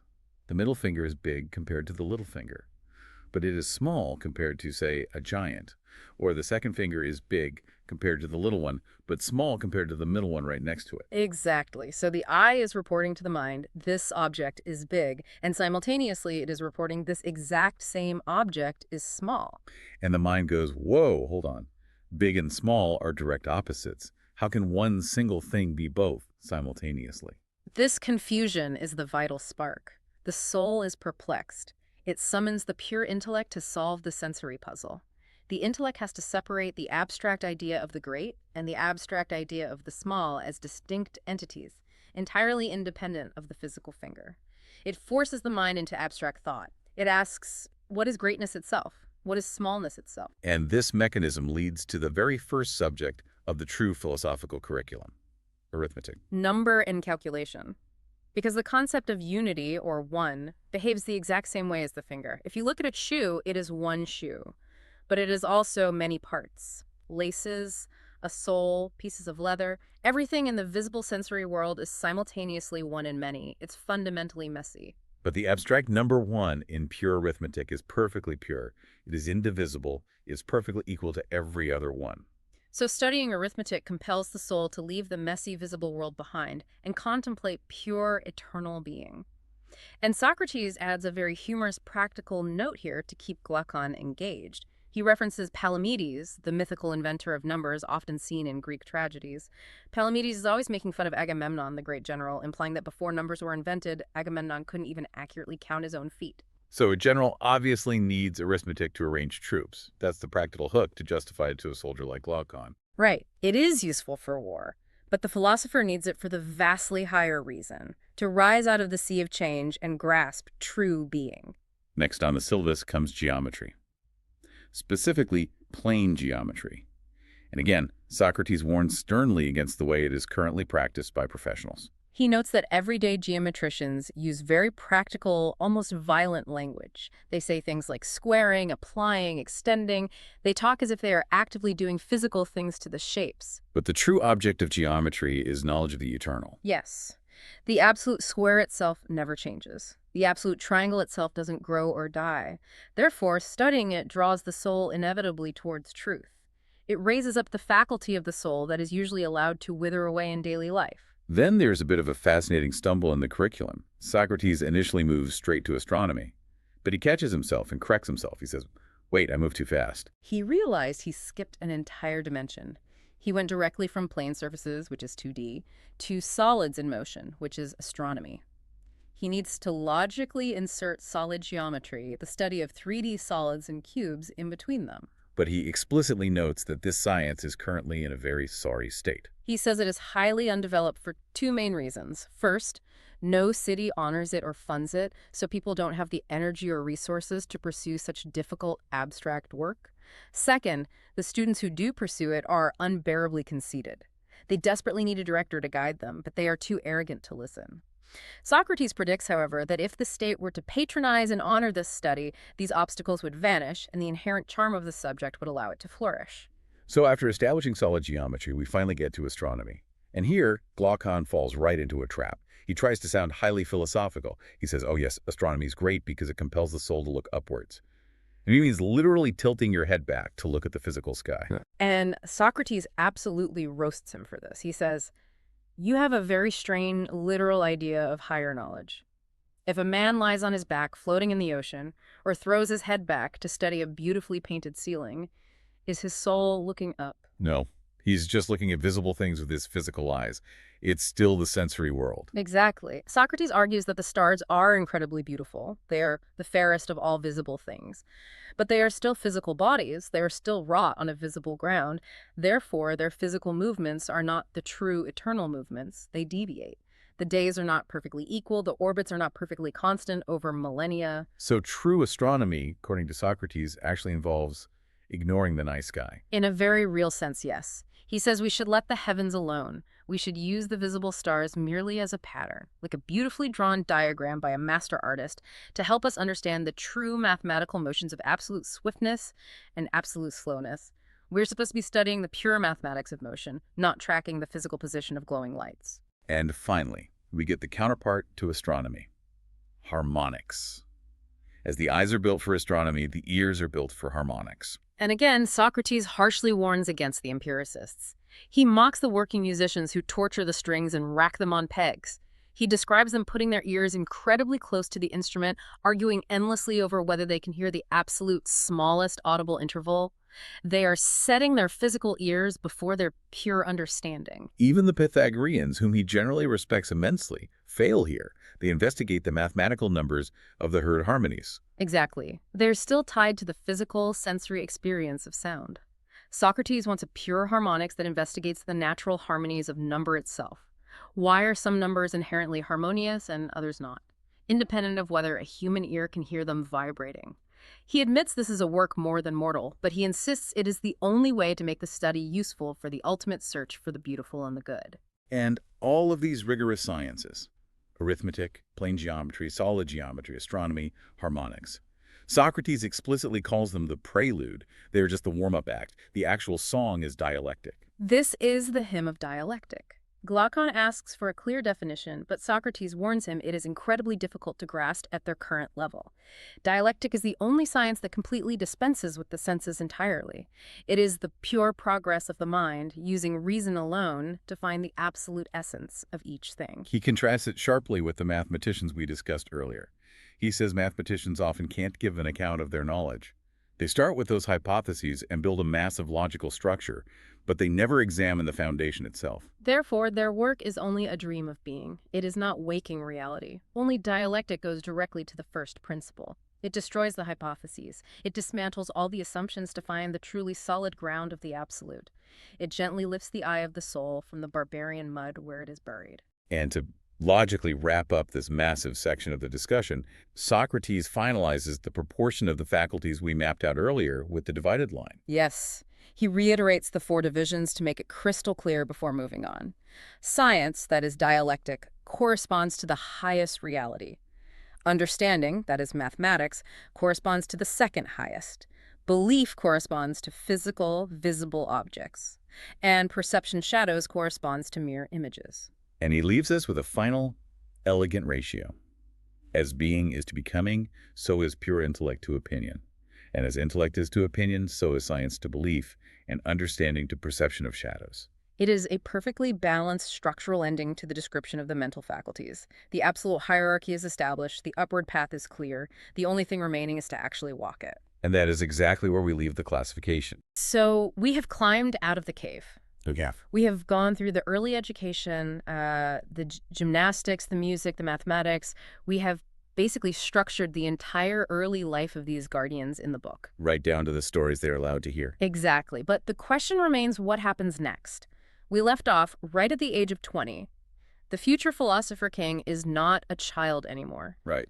They have been tested in physical hardship. They have learned the basics of calculation. But surely 20 is not the finish line. We cannot possibly hand over the reins of this perfect city to a 20-year-old, can we? Oh, far from it. If you handed the city to them at 20, you would just have a very fit, very smart, but ultimately immature ruler. Just a highly trained youth. Yeah, exactly. 20 is actually where the real intellectual sorting begins. Up until this point, the education has been somewhat scattered. How do you mean scattered? Well, they get a bit of geometry here, a bit of astronomy there, harmony, military training. It's a collection of subjects. At 20, those who are selected to continue must begin to bring all these loose strands together. They need to synthesize it. Precisely. They need what the book calls a synoptic view. They have to see the kinship of the sciences with one another and their relationship to the nature of true being. Like seeing the forest instead of just the trees. That is a good way to put it. It is the difference between knowing the mechanical gears of a clock and understanding the abstract concept of time. They have to move from the particular to the universal. Right, because before this, it was just subjects. Now it is a system. And this is a test. It is the primary test for the next great leap. Plato is very specific here. He says the comprehensive mind is always the dialectical mind. Meaning, if you cannot see how it all connects, you are not cut out for the top job. Exactly. If you cannot see the whole forge, you are not ready for the highest form of reasoning. So from age 20 to 30, they're integrating this knowledge. They're growing up. But at 30, there's another great winnowing, Another cut. the sharpest cut yet. The rulers have to look at this elite group of 30-year-olds and decide who among them possesses the power of dialectic. And what does that actually mean in practice for them? It means testing who has the strength to let go of their reliance on the eyes and the other senses. Who can proceed accompanied only by truth toward absolute being? That sounds incredibly abstract, but also kind of dangerous. Giving up the eyes. It sounds like unmooring yourself from reality entirely. It does. You are asking them to abandon the physical world for the world of ideas. It is dangerous. And the book admits this openly. In fact, there is a severe warning here, one that feels very personal to the author, perhaps thinking of his own teacher, Socrates. What is the warning? He says that introducing dialectic, the art of questioning first principles to young people, is fraught with peril. He actually calls it a source of lawlessness. Lawlessness. But wait, I thought we were training them to be the ultimate upholders of the law. How does philosophy lead to lawlessness? We are training them to be upholders of the law, yes. But think about the method of philosophy itself. It involves refuting accepted truths. Ah, I see. It involves asking what is justice and tearing down the conventional answers. It involves questioning everything you have been told is right and wrong. And if you do that too early... If you do this too young, before a person has a steady character, they treat argumentation like a game.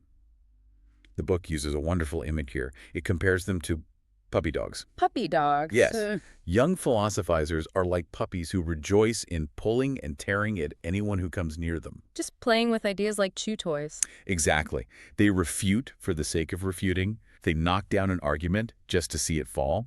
They find a hole in someone's logic, and they tear it open not to find the truth, but just to feel dominant. And in doing so, they discredit not just themselves, but the entire pursuit of philosophy in the eyes of the public. That is exactly the fear. That is a very recognizable image. Right. We have all met that person. You know the college freshman who takes one philosophy class, questions everything just to be annoying, but does not actually stand for anything? Yes, the ultimate skeptic. They tear down, but they do not build up. Precisely. And to explain the gravity of this and the psychological damage it causes, the text gives us one of the most striking analogies in the entire work, the analogy of the supposititious son or the adopted child. Walk me through this one. This is a child who does not know he is adopted. Right. Imagine a young man brought up in a wealthy, powerful family. He has parents who he thinks are his own, and he has a circle of flatterers, people who just tell him what he wants to hear, serving his whims. Okay. Now, as long as he believes his parents are his real parents, he honors them. He respects their authority. He ignores the flatterers when they try to tempt him into bad behavior because he feels bound by blood and tradition. Because he feels he belongs to that order. He has roots. Exactly. But now imagine he discovers the secret. Yeah. He learns that these people are not his biological parents. But, and this is the crucial part, he has not yet found his real parents. He is in a state of limbo. Yes.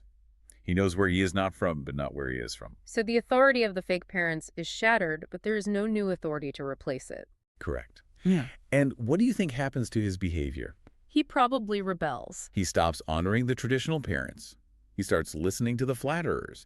He slides into a life of pleasure and lawlessness because the moral tether has been cut. And this applies to the philosopher. It does. The parents in this analogy are the traditional definitions of justice and honor we grew up with, the laws of the city. Things like, do not steal, respect your elders, pay your debts. Right. We grow up obeying these maxims because we are told they are the truth. They are our parents, in a sense. The societal norms that raised us. Yes. But then comes dialectic. The questioning spirit asks what is fair. The young man gives the answer the legislator taught him. But the argument refutes him. It pokes holes in it. It proves that his definition is inconsistent. It Yeah. refutes him again and again until he believes that the honorable is no more honorable than the dishonorable. He realizes his parents are fake. The traditional definitions just do not hold up to logical scrutiny, like the old example where justice is paying debts falls apart if you owe a weapon to a madman. Exactly. But here's the tragedy. He has not yet seen the true definition of justice, the idea of the good. He's not found his real parents. So he is left with absolutely nothing. Nothing. The old morality is dead, but the new true morality's not been born yet. And that is when he turns to the flatterers, his own appetites and desires. He becomes a lawbreaker. He thinks he is being enlightened, but he is actually just becoming corrupt. That is a terrifying thought for anyone who values education. That philosophy can actually corrupt you if you are not ready for it. It really explains why so many smart people become cynics. It creates a cynic, yes. That is why the book insists that dialectic must be reserved for those of stable, orderly character, and only after they have matured. So they wait until they're older. They study philosophy exclusively from age 30 to 35, 5 years of intense intellectual labor. No distractions, just pure thought. And then they are 35. They have integrated the sciences. They have mastered dialectic. Are they finally ready to rule? Not yet. Still not yet. They have the intellectual tools, but they lack experience. They've been up in the clouds. Now they must be forced to go down into the den again. Back to the cave. Back to the cave. For 15 years, from age 35 to 50, they must hold military and civil offices. They have to command in the war. 15 years of middle management, essentially. Essentially, yes. Yeah. The purpose is twofold. First, to gain practical experience in administration. You cannot rule a city if you do not know how the machinery works on a day-to-day basis. That makes practical sense. But second, and perhaps more importantly, to be tested against temptation. It is a stress test. It is. They need to see if they will stand firm when they are drawn all manner of ways. When you hold office, people try to bribe you, they try to flatter you, they threaten you. Politics is dirty. Very. The philosopher needs to prove that their wisdom is not just theoretical. They need to show they can hold on to the good, even when the world is trying to drag them into the mud. That is a long apprenticeship. By the time they are done, they are 50 years old. And only then at 50 do they reach the consummation. Those who have survived every test, who have distinguished themselves in action and knowledge, are finally allowed to raise the eye of the soul to the universal light. They finally behold the absolute good. Yes. And this is not just a vision for the sake of a vision, right? It is functional. No, it is the blueprint. They become the artificers of the state. They use this vision of the good to order the state, the lives of individuals, and their own lives. But do they want to do it? Not really. They spend the rest of their days making philosophy their chief pursuit, but when their turn comes, they toil at politics. Not because they want to, not for glory, but as a matter of duty. Not as though they were performing some heroic action, but simply as a matter of duty. That is a beautiful concept. They rule because they have to, not because they love power. Exactly. If you want a good government, you must find a way to make the rulers reluctant to rule. Because if they are fighting for the chair, the city is already doomed. Precisely. These men and women rule only to pay back the debt of their education. And when they die, they are honored as demigods, and they depart to the islands of the blessed. Before we move on to how this perfect city eventually collapses, there is one radical detail thrown in right at the end of Book 7. Yes, the transition plan. Right. It is about how to actually start the city. Because let us be honest, trying to turn a real-world city into this ideal state seems impossible. There is too much baggage, too many old habits. It is the clean slate solution, and it is chillingly pragmatic. It suggests that the quickest way to establish this polity is to take everyone in the city who is over the age of 10 and send them out into the country. Everyone over 10. So basically you exile the parents and keep the children. Precisely. You take possession of the children who are not yet fully corrupted by the habits and mores of their parents, and you raise them in the new laws and the new system of education. It is a hard reset on civilization. It is ruthless. It sounds like something a totalitarian regime would do. It does. But I guess in the logic of the book, if the current society is a corruption of the soul, you cannot build the perfect state with corrupted materials. You need fresh clay. It highlights the tragedy of politics. To create perfect justice, you might have to commit a massive act of injustice, separating families, exiling a population. But the argument insists this is the only way the laws would actually take root. Because if the parents stay, they will just whisper the old ways into the children's ears. Exactly. They would pass down their prejudices, their greed, their fears. So we have established the ideal state, the aristocracy, the rule of the best, with the community of women and children and no private property for the rulers. That is the peak. But now we pivot to Book 8, and the tone changes completely. We start looking up at the good, and we start looking down at the decay. We do. And as a reminder to you listening, we are just reporting the views laid out in the text here, not endorsing them as a political program. We are mapping out the philosophical arguments as they are presented. No, we are neutral explorers here. So the speaker invokes the muses here, but in a mocking, tragic, comic way. He asks, how does discord first arise? Because if this state is so perfect, why does it fall? It is a fair question. If you build a perfect machine, why does it break? And the answer is a universal principle. Everything which has a beginning has also an end. Nothing created is eternal. Even the perfect city is subject to the flow of time and decay. And this is where we get that very strange section about the nuptial number. Yes, the famous math puzzle. We do not need to get into the impossible math of it. I think scholars have been debating the equation for over 2,000 years. But what is the core idea there? Why does a city fail fundamentally? It fails because of a failure in eugenics, to put it bluntly. The rulers, despite their wisdom, are still human. Their intelligence is alloyed with sense. They are not gods. Right. They will eventually miscalculate the propitious times for birth.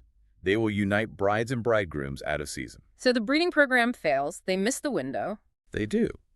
And because of this mathematical error, children will be born who are not goodly or fortunate. The quality of the stock declines. And when these inferior children grow up, When they take their father's places as guardians, they will lack the discernment to test the metals of the soul. this goes back to the myth of the metals we discussed earlier, gold, silver, brass, and iron. Exactly. The collapse begins when the metals get mixed. Iron mingles with silver, brass mingles with gold. You get a chaotic mixture of natures. And what does that mixture do? It creates inequality and irregularity, which always generates hatred and war. The principle of correspondence is key here. States are made of human natures. As the state changes, it means the individual souls within it are changing. 5 constitutions imply 5 types of human souls. And this discord breaks the unity of the aristocracy. The ruling class splits. Yes. The iron and brass faction within the ruling class pulls the soul towards moneyland and houses towards acquisition. They want stuff. They want stuff. But the gold and silver faction tries to hold the soul back towards virtue and the ancient order. They struggle, and eventually they settle on a compromise. A compromise? That sounds like the birth of the second regime democracy. Correct. The Timocratic state. This is modeled on historical places like Sparta or Crete. It is a middle ground between the ideal state and oligarchy. It preserves some things from the old order, but introduces new corruptions. Right. So what does this compromise actually look like in society? Well, they distribute the land and houses as private property. That is the first major fall, the return of mine and yours. Which the ideal guardians were forbidden to have. Exactly.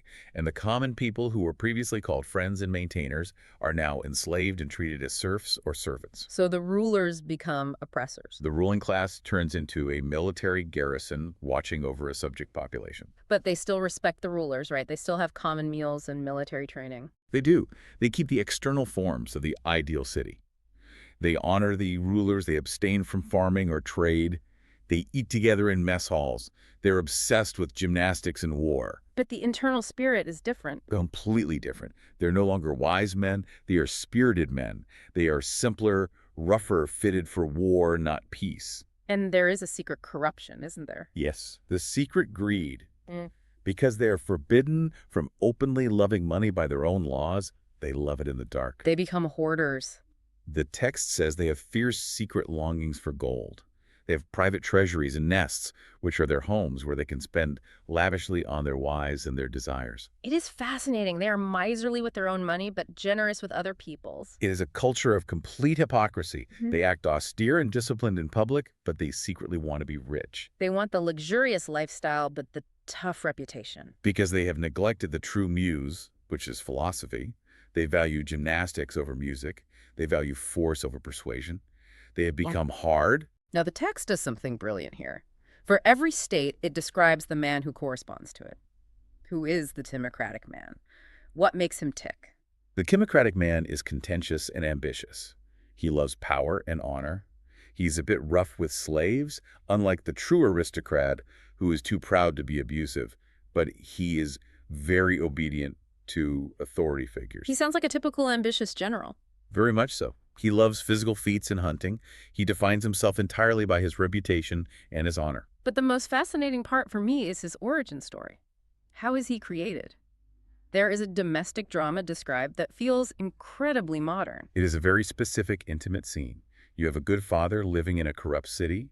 This father is easygoing. He avoids office. He avoids the law courts. He does not fight for his rights. He just wants to stay out of trouble and keep his soul clean. He sees the madness of the city and retreats into his own garden. He is a quiet philosopher, essentially. Ugh. But his wife, the mother, hates it. She complains constantly. She wants status. She tells the son, "Your father is not a ruler.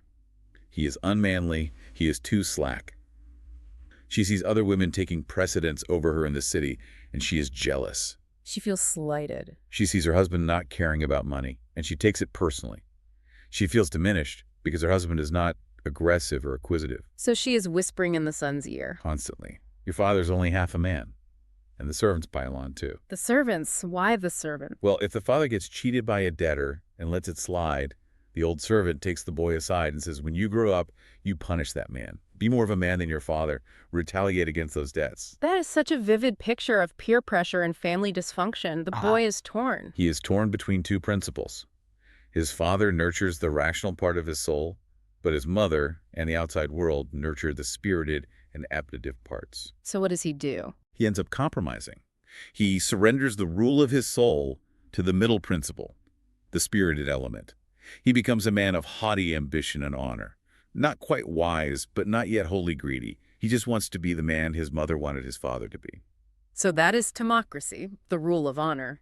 But this is unstable too. The secret love of money eventually breaks it. It does. There's a great quote here. "Virtue and riches are balanced in scales. As one rises, the other falls." Meaning you cannot honor both equally. Right.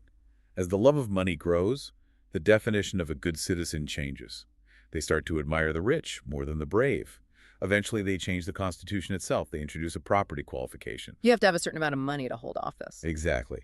And with that law, usually enforced by intimidation or arms, democracy dies and oligarchy is born, the government of the few, or specifically the government of wealth. And there are several major defects of this oligarchic state listed. The first is the idea of the pilot. It is a simple but devastating critique. The text asks, would you choose the pilot of a ship based on his wealth? Of course not. You would crash. Would you let a man steer the vessel just because he is rich, even if he knows absolutely nothing of navigation? It makes no sense. And yet, that is exactly what oligarchy does with the ship of state. It equates wealth with political skill. It assumes that because a man knows how to accumulate money, he knows how to lead a nation. Which are two very different skill sets. The second defect mentioned is the division of the city. Yes. The argument states that such a state is not one but two. There is the city of the rich and the city of the poor dwelling within the same walls, always conspiring against one another. There is no unity at all. None.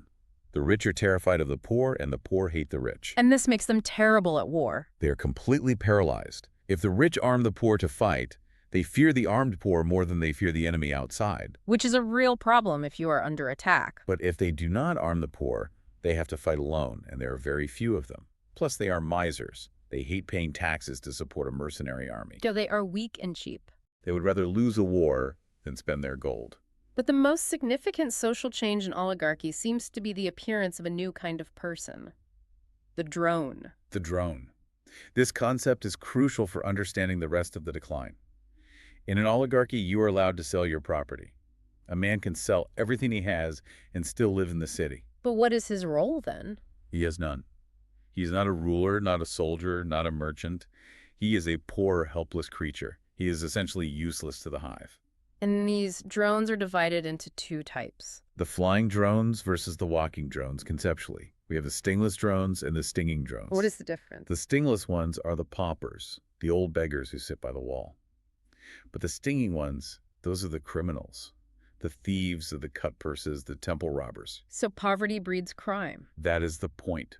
Wherever you see extreme poverty in the form of beggars, you can be sure there are hidden thieves and criminals. The oligarchy creates both by allowing such extreme inequality. Let us look at the oligarchic man then, the son of the Timocrat. How does he change? Again, it stems from a trauma.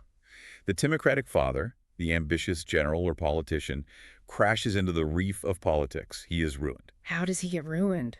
Maybe he is exiled or executed or loses his property in a lawsuit brought by informers.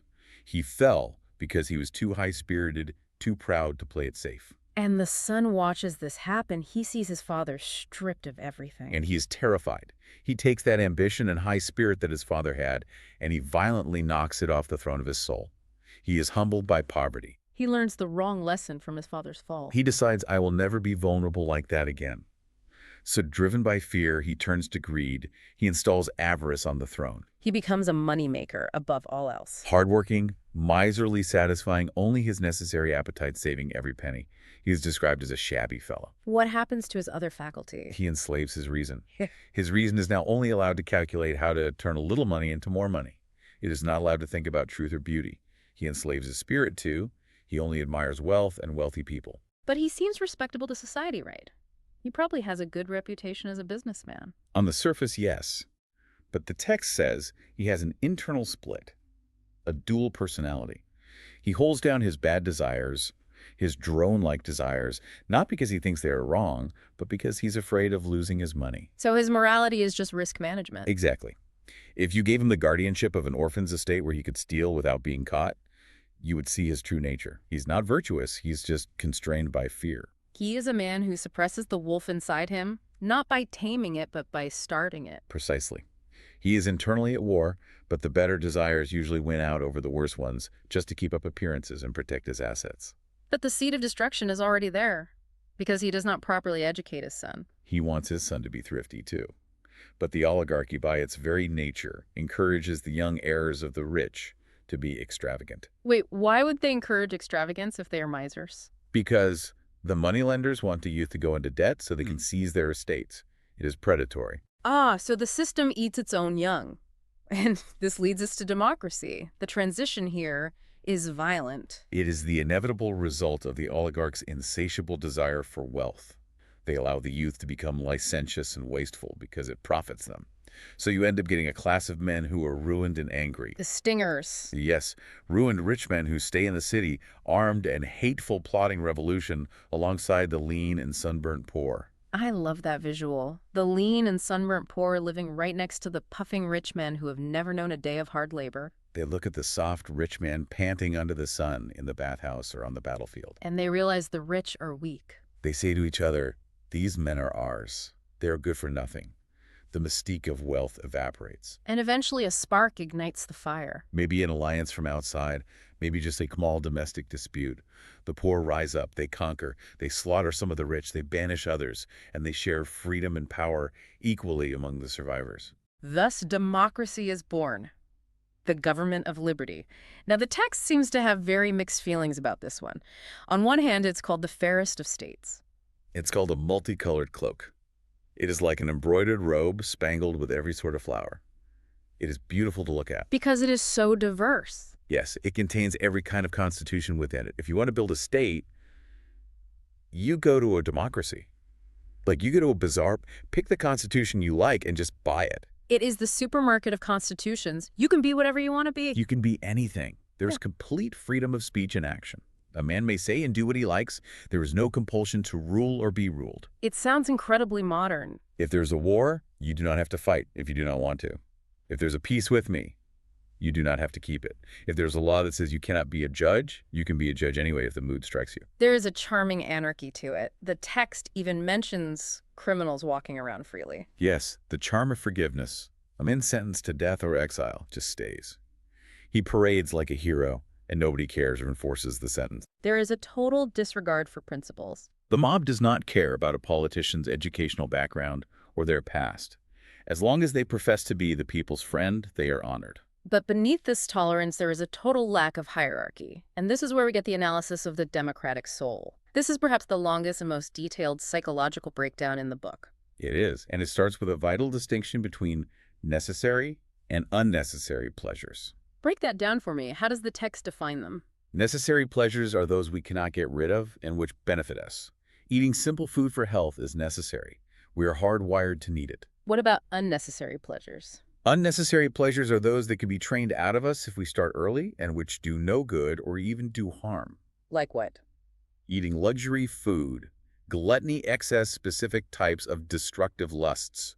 The oligarch was ruled by the necessary desires. Right. Thrift and survival. Right. He suppressed the unnecessary ones, but his son, the democratic man, tastes the drone's honey. He meets wild, flashy associates who introduce him to the unnecessary pleasures. So there is a civil war in his soul. The old miserly teachings of his father fight against the new lusts. And the new lusts win. They win because the young man's soul is empty.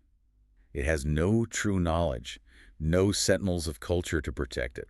So what the book calls false and boastful conceits seize the citadel of his mind. He has no philosophical immune system. Exactly. The text describes this invasion beautifully. It says the young man returns to the lotus eaters. And this is where the inversion of values happens. The list provided here is absolutely devastating. It is the triumph of relativism.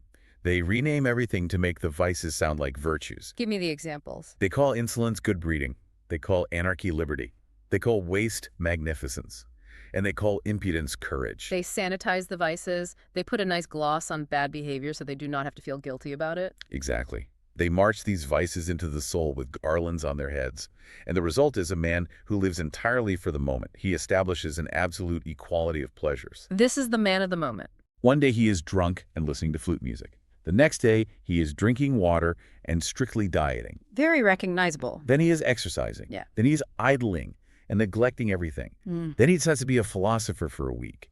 Then he gets involved in politics, jumping up to say whatever comes into his head. He sounds kind of fun, honestly. He is fun. He is motley and manifold. He's the epitome of the lives of many. But he has no order, no ruling principle. He refuses to prioritize. He refuses to say that one pleasure is better than another. If you tell him some desires are good and some are bad, he shakes his head and says no. All are alike, and all are to be honored equally. He is the ultimate relativistic consumer. He just drifts from one impulse to the next. He does. He will not discriminate between good and bad. Yeah. And this absolute equality, this refusal to judge or set boundaries, is what paves the way for the final and worst state tyranny. Which seems counterintuitive at first glance. How does the maximum freedom turn into the maximum slavery? The dialectic is relentless here. It argues that the excess of anything leads to a violent reaction in the opposite direction.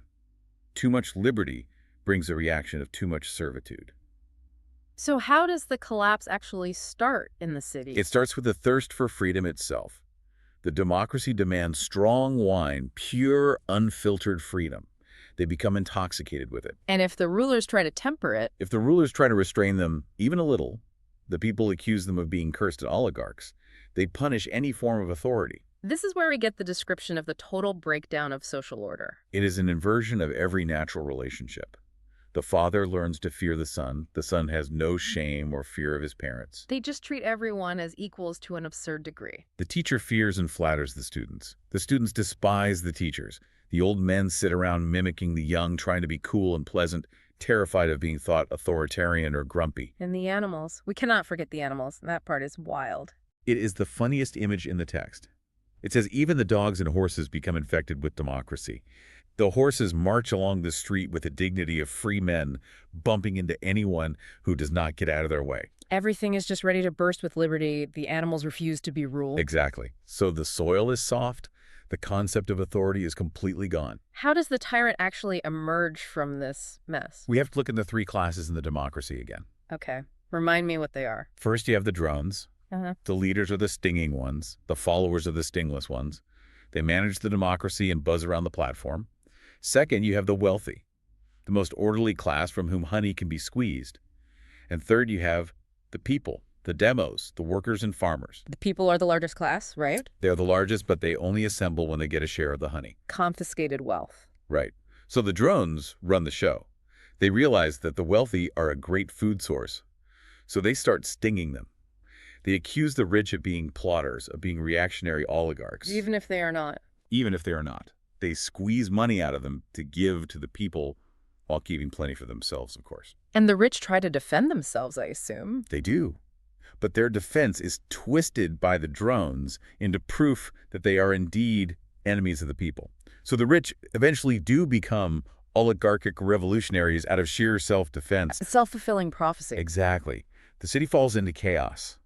And the people, the masses, look for a champion to save them. A protector. A single protector. One man put forward to fight the rich on behalf of the little guy. They nurse him into greatness. And this protector, once he has that power, begins to change. This is the wolf transformation. Yes, the legend of the Arcadian temple. It was said that whoever tasted the one piece of human flesh mixed in with sacrificial meat would turn into a wolf. And the text applies this to the political leader. It does. When the protector of the people tastes human blood, meaning when he starts using the courts to unjustly accuse and execute his enemies, when he banishes people, when he hints at the abolition of debts and the partition of lands, He has tasted the blood. He has crossed a line. he has, and his destiny is sealed. He must now either perish at the hands of his enemies or become a tyrant, a wolf. He starts a class war. He does. He is often driven out by his enemies, but he returns full-grown as a tyrant. Again comes the final step, the request that signals the absolute end of liberty. The bodyguard. The famous device of all tyrants. He goes to the people and says, I'm your friend. I am in danger from these rich oligarchs who want to kill me. Give me a squad of soldiers to protect my person so that the friend of the people will not be lost to you. And the people say yes. Because they fear for him, but they have no fear for themselves. They do not see the trap. They give him the armed force. And with that force, he stands up in the chariot of the state. He is no longer a protector. He's the tyrant. The silence falls. The wealthy who can afford to flee do so. Just like the oracle to Croesus. Right. And the democracy seeking to avoid the smoke of submission to the rich falls directly into the fire of his submission to a despot. It is a terrifying trajectory. From the absolute height of the good down through honor, then money, then liberty, ending finally in the maw of the wolf. And that is exactly where Book 8 leaves us. The city is now totally enslaved. The tyrant is in charge. But we have not yet looked at the soul of the tyrant himself. We have seen the democratic man, we have seen the oligarchic man, but what is the psychology of the wolf himself? Is he actually happy with all that power, or is he miserable? That is the final great question. We have seen the most just man at the beginning. Now we must look at the most unjust man, and we have to place them side by side to judge who is truly the happier. That is the task for the next part of our exploration. The state is in chains. Now we have to enter the mind of the jailer. It will be a dark psychological profile. Indeed, we will pick it up right there. So picking up exactly where we left off with the democratic man, we left him in that state of precarious balance, treating all desires as equal. Right. You know, the essential desires, the unnecessary desires, good ones, bad ones.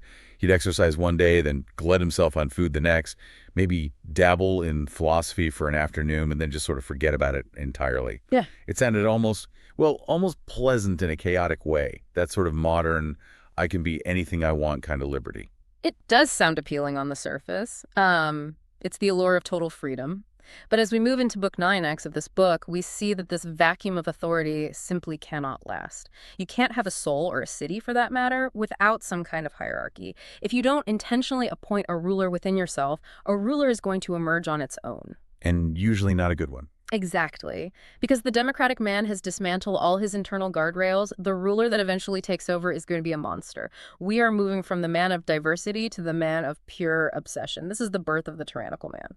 And the way the text introduces this is honestly so fascinating because it doesn't start with politics at all. It starts with sleep.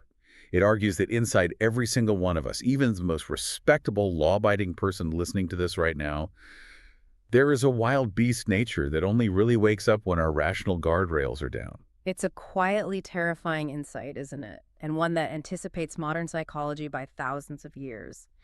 The text describes the state of sleep as a time when the reasoning, ruling power of the soul is dormant. And in that quiet darkness, the wild beast inside us, especially if it's been overfed with meat or drink, shakes off its slumber. It goes out to satisfy its own base instincts. And the list of instincts it runs through is genuinely shocking. It's incredibly dark. It says that in this state, the soul doesn't hesitate to commit incest, specifically mentioning a mother, or to commit parricide, or to eat forbidden foods. Basically, in your dreams, you are capable of becoming a cannibal, a murderer, a deviant. There is no crime, no folly, no shameless act that this beast won't commit when the internal censor is asleep. Exactly. But, and this is the crucial practical advice here, this is contrasted with how a temperate, healthy man handles sleep. It's almost a quiet guide to spiritual hygiene.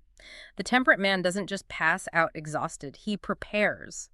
He doesn't starve his appetites because if they are starving, they're going to wake up screaming in the night. Right, they demand attention? Yes, but he doesn't gorge them either. He gives them just enough to keep them quiet. He soothes the spirited part of his soul, too, so he makes sure he isn't going to bed angry or agitated. He calms himself. And then he wakes up the rational part. He does. He meditates. He reflects on noble thoughts or unsolved problems. He gently orients his mind toward truth. So when he finally drifts off, the beast is sedated, and his reason is actually free to reach out towards truth, even in his dreams. He is carefully tending the garden of his mind before the lights go out. The democratic man, however, has let that garden grow completely wild. And now we see what grows in that chaos when we move to the next generation. The democratic father inevitably produces the tyrannical son. The actual mechanism of this corruption is so specific. It's not just that the son is inherently bad. It's that he is seduced. The text describes these dire magicians and tolerant makers, bad influences, essentially, who see that this young man is vulnerable because he has no strong convictions. And they decide to plant a seed in his mind. They implant what is called a master passion, and the metaphor used here is incredibly vivid and unsettling. It's called a monstrous winged drone. A drone. And just to be completely clear for you listening, we're talking about a drone bee here, a parasite in the hive that doesn't make honey. Correct. Think of this drone as a singular, overwhelming obsession. It could be lust, it could be gambling, it could be an insatiable craving for power or a substance. This drone enters the soul and creates a literal buzz that drowns out everything else. It becomes the leader of all the idle desires. It's a quiet but absolute coup d'etat inside the soul. And once this drone takes the throne, it needs to secure its power. It leads the soul into a kind of frenzy. It looks at the young man's character, and if it finds any good opinions, any sense of shame, any lingering temperance from his father's upbringing, it just kills them. It purges them completely. It casts out shame as if it were an invading enemy. It brings in madness. It creates this perpetually drunken state of soul. The text actually asks, is not a drunken man also the spirit of a tyrant? Because the drunkard, in his delusion, thinks he can rule everything, men and gods alike. That is the psychological baseline of the tyrant. He is a drunk, mad addict ruled by a single, insatiable, stinging drone. And this isn't just an internal, invisible tragedy. This flows outward into his actual behavior. We move from the psychology of the tyrant to his daily life as a private citizen. And it is a life of absolute squalor, even if it's disguised as luxury. He's constantly partying, feasting, chasing courtesans, but there's a heavy cost to that. The cost is literal bankruptcy. There's another vivid image used here. Young ravens crying aloud for food. Those are his desires. They are hatching every single day, screaming to be fed. And his revenues are quickly gone. So what does he do? He goes into debt. He starts selling off his property. But the ravens are still hungry. The drone is still stinging him, urging him on. And this is where it gets really disturbing. He runs out of his own money. So he looks at his parents, the people who gave him life, and he thinks, well, I need their money now. The interaction with the parents is the pivotal moment that demonstrates total moral collapse. The son first tries to cheat them, then he tries to steal from them outright, and when the old father and mother resist his theft, he uses force. The text is very specific and brutal about this. The son will beat his aging father. He will strike his mother. He will essentially enslave them to his new friends, his blooming loves, the harlots and flatterers he has brought into their house. It's the ultimate inversion of the natural order. The child, who should honor the parent, becomes the abuser. The old, necessary friends, the parents, are cast aside for the new, unnecessary, harmful friends, the lusts. And once he has completely exhausted his parents' wealth, he doesn't stop. He can't. He turns to the city. He has created a new bodyguard of desires within himself, and he has to feed them. So he turns to burglary, to temple robbing, to highway robbery. He suppresses any old opinions about good and evil that might be left over from his childhood. He becomes a waking nightmare. He does in the daylight what the temperate man only does in a bad dream. Now, there's a point made that if there are only a few of these people in a city, they're really just criminals. They are thieves, pickpockets, false witnesses. They are a terrible nuisance, but they don't fundamentally destroy the state.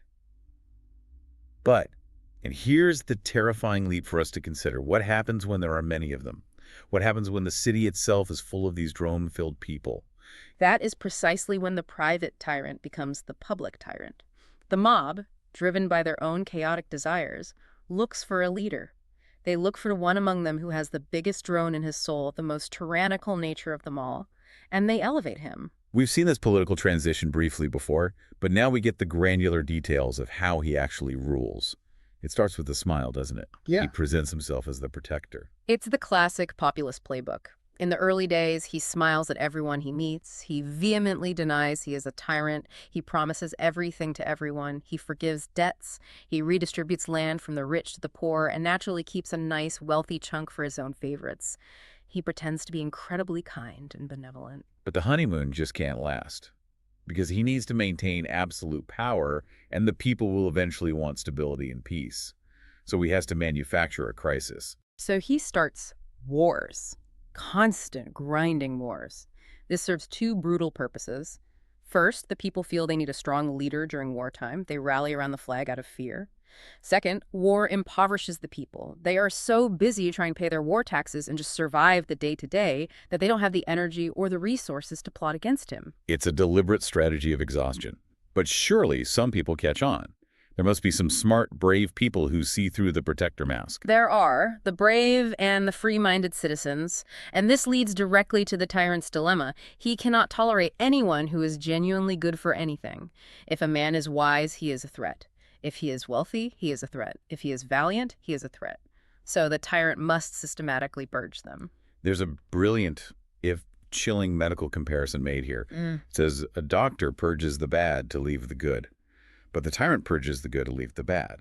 It is a negative purgation. He is left entirely with the dregs of society. He is surrounded by people who are either too weak to resist him or corrupt enough to join him. And just think about the quiet isolation of that existence. He has killed all his true friends and honest critics. Who is left to actually protect him? The army. But he can't trust the citizens anymore because he's actively oppressing them. So where does he get his soldiers? Foreign mercenaries and freed slaves. He takes the slaves from the citizens, frees them, and enrolls them in his personal bodyguard. These are the only people who are, quote-unquote, loyal to him, simply because they owe him their new status. And the irony is incredibly bitter. The tyrant, who claims to be the most powerful man in the world, is actually protected by former slaves while he murders the free citizens. And here there's a sudden swipe at the poets again, specifically Euripides. Apparently Euripides wrote a line in one of his plays saying, "Tyrants are wise by living with the wise." And this idea is just laughed at in the text. Utterly mocked.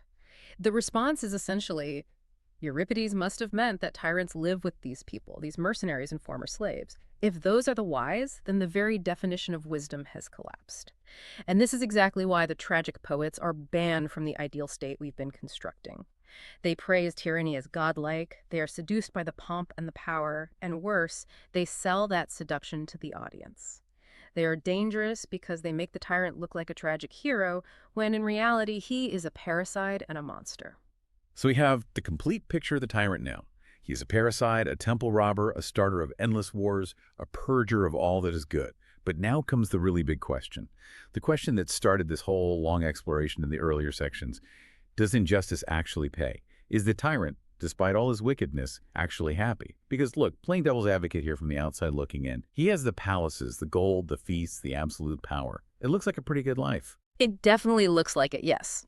But the text is about to peel back that shiny veneer. It presents three distinct proofs of the tyrant's profound misery. The first is the political proof. We are asked to look at the city and the soul as mirrors of each other. Right. If the tyrannical city is the most miserable city, then the tyrannical soul must be the most miserable soul. Exactly. Just look at the tyrannical city. Is it truly free? No, it is totally enslaved. There might be one master at the top, but the whole body politic is in chains. So logically, the tyrannical soul is also enslaved.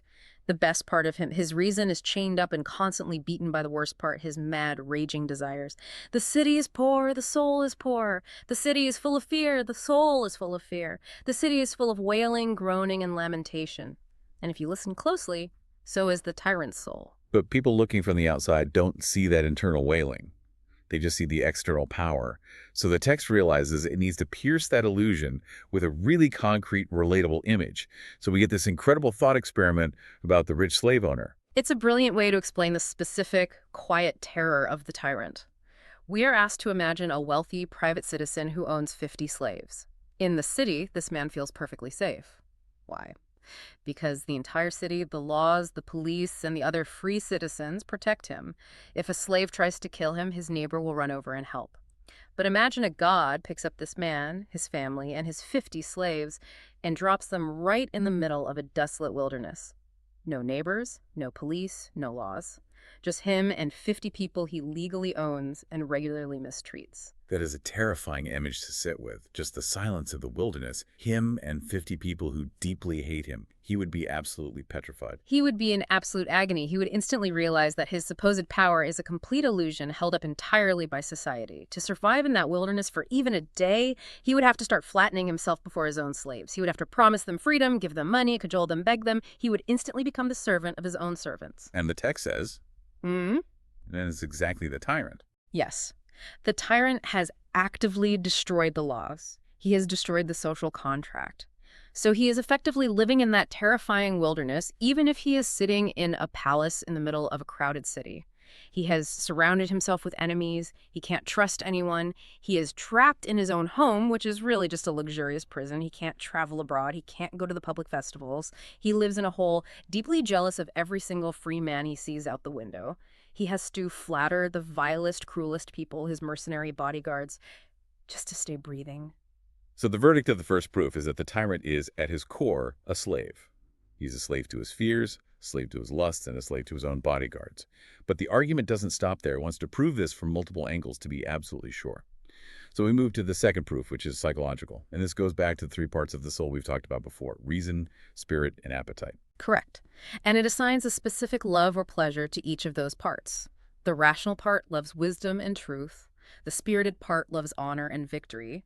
The appetitive part loves gain, money, and sensual pleasure. And the inherent problem is, if you ask a representative of each of those parts who has the best life, they all say, I do. The money lover says philosophy is just boring smoke and nonsense. Cash is king. The honor lover says money is vulgar and truth is passive. Glory is everything. The philosopher says money and honor are nothing compared to the eternal truth. It feels like a stalemate. It feels entirely subjective. It certainly seems like a subjective stalemate at first glance, but then criteria for judgment are introduced. The text asks, what are the actual tools we need to judge anything correctly? And it suggests three: experience, wisdom, and reason. Okay, let's apply them calmly. Yeah. Who has the most experience? Well, take the lover of gain. He has definitely experienced the pleasure of making money. But has he ever experienced the quiet, profound pleasure of knowing the eternal truth? No, he hasn't. What about the lover of honor? He knows the sharp pleasure of victory and public praise. But does he know the pleasure of pure, unadulterated contemplation? No. But what about the philosopher? The philosopher has been a child, he has lived in the world, so he knows the baseline pleasures of the body: eating, drinking. He has likely received some honor or praise in his life from his peers, so he knows that feeling too. And he knows the pleasure of wisdom. So the philosopher is literally the only one who has tasted all three. He's the only one with a complete data set to draw from. Exactly. He's the only qualified witness. And the second criterion is wisdom. Obviously, the lover of wisdom possesses that by definition. And the third is reason. Reason is the very tool of judgment itself. And reason is the philosopher's specific specialty. It's his primary instrument. So if the ultimate judge requires experience, wisdom, and reason, then the philosopher's judgment must be the objectively true one. And the philosopher judges that the pleasure of wisdom is the truest, followed by honor, and lastly, the pleasure of gain. So the tyrant, who is entirely obsessed with the lowest, most chaotic form of gain and lust, is at the absolute bottom of the heap again. But the text still isn't satisfied. It wants a third proof, the Olympian proof it's called. And this one is deeply metaphysical. It's about the very nature of pleasure itself. This is where the text completely deconstructs what we think we feel on a daily basis. It challenges the everyday assumption that simply feeling good is the same as true pleasure. This is the argument about the intermediate state. I found this incredibly eye-opening to think about. It points out that we often confuse relief from pain with actual positive pleasure. Yes. Think about when you are really sick. When you have a terrible fever or a blinding migraine, you say to yourself, oh, nothing is more pleasant than just being healthy. But is health a positive, active joy? Or is it merely the absence of pain? The argument here is that there is a spectrum. There is pain at the absolute bottom, pleasure at the very top, and a neutral, quiet state repose in the middle. The intermediate state. Right. And it argues that most bodily pleasures are actually just movements from pain up to repose. You are hungry, that's a pain of biological depletion. So you eat. The eating feels pleasurable, but only because you are in a state of pain beforehand. Once the pain of hunger is gone, the pleasure completely fades. It's not a positive addition to the soul, it's just filling a temporary lack. It's bodily maintenance. There's an analogy used here of up, down, and middle. If someone is living in a dark hole underground, let's call it down, and they climb up to the surface of the earth, the middle, they look down at the hole and think, wow, I'm up really high. But they haven't actually seen the true sky or the stars, the real up. They are confusing the middle for the top simply because they've never seen the top. Precisely. The tyrant and the glutton are permanently trapped in the lower and middle regions. They just helplessly fluctuate between pain and relief, pain and relief. They never break through to the upper world of true pleasure. Their pleasures are described as shadow paintings. They are fleeting illusions. And because they are illusory, they lead to this frantic, endless desire to consume more. The text compares these people to cattle. It says, with their eyes always looking down and their heads stooping to the earth, that is, to the dining table, they fatten and feed and breed and kick and butt at one another with iron horns. That is a brutal, vivid image. Human beings reduced to livestock, just mindlessly fighting over fodder. But true pleasure, the text says, is about filling the soul with something real. But what exactly does it mean by real in this context? It means things that are eternal and completely unchanging. Truth, knowledge, the invariable essence of things. Think about food for a second. A magnificent steak is real in a physical, tangible sense, but it decays. It's consumed and gone in an hour. It constantly changes. But a mathematical truth, the abstract concept of justice, a fundamental scientific law, that never decays. When you fill your mind with that, you are filling it with something that truly is. It is more real than the food. Therefore, the pleasure of the philosopher, who deals daily in these eternal realities, is vastly more real and substantial than the pleasure of the tyrant, who deals only in temporary fading sensations. And then, almost out of nowhere, there's a mathematical calculation. The text literally calculates how much happier the just king is than the unjust tyrant. It's a wonderful, almost playful moment of Pythagorean flourish. The text concludes that the king lives exactly 729 times more pleasantly than the tyrant. 729. It sounds so oddly specific. Where on earth does that number come from? It's a geometric calculation based on the distance between the different types of men outlined earlier. It takes that distance and cubes it. 9 cubed is 729. But it also has a deeper astronomical significance. It's roughly the number of days and nights in a year if you count the days and nights separately. It beautifully symbolizes the absolute totality of time. The message is every single day, every single night, all year round, continuously and without pause, the just man is living a life that is vastly superior to the tyrant's. So the argument is finally settled. Justice truly pays. Injustice is a guaranteed recipe for misery. And to really drive this home, a striking image of the soul is constructed to chimera. Yes, we are asked to visualize a composite creature. On the very outside, it looks perfectly like a normal human being, but inside, under the skin, there are 3 distinct beings sewn together. First, a many-headed monster with heads of both tame and wild beasts that represents the appetites. Second, a lion, representing the spirited part of us. And third, a tiny inner man, representing our reason. And the text asks us to look at the unjust man. What is he actually doing inside? He is feasting that many-headed monster. He is making the beast incredibly strong. He is starving the tiny inner man, making him weak and helpless. And he is allowing the beast to drag the lion and the man around, forcing them to serve its chaotic whims. The parts are constantly fighting and devouring each other in the dark. Whereas the just man is like a careful farmer. He works to domesticate the beast. He nurtures the tame heads and strictly prevents the wild ones from growing. He makes the lion his loyal ally, and the inner man quietly rules over all of them, creating a beautiful internal harmony. The text asks a very simple question. Who would ever choose to sell their own beloved friend into slavery to a savage, cruel master just for a little bit of gold? No one in their right mind. Exactly, no one. But the unjust man voluntarily sells the most divine part of himself, his reason, into brutal slavery to the most savage part of the beast. It's a terrible, tragic bargain. And this leads to a really powerful conclusion about why law and education even exist. The point of a law isn't just to oppress us or control us from the outside. It's meant to be the ally of that inner man. We govern children from the outside until they can successfully set up a constitution within themselves. We want them to develop their own internal guardian, so they simply don't need an external one anymore. Exactly. And there is a quiet admission here that this ideal city of the soul might not actually exist anywhere on physical earth, but it says it is laid up as a pattern in heaven. It ultimately doesn't matter if the perfect political state exists in reality. The wise man chooses to live by the laws of that interior city regardless. He sets his own internal house in order. That feels like such a perfect, serene ending to the whole discussion of justice. But the text isn't done. It abruptly pivots back to a topic that was touched on way back in the earlier sections. Poetry and art. This is the start of Book Acts, and it doubles down hard on banning the poets. It feels like a really strange left turn after spending all this time talking about tyrants and the soul. It definitely seems abrupt at first glance, but if you think about the core theme we just spent hours unpacking, reality versus illusion, it makes perfect sense. The tyrant is a man who tragically chases illusions of happiness. The poet, the argument goes, is a man who professionally creates illusions of reality. They are both, in their own ways, enemies of the truth. And to explain this, we get the famous three beds analogy. This is pure distilled metaphysics. Walk us through these three beds slowly. Let's break it down. First, there is the idea of the bed, the perfect form. This is the essential bedness created by God or nature. There is only one of these true forms in the entire universe. It is the absolute truth. It is the blueprint of reality. Okay, then there's the second bed. The second bed is the physical wooden object made by the human carpenter.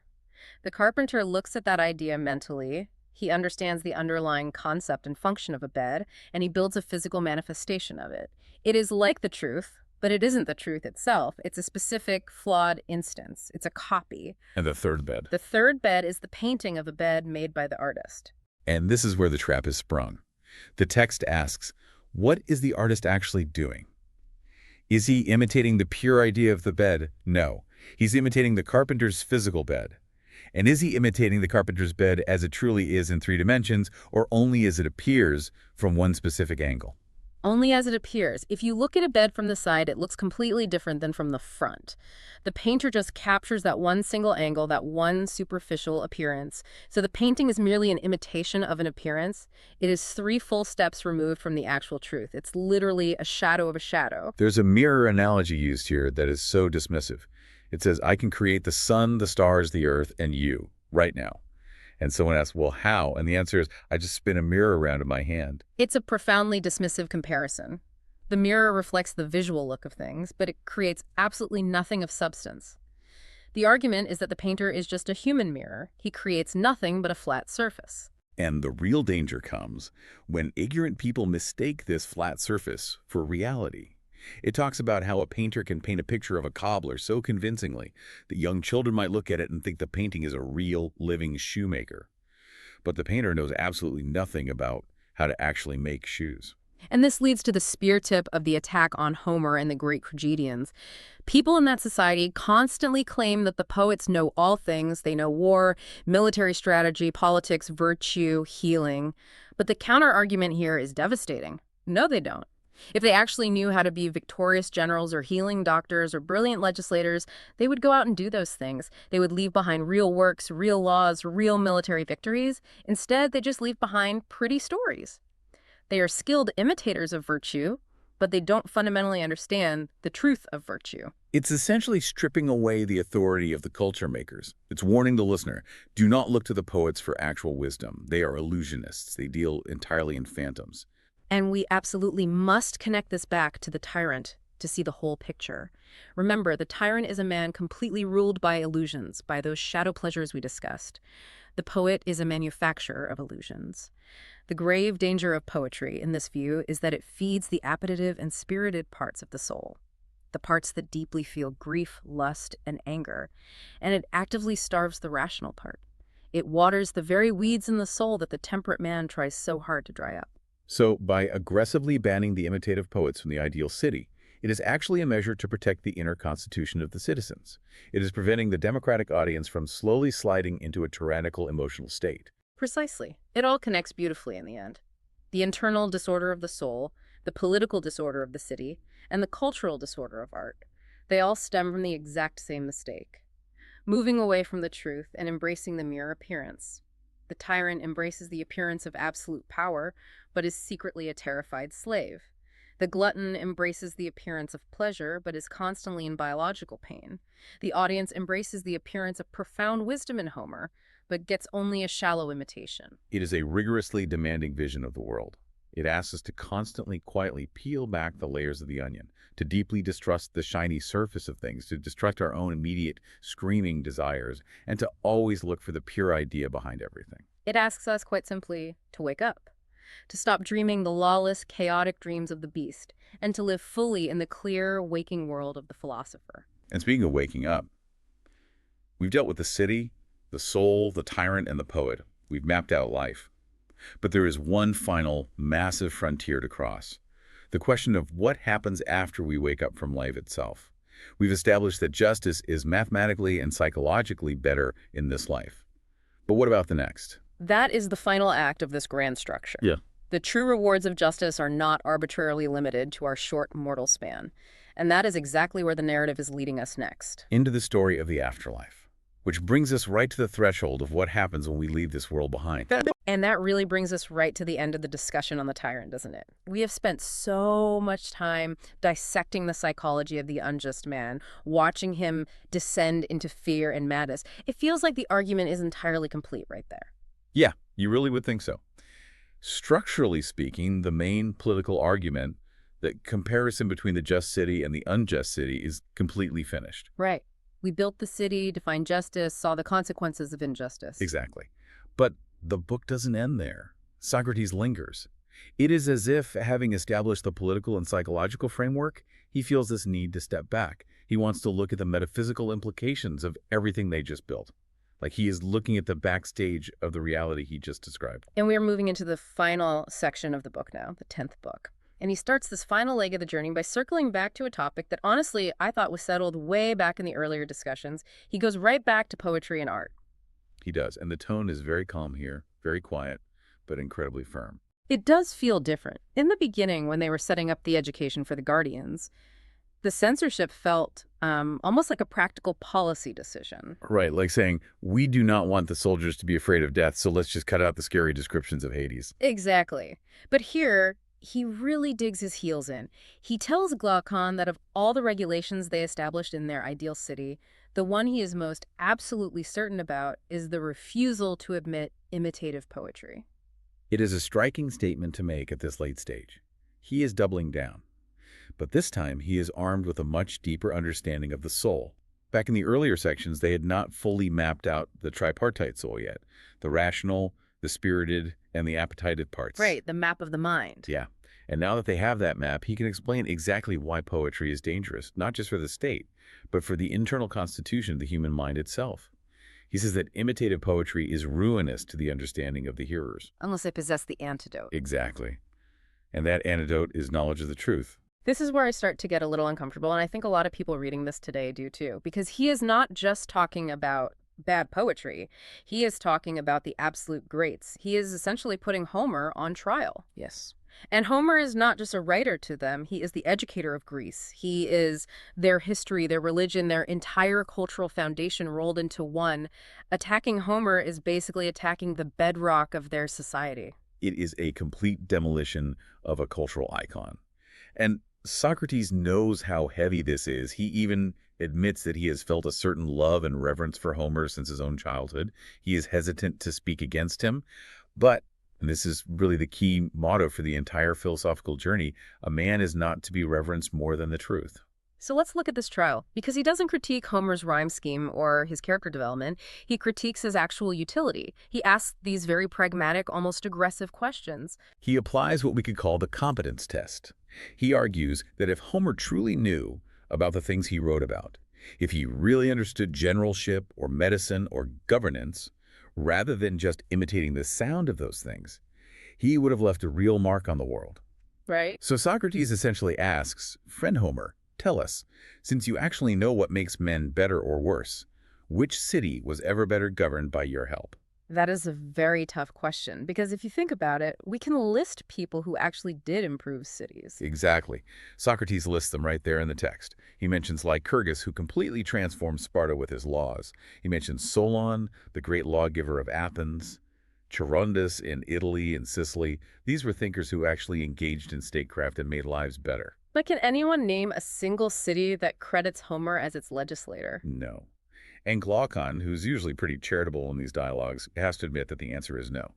Even the Homerids, the professional guild of Homer fans, they do not claim he ever ran a government. So Socrates just moves the goalposts. He says, okay, fine. Maybe he wasn't a politician. Was he a general? I mean, he wrote the Iliad, which is the ultimate war story. He describes battles, tactics, chariots, command structures. So, is there any war on record that was won because of Homer's specific command or counsel? And again, the answer is a flat no. Right. So Socrates lowers the bar again. He says, okay, maybe he was an inventor. Thales of Miletus was a philosopher, but he was also a clever engineer. Anacharsis, the Scythian, invented practical devices. Did Homer invent anything useful for human life? A tool, a machine? Nothing at all. So finally, Socrates lowers the bar to the most basic level of influence possible, which is private education and mentorship. If Homer really possessed the knowledge of virtue, if he could truly teach men how to be excellent, shouldn't he have had a swarm of dedicated disciples? Like Pythagoras. Exactly. Pythagoras was a private citizen, but he was so beloved for his wisdom that his followers developed an entire Pythagorean way of life that persisted for generations. Did Homer have that? This is the part of the book that is almost darkly funny to me. Socrates mentions a companion of Homer named Creophilus. Oh, yes. Creophilus. And his name, which I looked up just to be sure, essentially translates to beefy or child of flesh. It is a total caricature of a name. And Socrates points out that, according to tradition, Homer was famously neglected by this so-called friend. He was allowed to wander around as a blind beggar. That is the crux of the argument right there. Yeah. Socrates is saying, look, if you actually had the secret to human excellence, if you could truly teach men how to be virtuous and successful, you would not be a neglected beggar. People would have loved you. Right. They would have honored it. They would have carried you on their shoulders and refused to let you leave their cities. The fact that Homer was allowed to wander alone suggests that his contemporaries knew he had nothing real to offer. He was just an entertainer, an imitator. It is a very harsh utilitarian view of art. It assumes that if you know something, you must be able to physically do it. But this leads us perfectly into the metaphysical explanation of why the artist fails this test. We need to unpack the concept of the three removes. This is crucial. This is really the theory of forms applied directly to art. Mm-hmm. Socrates uses a very simple, everyday analogy. A piece of furniture, a bed. The bed. Okay. He asks us to imagine 3 levels of existence for this bed. The first level is the absolute reality. It is the idea of the bed, the form. So the essence of what a bed is. Yes. There is only one true bed in nature, created by God, or if you existing in the logical structure of the universe. This is the pure blueprint of bedness itself. Okay, so that is level 1, the truth. Right. Then we move to level 2, which is the maker, the carpenter. Yeah. The carpenter looks at the idea, he has the concept of a bed in his mind, and he manufactures a specific physical object. He makes a bed. But he doesn't make the bed? Exactly. He creates a particular instance of it. It is an object that resembles the truth, but it isn't the truth itself. It is one step removed from nature. I'm with you so far. The carpenter is making a physical copy of the mental blueprint. Now we get to level 3, the imitator, the painter. The painter comes along and paints a picture of the carpenter's bed. Now ask yourself, what is the painter actually looking at?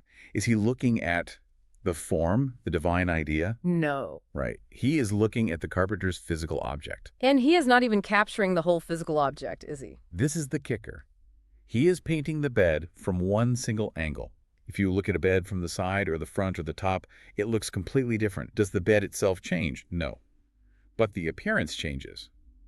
The painter captures only the optical illusion, the phantasm of a specific moment. So the painter is basically an imitator of an appearance of an image. Which puts him 3 steps removed from the king, or the truth.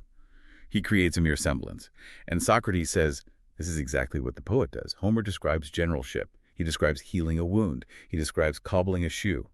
But he does not know the form of these things, and he does not know the actual craft of these things. He just knows how to paint a word picture that sounds like them. It really reminds me of, well, if you think about medical dramas on television, you have actors shouting stat and intubate and push 50 cc's of epi. To me, sitting on my couch, it sounds incredibly convincing. I think, wow, they really know what they are doing. Right. But if a real doctor watches that exact same scene, they are rolling their eyes. They are saying that is total nonsense. That is not how you hold a scalpel. That procedure would kill the patient.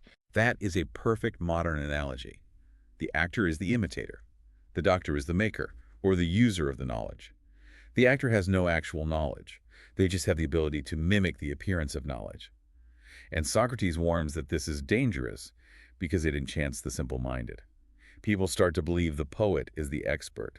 They start to get their morality and their life advice from playwrights rather than philosophers. Socrates actually creates a hierarchy of knowledge here that I find really fascinating. He distinguishes between the user, the maker, and the imitator, and he gives the absolute crown to the user. Yes. Take the example of a flute. Who knows the most about the flute? You would initially think it is the flute maker. Yeah, because he built the thing. But how does he know if he built it well? He cannot play it. No, the one with the true knowledge is the flute player, the user. Yeah.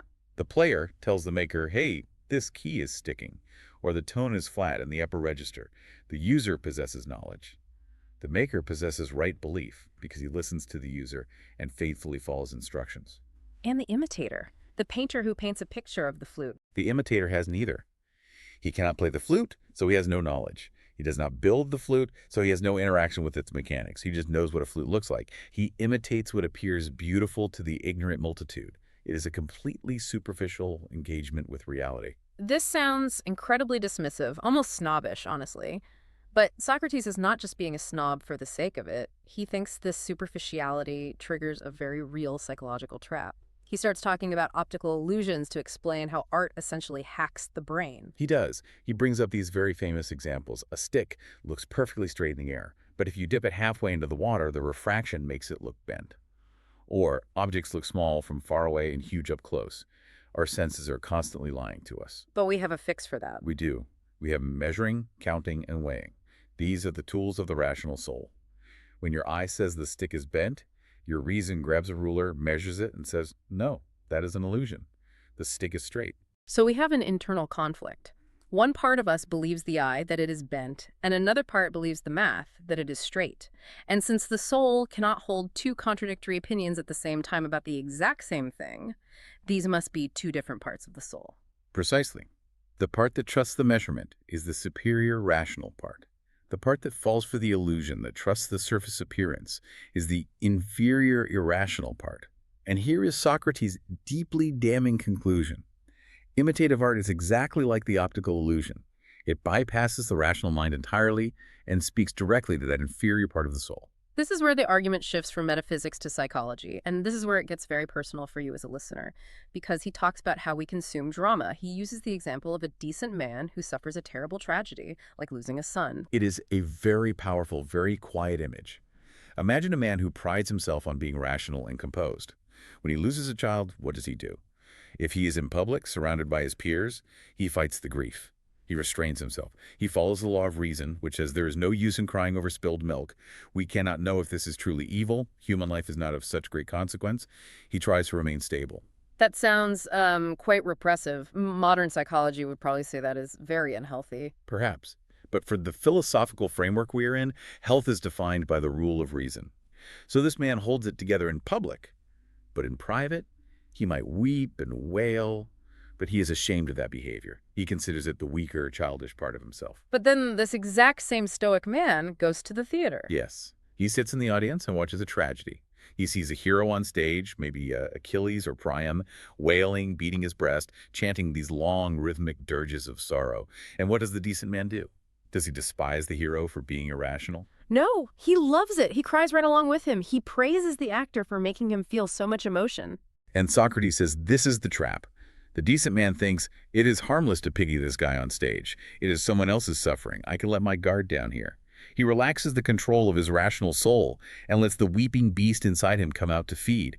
He completely indulges the emotion. Feeds and waters, that is the exact phrase used in the book. Poetry feeds and waters the passions. Exactly. These emotions, sorrow, lust, anger, buffoonery, they are like weeds in a garden. Reason tries to dry them up so they do not choke the soul. Art waters them. It acts like fertilizer for the irrational passions. And Socrates warns, if you strengthen that pitying part of your soul in the theater, it will not be satisfied staying in the theater. It will grow strong. And when suffering comes to you in real life, you will not be able to hold it back. You will have trained yourself to be hysterical. It is the exact same principle with comedy, isn't it? He mentions that there are jokes you would be deeply ashamed to make yourself, clownish, vulgar behavior, but when you see it on a stage, you laugh. You let your inner jester take the wheel. And slowly, without even noticing it, you become a buffoon in your own daily life. You have watered the weed. This is why Socrates calls it a constitutional crisis for the soul. Art sets up a mob rule inside you, where the loud, emotional, irrational impulses shout down the quiet, steady voice of reason. So, despite his lifelong love for Homer, despite the incredible charm of the honeyed muse, he feels he has to banish her. For the sake of the city's health and the soul's health, law and reason must be king. But, and this is a very important caveat, he is not a monster about it. He says, we are not insensitive to her charms. He essentially issues a challenge to art. He says, look, if poetry can make a defense, if she can write an argument proving that she is not only pleasant but actually useful to the state, we will gladly welcome her back. We want to be convinced. Right, the door's left open. Just a crack. Mhm. But until she can prove her utility, we have to stay away, like a man staying away from a lover he knows is bad for him. It is a challenge that really stands to this day. Can art justify itself morally, or is it just entertainment? And with that, the critique of the image makers is finished. He has cleared the stage of the false reality. Now he wants to look at the ultimate reality. He pivots from the temporary nature of art to the eternal nature of the soul. The transition is remarkably abrupt. He turns to Glaucon and basically says, by the way, you know the soul is immortal, right? And Glaucon is stunned. He says, no, I do not know that. Can you prove it? It is a difficult argument, and we should walk through it carefully because it relies on a very specific definition of good and evil.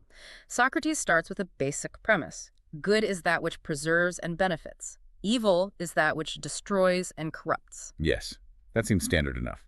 Then he asks, does everything have its own specific evil, its own specific disease? Sure, the eyes have ophthalmia.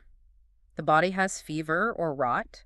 Grain has mildew. Iron has rust. And when this specific evil attaches itself to the thing, what happens? It destroys it. The rust eats the iron until it is just gone. The disease kills the body. Right. So the evil of a thing is the only thing that actually has the power to destroy it. Now, what is the specific evil of the human soul? What makes a soul bad? Well, we have spent a lot of time defining that. It is injustice. It is intemperance, cowardice, ignorance, vice. Exactly. Now, here is the crucial question. Does injustice kill the unjust man? Well, wait. If I'm a tyrant and I murder people, I might get assassinated or executed. So doesn't my injustice lead to my death? Socrates would say, be very careful there. What actually killed you? Was it the injustice itself, or was it the executioner's physical acts? I see. The axe is a physical thing affecting the physical body. Right. Compare it to a disease. If you get a severe fever, the fever itself breaks down the body's systems and you die. But if you become a liar, or a thief, or a coward, does your soul physically dissolve? Do you drop dead from wickedness? No. In fact, Socrates points out that the unjust man is often very much alive. He is vibrant. He is plotting. He is hyperactive. The vice doesn't seem to diminish his life force at all. If anything, it makes him manic. Exactly. So Socrates argues, if the soul's own specific disease, which is injustice, cannot destroy it, if the absolute worst thing that can happen to a soul does not annihilate it, then it is logically impossible for a disease belonging to a completely different thing to destroy it. A disease belonging to a different thing, meaning the body's death. Yes, the body and the soul are distinct entities. The body has its own evil, which is death and disease. The soul has its own evil, which is vice. If the soul is tough enough to survive its own cancer, it certainly will not be destroyed by the neighbor's cancer. Therefore, when the body dies, the soul must remain. It is completely indestructible. It is a fascinating logical leap. It suggests that consciousness is a substance completely separate from biology. If you buy the premise, the conclusion follows perfectly. And once he establishes this immortality, he gives us this striking image of what the soul actually looks like to us right now, the Glaucus analogy. This is one of the most beautiful, quiet metaphors in the entire book. He compares the soul to the sea god Glaucus. Glaucus was once a mortal man, but he became a deity of the sea. But if you looked at him now, you would not recognize his original form at all. Why not? Because he's been battered by the waves for centuries. Some parts of him are broken off. And he is covered in accretions, barnacles, seaweed, rocks, shells that have just stuck to him over time. He looks much more like a monster than a god. And that is us. That is the human soul. That is the soul glued to the body. We are disfigured by our association with the earth. We are covered in the barnacles of our feasts, our lusts, our greed. These earthy and stony accretions completely hide our true, original nature. So to see the soul as it truly is, we have to look at its philosophy. Yes, we have to look at what it loves. It loves wisdom. It yearns for the divine and the eternal. If we could somehow lift the soul out of the sea of matter and strip away all the barnacles, we would finally see its true, fair form. We would see that it is directly related to the divine. And now that the soul is proven immortal, Socrates basically says, okay, can I have my rewards back now? He does. You have to remember, for the entire discussion up to this point, he was forced to prove that justice is good even if you are tortured, stripped of everything, and possess the ring of Gyges to hide your deeds. Hmm. They made him fight with one hand tied behind his back. And he did it. He proved justice is mental health and injustice is mental disease. But now he says, okay, the hypothetical argument is over. Now let's speak the truth about reality. In the real world, the just man is recognized. The gods know exactly who is just and who isn't. You cannot hide from them. So the just man is dear to the gods. And because he is dear to the gods, everything that happens to him, even poverty, even sickness, will eventually work together for his ultimate good. He uses the runner analogy here, which is great. The unjust are like sprinters who take off at a full dash. They look amazing for the first lap, but they have no stamina. They tire out, and by the end of the race, they look foolish. They slink away with their ears drooping. The just man is the marathon runner. He endures, and at the end, he wins the prize. But Socrates says all of these rewards in life, wealth, honor, reputation, they're absolutely nothing. They are tiny, insignificant specks compared to what awaits the soul after death. And this leads us to the grand finale of the book, the myth of Right, and this isn't a philosophical argument in the strict sense. It is a story. It is basically a near-death experience report from over 2,000 years ago. It is exactly that. Was a warrior from Pamphylia. He was killed in battle. His body lay on the field for 10 days. When they finally came to collect the dead, the other bodies were decaying, but was completely fresh. They took him home, put him on the funeral pyre, and on the 12th day, just as they were about to light the fire, he woke up. And he came back with a message. He said he had been explicitly sent back to tell the living what he saw. He describes leaving his body and traveling with a great company of souls to a mysterious place, a beautiful meadow. In this meadow, there were 2 openings in the earth going down and 2 openings in the sky going up, and seated directly between them were judges. The ultimate cosmic sorting mechanism. Yes. The judges examined the souls. The just souls were told to take the road to the right and upward, through the sky. They had signs placed on their chests showing their good deeds. The unjust souls were told to take the road to the left and downward. They carried the evidence of their deeds on their backs. And was told to just sit and watch. He sees this incredible reunion happening. Souls are coming down from the sky looking clean and bright. Souls are coming up from the earth looking dirty, haggard, and dusty. They meet in the meadow and camp there for 7 days, like a great festival. And they talk to each other. This is the haunting part. The souls from the sky tell stories of inconceivable beauty and joy. But the souls from the earth, they weep. They tell of what they suffered for 1,000 years. Let's check the math on that. 1,000 years. Plato reckons a natural human life at 100 years. The rule of the afterlife is tenfold. For every crime you committed, you pay the penalty 10 times over. If you cause pain to one person, you suffer that exact pain 10 times. So the punishment lasts a full 1,000 years. But the reward is also tenfold, 1,000 years of bliss. But there are some who do not come back up at all, the incurables. Yes, there is a terrifying moment in the story where someone asks, "Where's Artias the Great?" Artias was a tyrant who had murdered his own father and brother.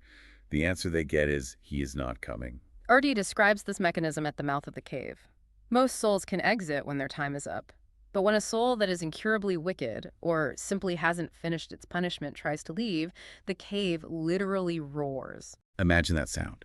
The roar. It is a mechanical, terrifying rejection by the universe itself. When the roar sounds, wild men of fiery aspect demons essentially appear. They grab the tyrant, they bind his hands, his feet, and his head, they flay him. They skin him alive. And they drag him alongside the road, carting him on thorns like wool, explaining to the passersby exactly why this is happening. Then they throw him into Tartarus, the deep abyss, never to return.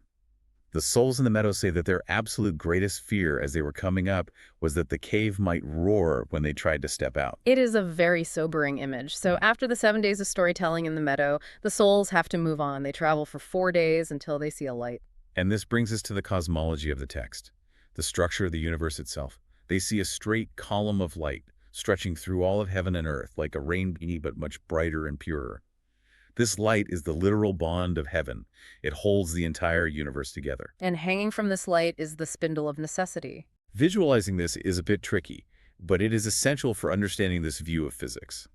Imagine a drop spindle, like wool spinners use. It has a shaft and a weighted whirl or flywheel to keep it spinning. But this cosmic whorl is completely hollow, and inside it is another world, and another, and another. Like nesting bowls. Yeah. Or the layers of an onion. Exactly. There are 8 of them in total. These represent the celestial orbits as they understood them at the time. The outermost rim is the fixed stars. Then, moving inward, we have Saturn, Jupiter, Mars, Mercury, Venus, the Sun, and finally the Moon deep inside. And there's wild detail here. He describes the lips of the worlds. He says the first one, the stars, is spangled. The seventh, the sun is the brightest. The eighth, the moon, shines by reflected light.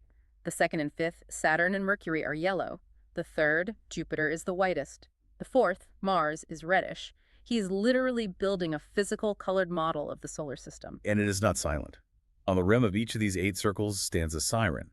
Not the dangerous monsters from the Odyssey, but celestial beings. Each siren hums one single note. One note per ring. And because the rings move at different speeds, the 8 notes blend perfectly together to create a single harmony. The harmony of the spheres. This is the background hum of the universe. It is rational, perfect, mathematical music. And around this spindle sit 3 women on thrones. The Fates? The daughters of necessity? Lachesis, Clotho, and Atropos. They are dressed in white. They sing along with the sirens. Lachesis sings of the past. Clotho sings of the present. Atropos sings of the future. They are the ones who turn the spindle. They keep the universe moving. This is a majestic, mechanical, slightly terrifying image of destiny. But now comes the twist. The souls arrive before Lachesis, and you expect her to just hand them their next assignment. Like, you, go be a king. You, go be a peasant. But she doesn't. This is the radical moment of the myth. A prophet steps forward and arranges the souls in order. Then he takes lots and samples of lives and throws them on the ground. And he makes a proclamation that echoes through the ages. Virtue is free. Virtue is free. Or, virtue owns no master.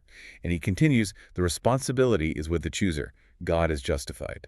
That is profound. God is justified. It means the divine is not to blame for your misery. You are. You choose your life. It shifts the burden of fate entirely onto human free will. The lots determine the order in which you choose. So if you pick first, you have more options than if you pick last. But the prophet explicitly says, let not him who chooses first be careless, and let not the last despair. Even the scraps left over at the very end contain good lives, if you know how to look for them. So the samples of lives are just lying on the ground. There are animal lives, human lives, there are tyrannies, dictatorships, there are lives of famous beauty, great physical strength. There are also lives of poverty, sickness, and exile. And they're all mixed up. The beautiful life might be mixed with the murder of your own children. The sick life might be mixed with profound piety and peace. And right here, Socrates breaks the fourth wall, in a way.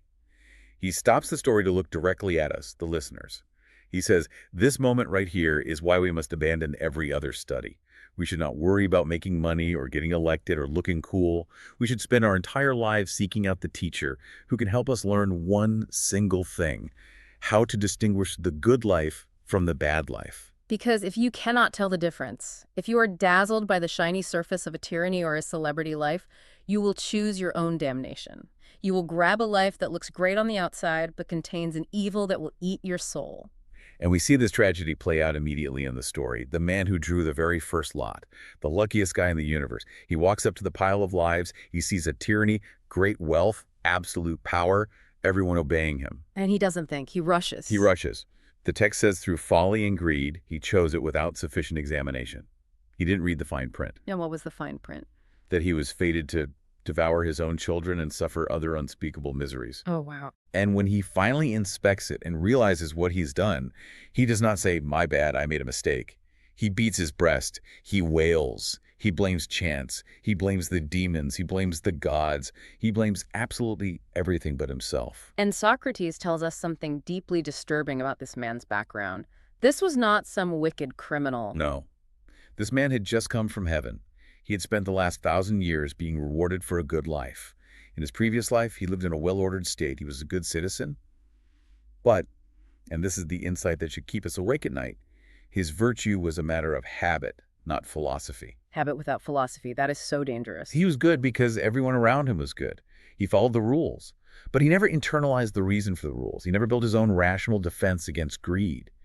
So because he hadn't suffered lately since he was in heaven, and because his virtue was just social conformity, he was completely defenseless against the raw temptation of power.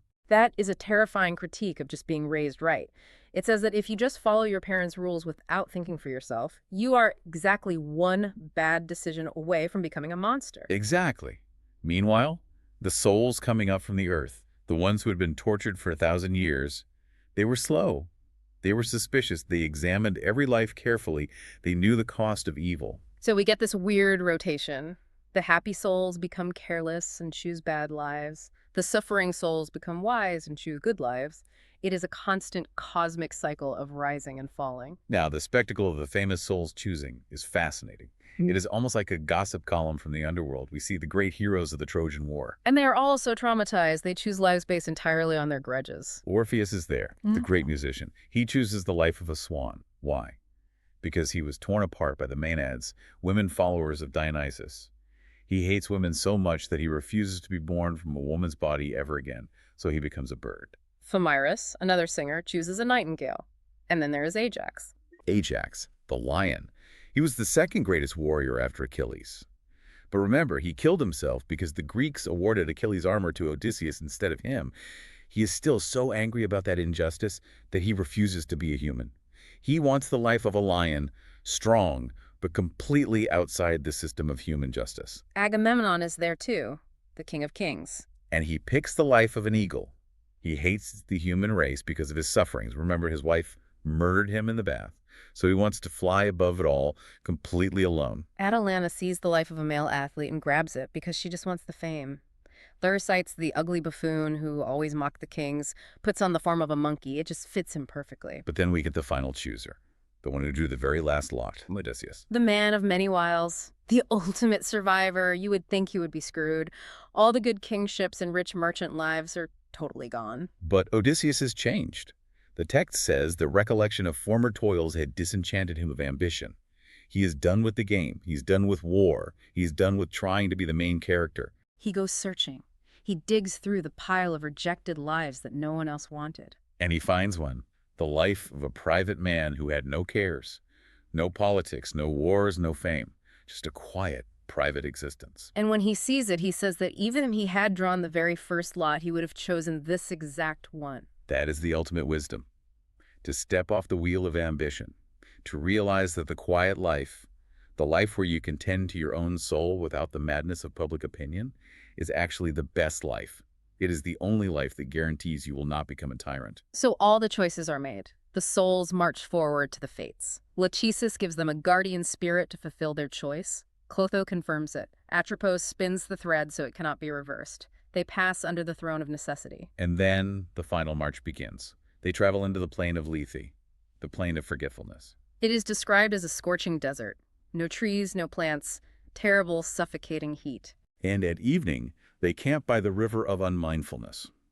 The water of this river cannot be held in any vessel. And here is the final test. They are required to drink a certain measure of the water. But the text says, those not saved by wisdom drank more than was necessary. They are thirsty. It is incredibly hot.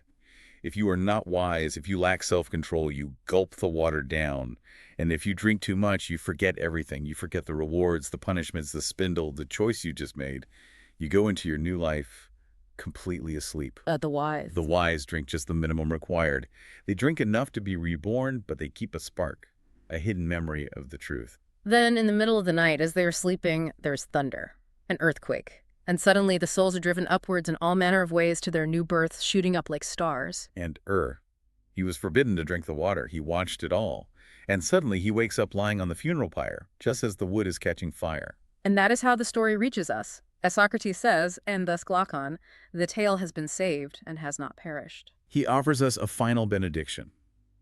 He says that if we believe this story, it will save us. We will cross the river of forgetfulness safely. We will not defile our souls. His final advice is truly beautiful. He tells us to hold fast ever to the heavenly way, to practice justice with wisdom in every way we can. Considering that the soul is immortal and able to endure every sort of good and every sort of evil, if we do this, we shall be dear to ourselves and to the gods. Both while we remain here and when we receive our rewards, like the victors in the games who go round to gather gifts. And it will be well with us, both in this life and in the 1,000-year journey he just described. It is an incredible place to find ourselves, We started this whole journey looking at a city of words, trying to define justice against the cynical arguments of Thrasymachus, and we ended up in the cosmos, watching the machinery of fate and the triumph of the soul. It really shows that the political project is ultimately a spiritual project. We build the city so we can build the soul. And we build the soul because the soul lasts forever. We just have to hold fast to that heavenly way. Right, just keep walking the path.